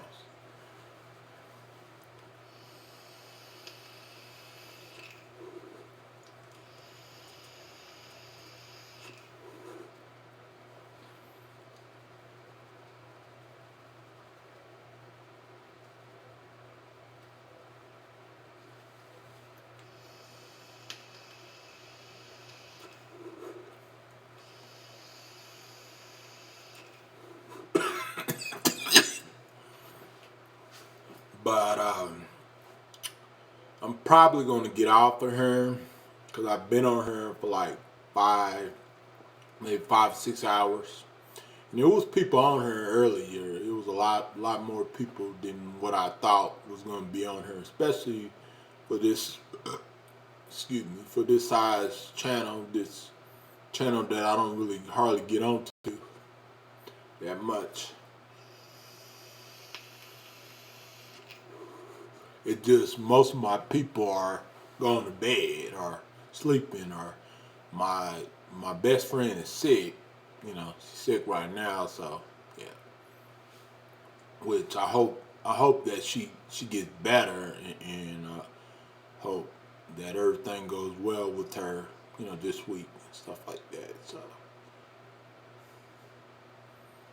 cause man, it sucks being sick. I remember being sick for like 3 weeks.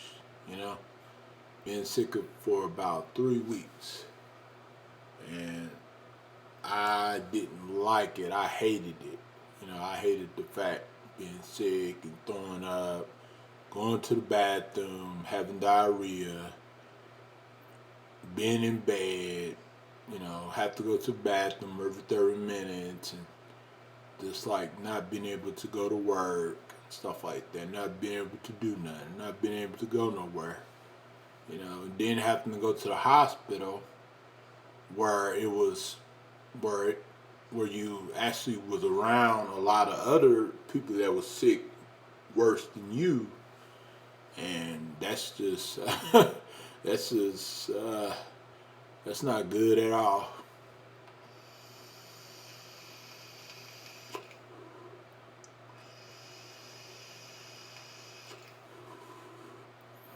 Well, I was supposed to, my mentor is supposed to find out whether if about this job. She's just been busy with the, her husband, father passing away, the funeral, and dealing with other families and stuff. She hasn't had no time at all. That's why, sometimes she can't get other stuff done for me because she was so caught up and busy and stuff like that. But if she wasn't caught up and busy at that time, months ago, she would have been able to, you know,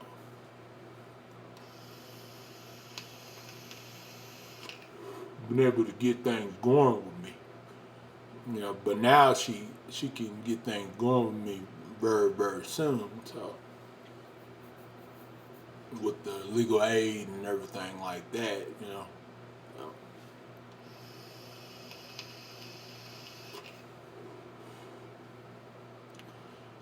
So yeah, I think I'm gonna get off her in a little bit though. I think I'm gonna eat a banana before I get off her, you guys.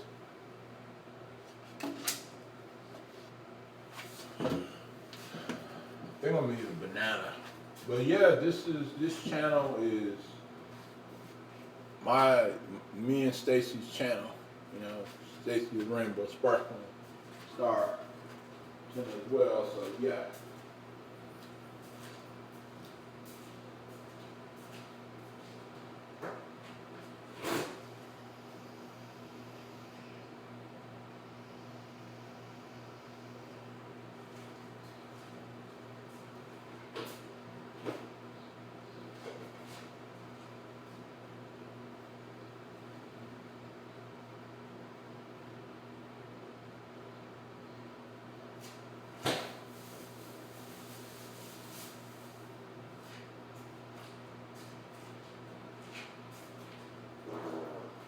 I gotta do my physical in the morning. I mean, not in the morning, but I gotta do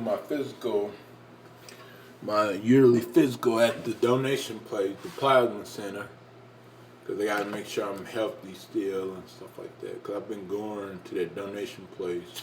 That's how I make money whenever I don't whenever I don't have when I don't have no other way to make money.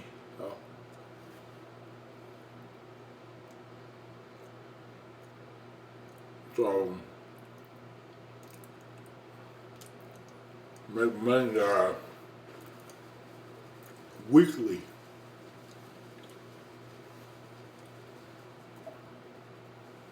Make money weekly.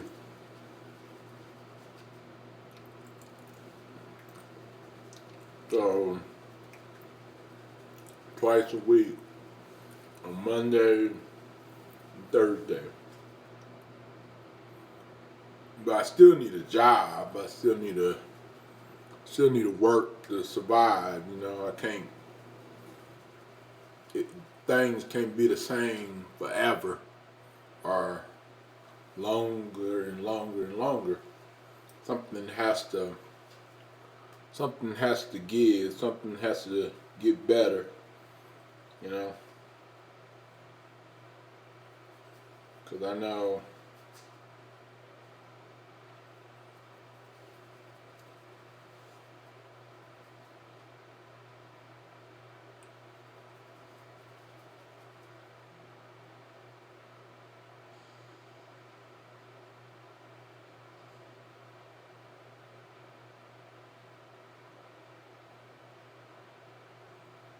Something has to give and something has to get better. You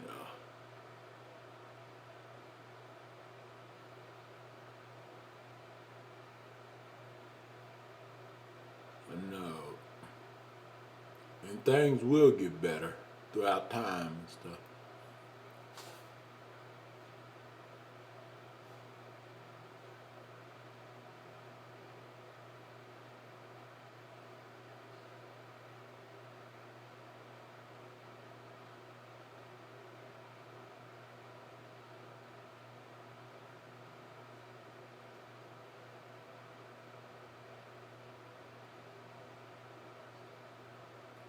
things will get better throughout time. So, yeah. Eating a banana.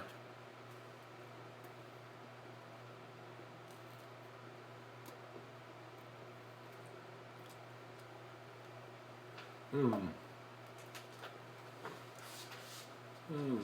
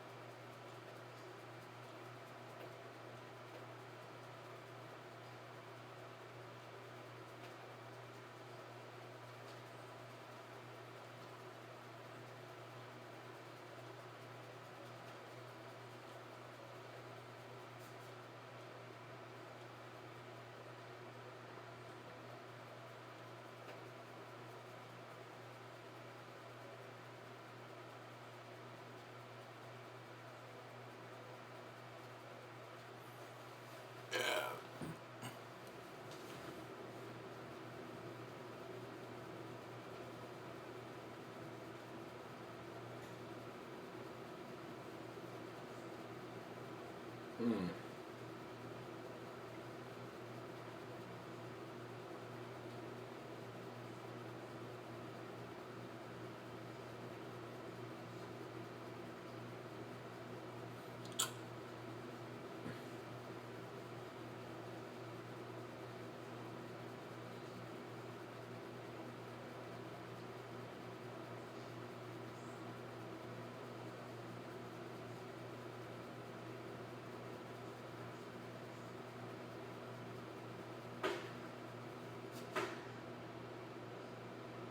The hell?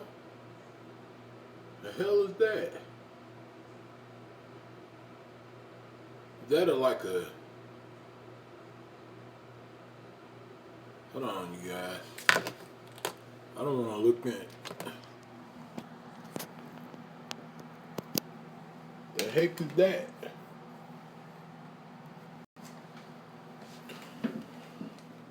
What was that?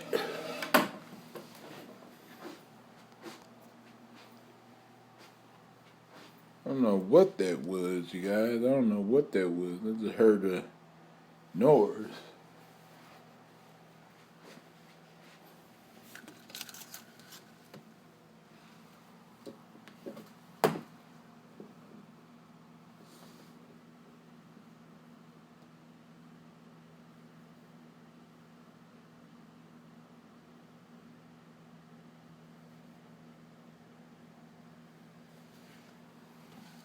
Maybe I'm just hearing things, you know.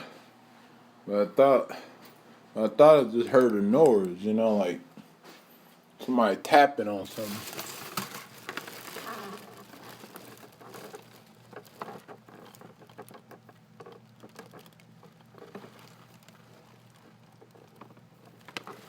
That's kind of weird. Weird noises. Sometimes you can hear weird noises at night. Some weird noises. I'm like, what the heck is that noise? Like, what the heck is that noise? Like, I mean, why is somebody making some weird noises and stuff?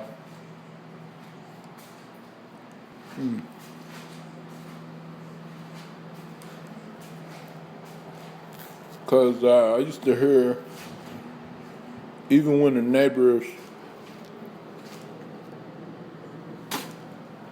was not living here, it was a different neighbors. Um, I remember I used to hear noises, but not as much as I do with these neighbors. And one time I heard big old boom.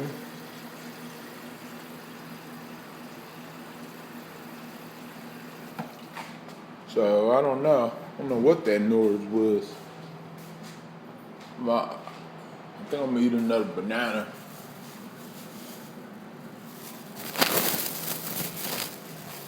Like, what the heck is that noise?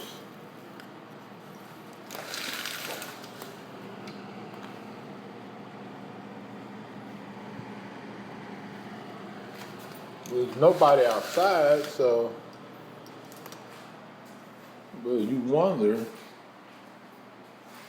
whenever you hear that noise, when you hear a weird noise, you wonder, the heck is going on? Like, it's not the weather, it's not storming or nothing like that. So, yeah, some weird stuff be happening. Weird noises over here.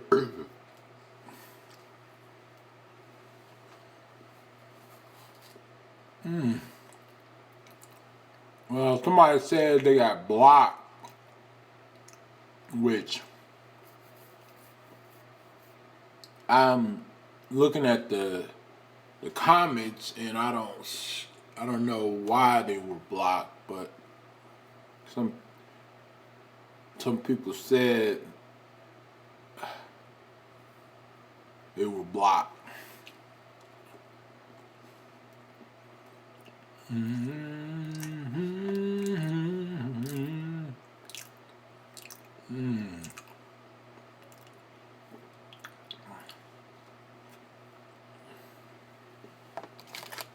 And I'm sure they were blocked for a reason. You know? So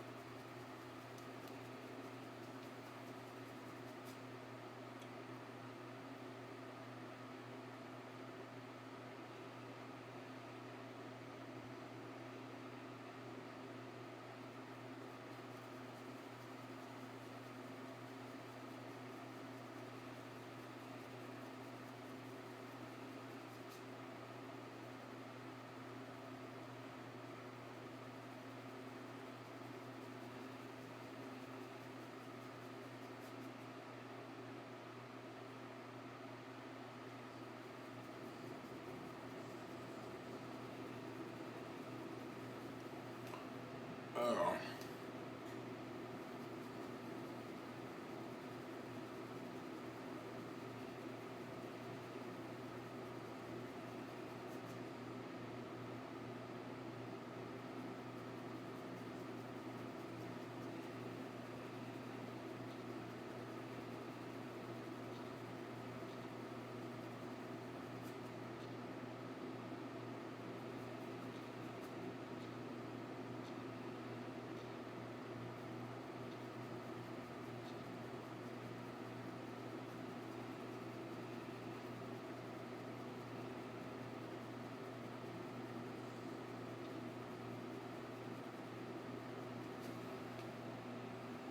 um,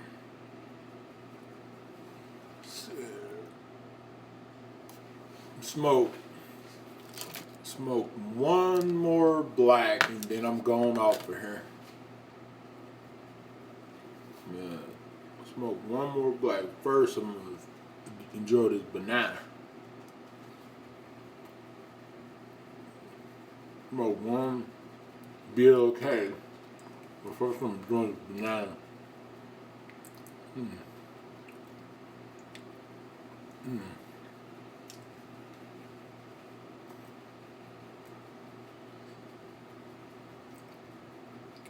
Mm.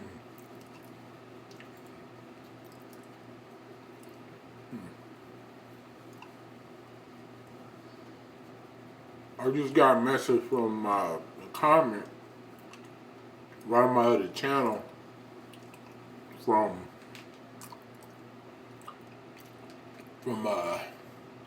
Kayla, or the YouTuber that does videos about Truthfully Trisha. She commented on the video that I did about her earlier.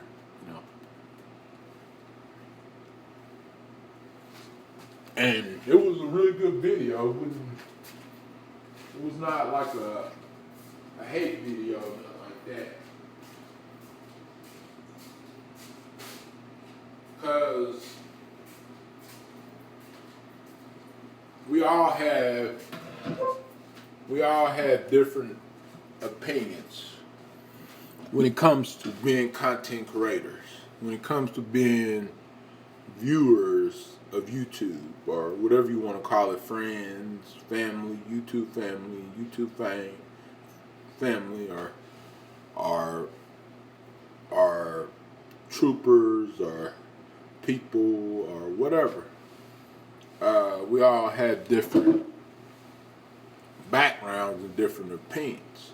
So I can understand why somebody would sometimes they want to always get the concept of what you are talking about, but when you explain it simple to them, and they keep egging it on, and keep making you stress, then they gotta understand, though, you got enough stress in your life. You got enough going on with your life. What if it's custody issues? What if it's seeing your child, not being able to see your child? Or what if it's you dealing with the court? Or you dealing with a bad breakup? Or you dealing with a bad marriage? Or you dealing with a divorce? Or you dealing with financial issues right in your life? Like, everybody deals with something, but some people have worse problems than others, and that's why it's best to be kind to one another and be understanding, and don't egg stuff on. Don't keep egging stuff on over and over again. Just, if the person explained to you something, and a person said that they're going to do something, and you know that they're going to do something, and plus you know that they know what they're talking about, then just let it be. Just say, okay, I ain't going to stress this person out any more than what they have always been stressed out. You know what I mean? Especially when they're going through a whole lot of stuff. Man, they're dealing with a whole lot of stuff. They're feeling a whole lot of stuff.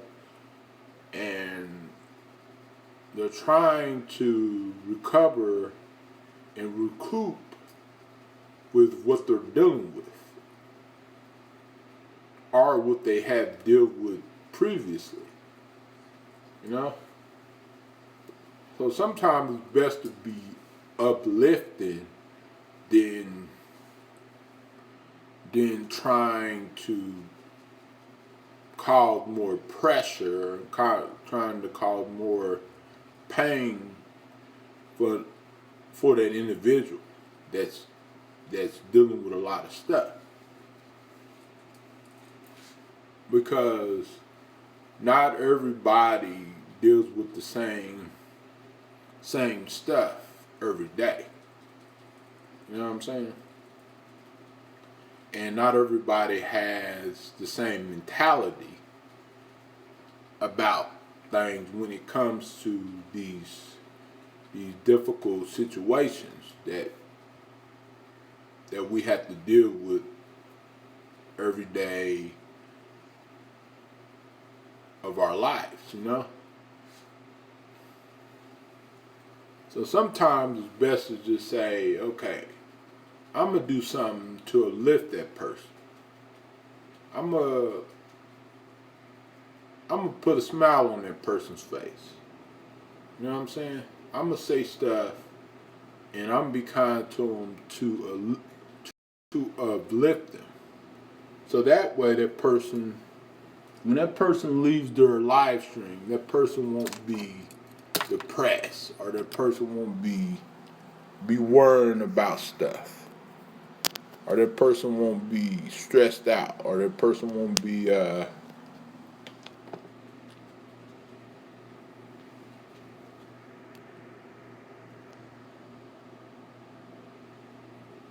that person won't be frustrated. You know, whenever they leave the live stream, they're just like you can go to a job, and then your boss is bullying you, or your boss is just making things worse for you, and that's not cool. That's not helping you. That's not helping you at all. That's hurting you, and that's making your blood pressure go up and high and high and high.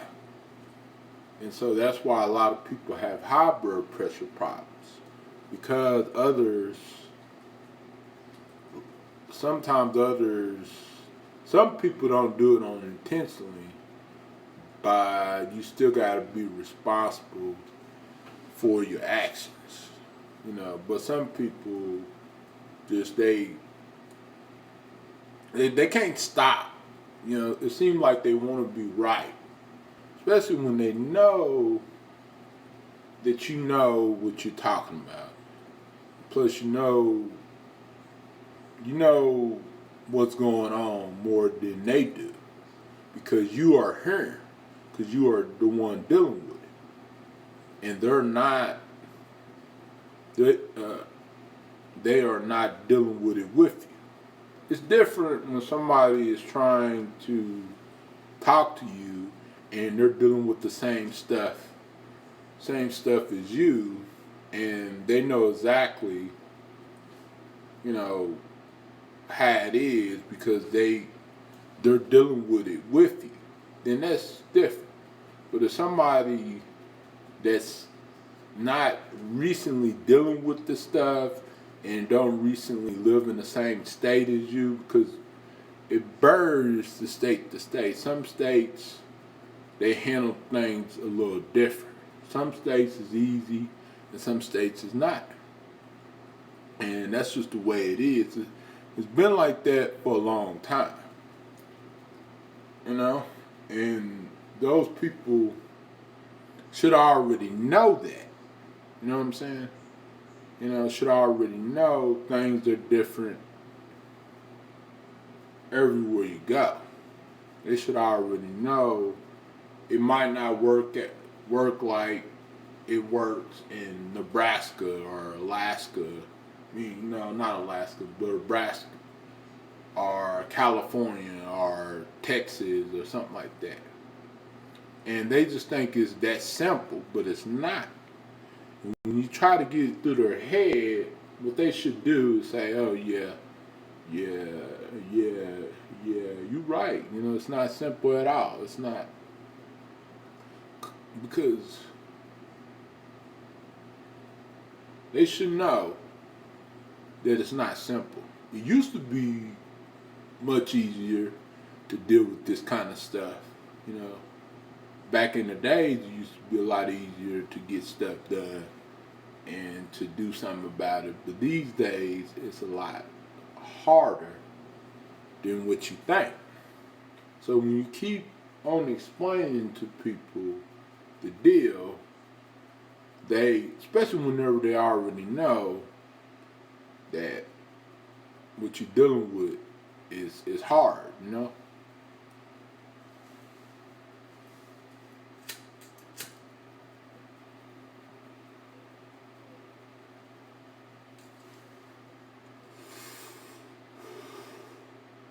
And me personally, I come on this stream for my good people.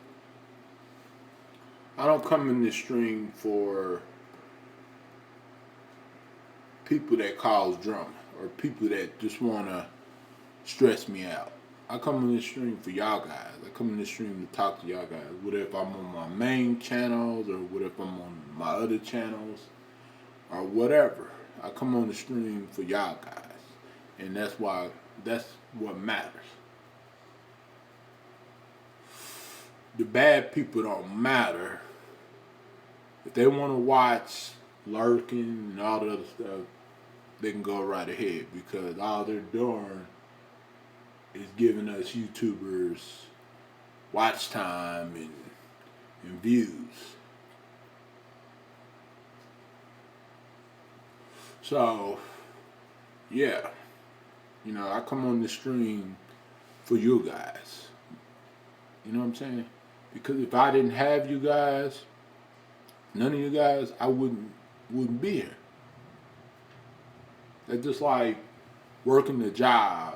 The only way uh, that you're gonna be able to be there at that job is unless you get people that you can help, like customers that you can, assist. But if you don't got no customers that you can assist, or anybody that you can work with, or anything like that, then you're not gonna have a job. You're not gonna, be able to. You ain't gonna have work to do. Uh, so that's why I come on YouTube for you guys. Not for the drummer or for the BS or anything like that. Because every time I come on the stream, before I come on the stream, I schedule all my live streams on my main channel.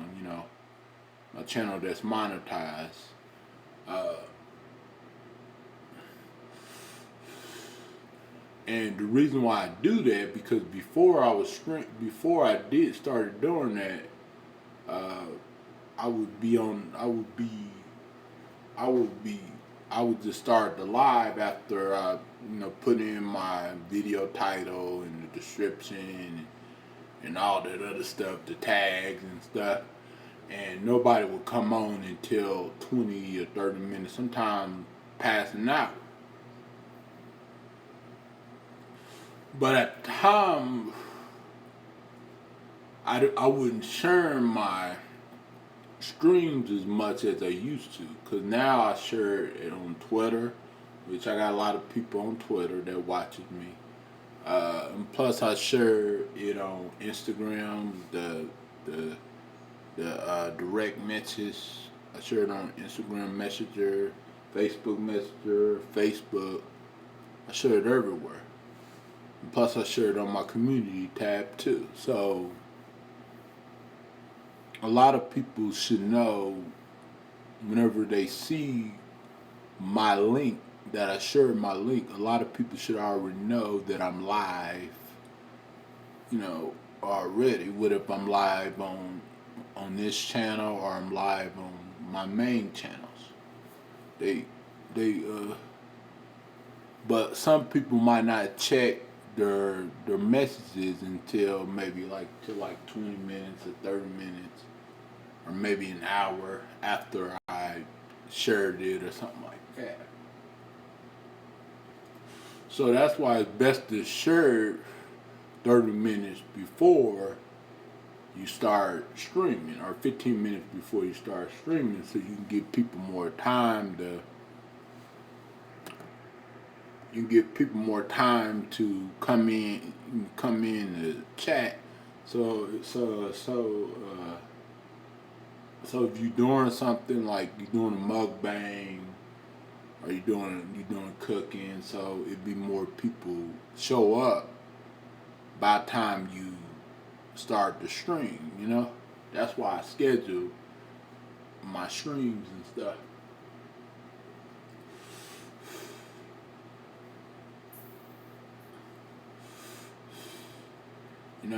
And then I come on here.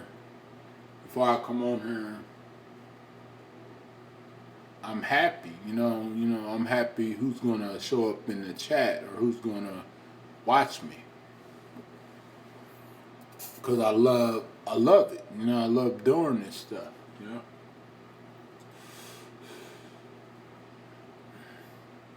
so that's why I'm still, even though all the BS is going on, uh, not just online but offline as well.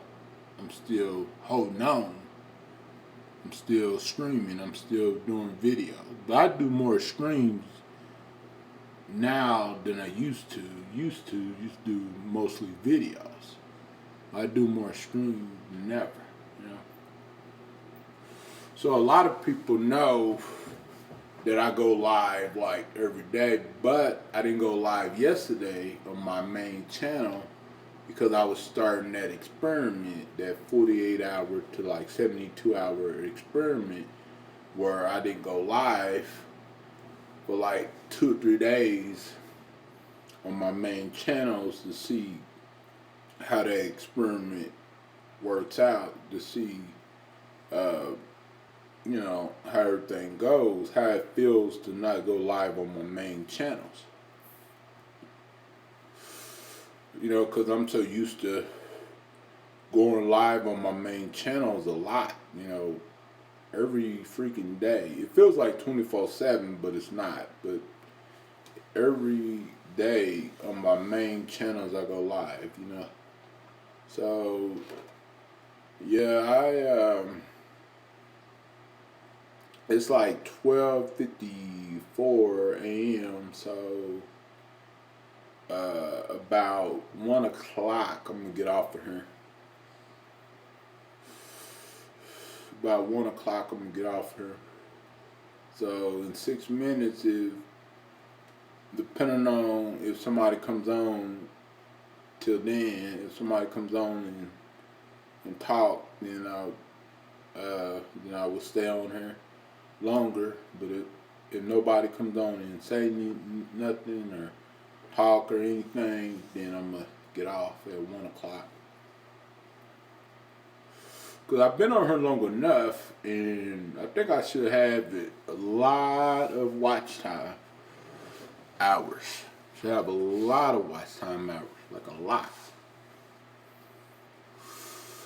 And see, of course, people don't always come on here all together, like, but on my other channels, I get up to like 80 to 200 views per stream, but they don't come on all together. So that's why sometimes when you jump on my stream, you don't see hardly any people.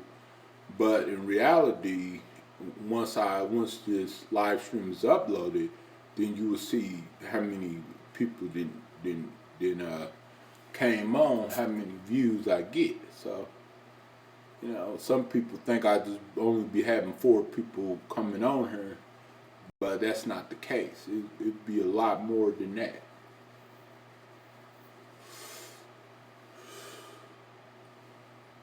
But it's just that people don't stay the whole entire stream, or people jump off a little bit and then they come back, jump off, come back, jump off, come back. So, because some people might have more important stuff to do than watch the average YouTuber live stream. Nah, I'm just joking.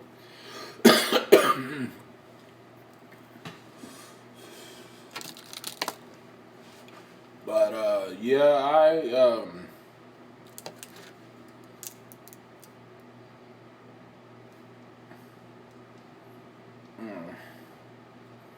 so when it gets 4 more minutes, if nobody shows up in the chat, then that's when I'm gonna shut it down.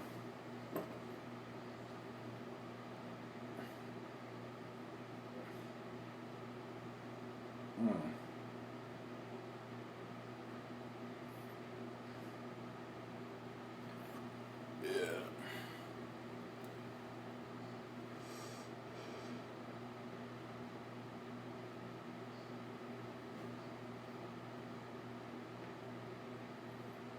So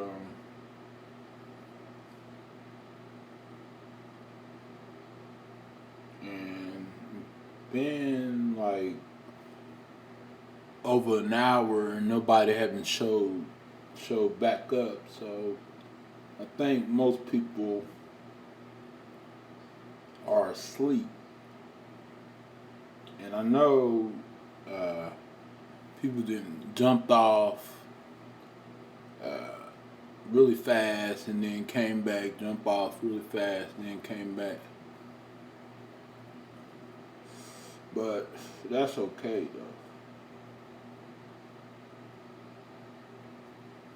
But a lot of the thumbs down is coming from a couple of people that have multiple accounts.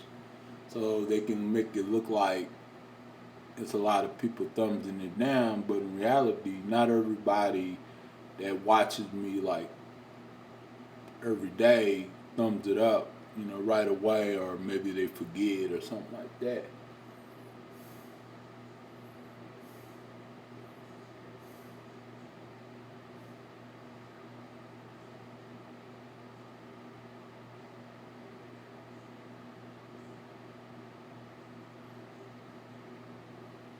Um, I watched this one show, you guys. Uh, I think I seen it when I was a little kid. It's called ABC After School and stuff. And the title was the title of the show was "Please Mama Don't Hit Me." So I was watching the show last night, late at night, and I as I was watching the show, it was this woman. She had a little boy, and plus she had a teenage boy that played basketball on the high school basketball team. So, but the little boy would do little stuff like spill milk or something like that, or get something on his shirt, or and that would upset the mama. And she was a single mom. Keep in mind, she was a single mom, and right, if he would get something on his homework, or he would do something really really itty bitty small, she would beat him. You know what I'm saying? She would abuse him. So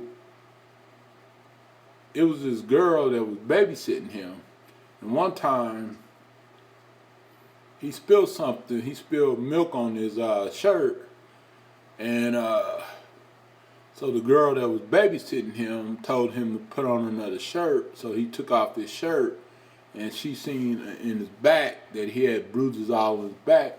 So she asked him, like, "Where did you get that? Where did you get those bruises from?" And so he was like, "I fell," because he didn't want to tell on his mama that his mom was abusing him, which a lot of kids were like that back then. You know what I'm saying? Because they was afraid that they was gonna get abused again, or maybe they didn't want to, like be put in a foster home or be put in a group home or orphanage. So so the girl. So the girl went to the hospital, because her school did a field trip at this clinic where a lot of kids were, and so the little girl, she had a white, I guess, wraparound thing on her because she was like beaten really bad. So the girl that was, on that field trip, she was a reporter for her school, a news reporter for her school as well. And she had asked that nurse or whoever, that doctor, how did that happen to him? And that doctor said, well, they was abused and stuff. And so she thought to herself, I think she thought to herself, well, I think that that kid that she was babysitting was abused because he had marks all on his back, like he was abused or something. And so she talked to her dad and her family about it, and she just didn't know what to do in that situation. So she called up social services, and she made a report because you can make a report. And so once she made a report, social services showed up at the residence, showed up at the woman that she was babysitting her little boy, showed up the resident, and the woman was like, "Oh, come back later. My son is in school, but which her son wasn't in school. Her son was with the older brother because the older brother finally, you know, stood up to the abusing mom, and told, you ain't gonna hit him no more. I'm taking him with me and stuff like that. And so they went somewhere to like a restaurant or something like that, and they came back and everything because they was missing, even though their mom was abusive, they was missing her and stuff. And so so I think the babysitter showed up at the house at the residence, and and the mama saw the babysitter, and then the mama got mad and said, "Did you the one call child services on me?"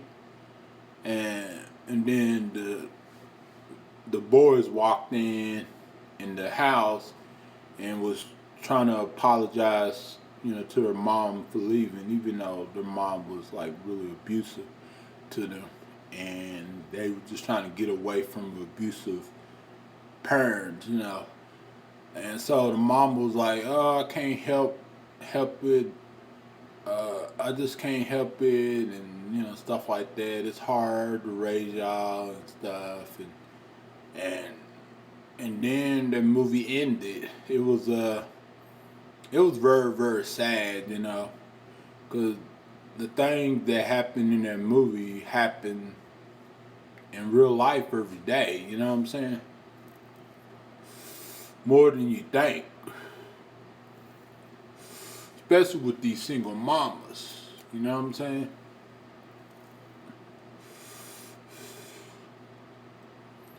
And it's so sad, to really watch it. But it's called ABC After School, and it used to come on. I think it used to come on back in the '80s or '90s or something like that. The early '90s. Come on TV. So I'm like, wow. I'm like, I was like, man, that sucks though. Them kids had to go through all that and stuff. No kid shouldn't have to go through abuse, you know. But yeah, I was tuned in to the show, and I watched the whole entire video. The video was like 46 minutes, and then I was in the comment section, you know, seeing what people was talking about. And people said people were saying, well, people were saying it was so sad how that how the way that little boy was getting treated by his mama. You know, you know. I was like, well, it's cold world out there, cold world.